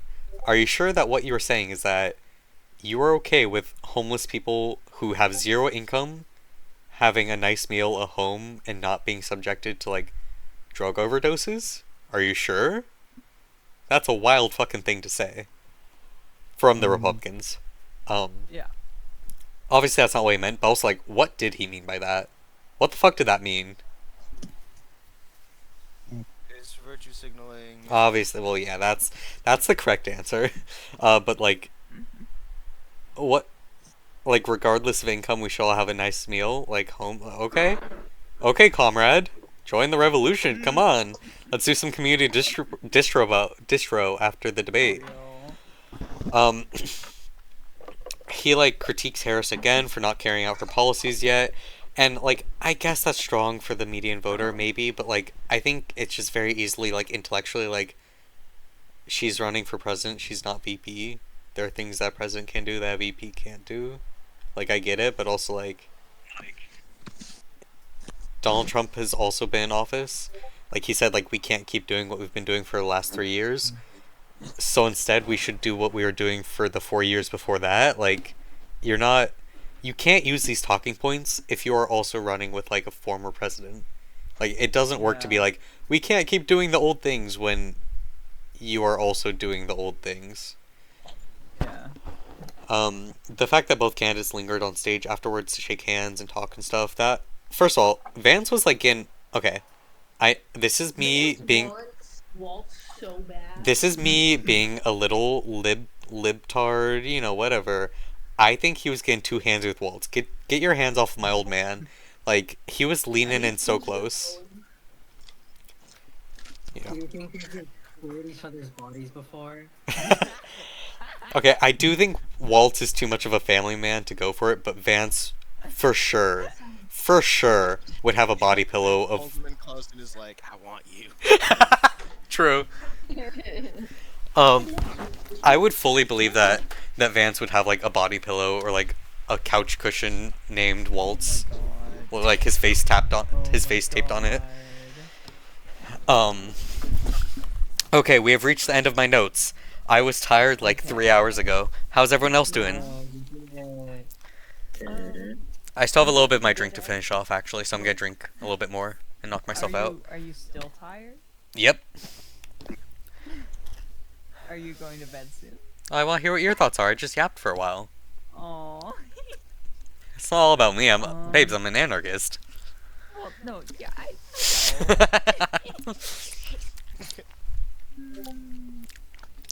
Man. Now this Julian guy, on the other hand, I don't know. Yeah, I would like to. I would actually like to take power right now. Oh shit! Look at the people. I'd like to see control this Discord call. The people's Discord call.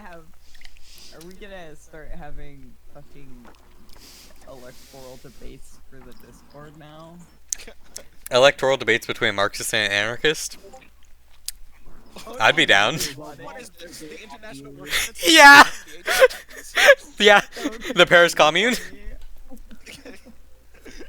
What is this? Early Soviet Russia? Pookie, we weren't supposed to start infighting until after the revolution. You promised me you'd wait.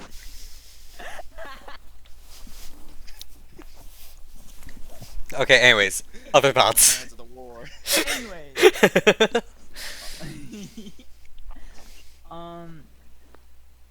That was okay. That was actually like okay. So these debates have actually been like the first debates that I've watched. Welcome.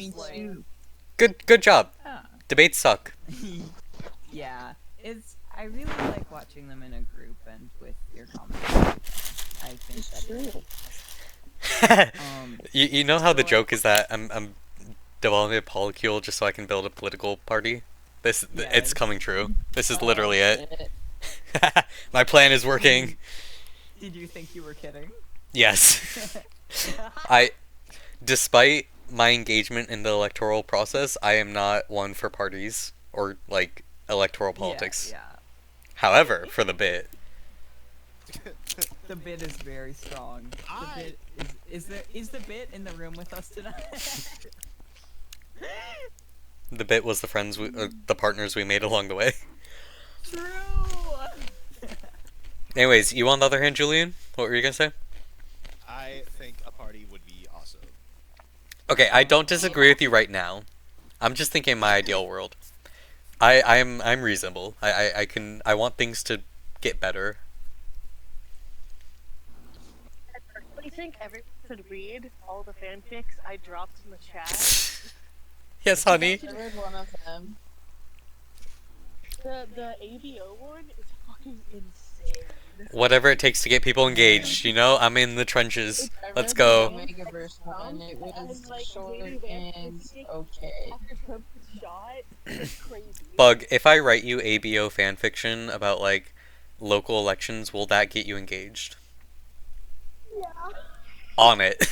That shit is insane. It's so funny to me. Okay, anyone else? Can you write Farard fanfiction? If you're taking a test. I already did that. I left my Farard fanfiction phase behind. I wrote it with Bug. It was for a math assignment. What? Oh my god, I forgot it was Farard. Yeah, we illustrated it too. It was basically like draw a comic of this like idea or like equation, and I think we just did as like I don't remember what the plot was. It was like Gerard lost something. Can I be so fucking real? I only knew who Gerard was at that point, so I was just following your lead. Really? Yeah. Oh my god. I'm so sorry. I had no idea who Frank was, but I was like, alright, I've read enough Sasunaru fanfiction to know where this is going. The thing is, I wasn't really okay. I wasn't even into like shipping them very much, but I think I sensed that you were very ship susceptible, and I thought it would be funny. And it was. Oh, how can you continue to not change? Oh my god. Faye, what do you think?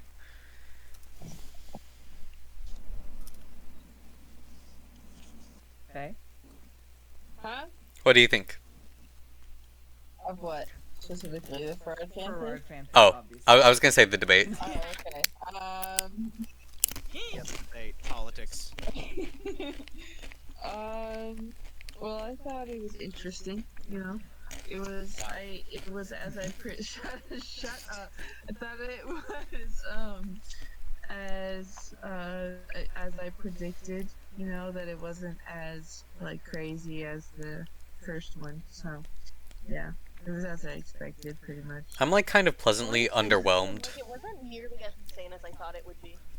No, I think I mentioned earlier my prediction was that it would either be like really mellow, like from JD Vance, he'd be either really mellow or like really insane. I think I was right on the first part. Like I was pleasantly underwhelmed by this debate. Like it's not really great, but like it wasn't bad. It was actually kind of alright in some points, and it was kind of funny in a lot of other points. I do kind of wish I got to see them fight.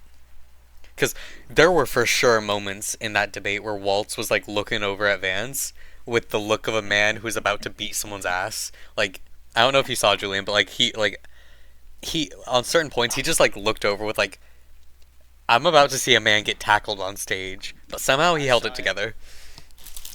That was crazy. He was, you know, he held it in.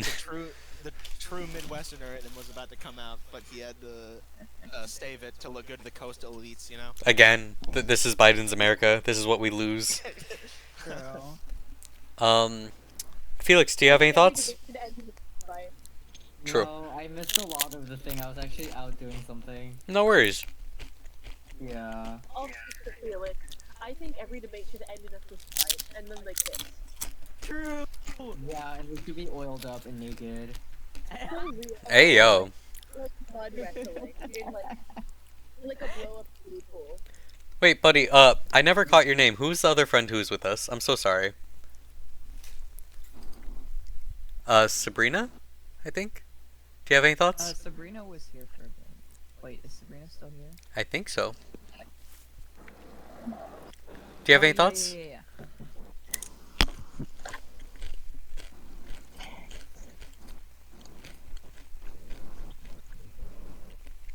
No worries if not.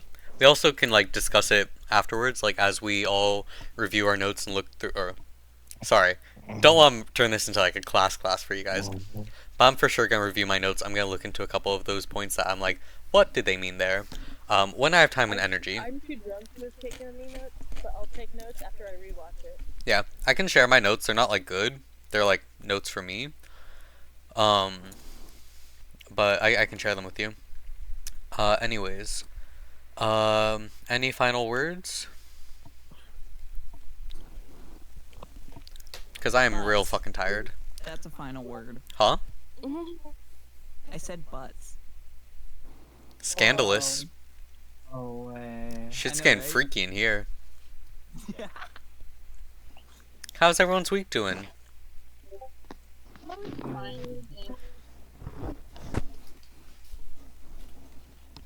Anything exciting happening?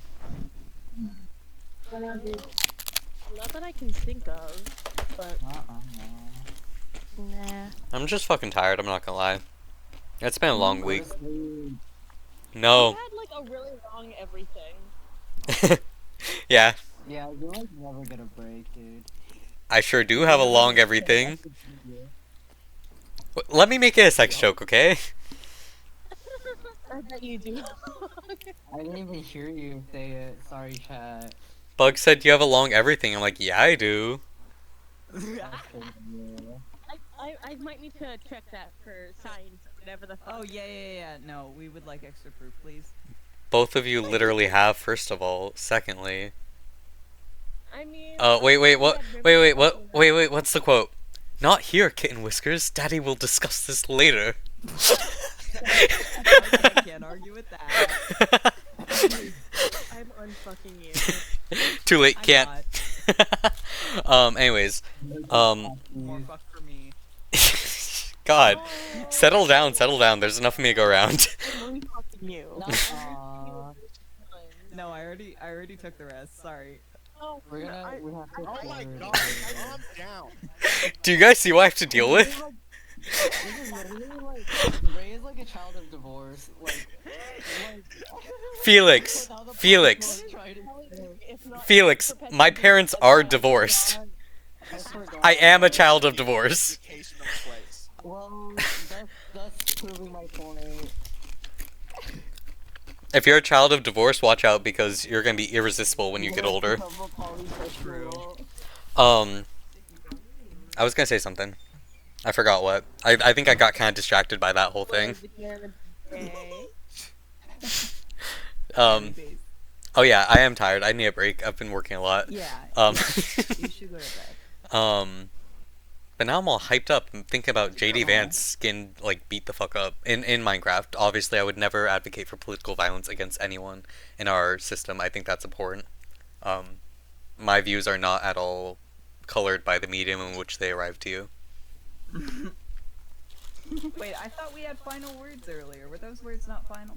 I'm a liar. I just like talking to you guys. Aww. But yeah, I guess those were final words. Any final words? Mark's Yap tomorrow. Yes, Mark's Yap tomorrow. Looking forward to that. Would you like me to provide readings for the rest of the group? As like, do you guys know who Marx and Lenin and Stalin and Gramsci are? I have right. Oh, we can talk about whatever. Wait, what was the last one? Gramsci, yeah. I know most of those names. Okay. Please what? I will put them in both the required reading channel and the knowledge hoarding one. But here's the deal: you have to remind me in the morning, Bug, because after this I'm going to scroll my phone for a little bit, take the rest of an edible, and go to sleep, and maybe play zombies. For I don't actually think I want any required reading. There's optional reading though, which would just be the Communist Manifesto. The whole thing. Ooh, I'm All of it. I'm gonna have to annotate again because I'm stupid and I don't know how to read. No, you're not. Try again. Okay, I'm not stupid and I also do know how to read, but I find things difficult. There you go. Is that better? Yes. Look, Good boy. I'll be using the Communist Manifesto as like the method by which I'm going to explain everything I need to talk about, because it really is like not everything is in there, obviously, you know, but like the relevant details are in there. Real, okay. Yeah. Even the Bug. preamble, pre-word. Bug. You don't need to know the context. All you need to know is that you have a mission. Political porn.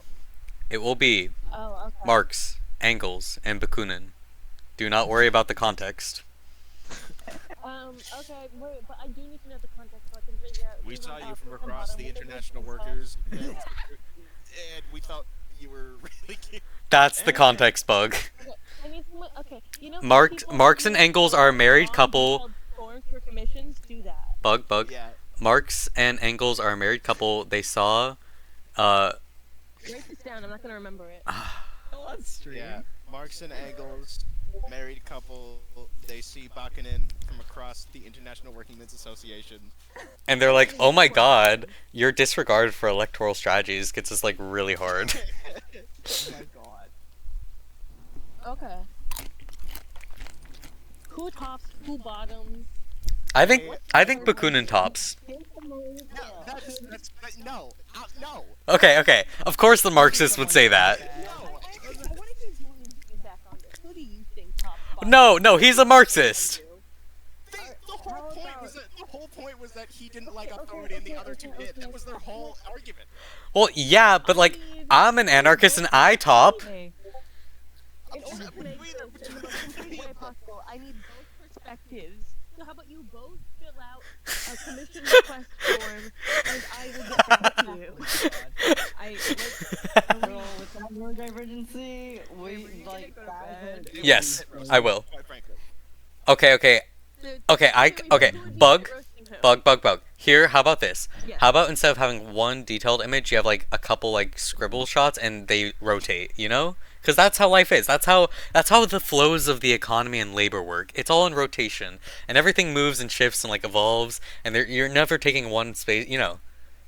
Also, none of them are twinks. They're all like Obviously. men. They're all old men. Yeah, they're all hairy fat old men. Literally all of them. Bear, four bear. There are 3 of them. Yes. 3 bears. They are not in the woods. I wonder if my reference site will have anything on that. We can always make some shit.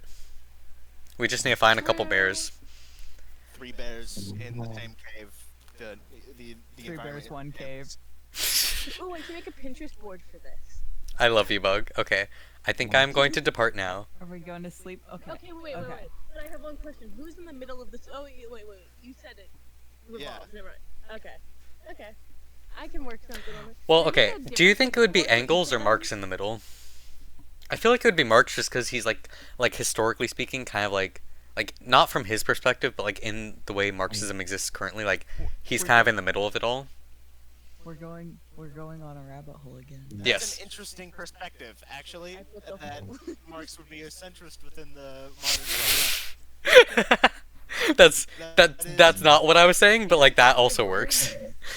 I was saying like in terms of like he was kind of in the middle of like Engels and Bakunin and like the whole situation.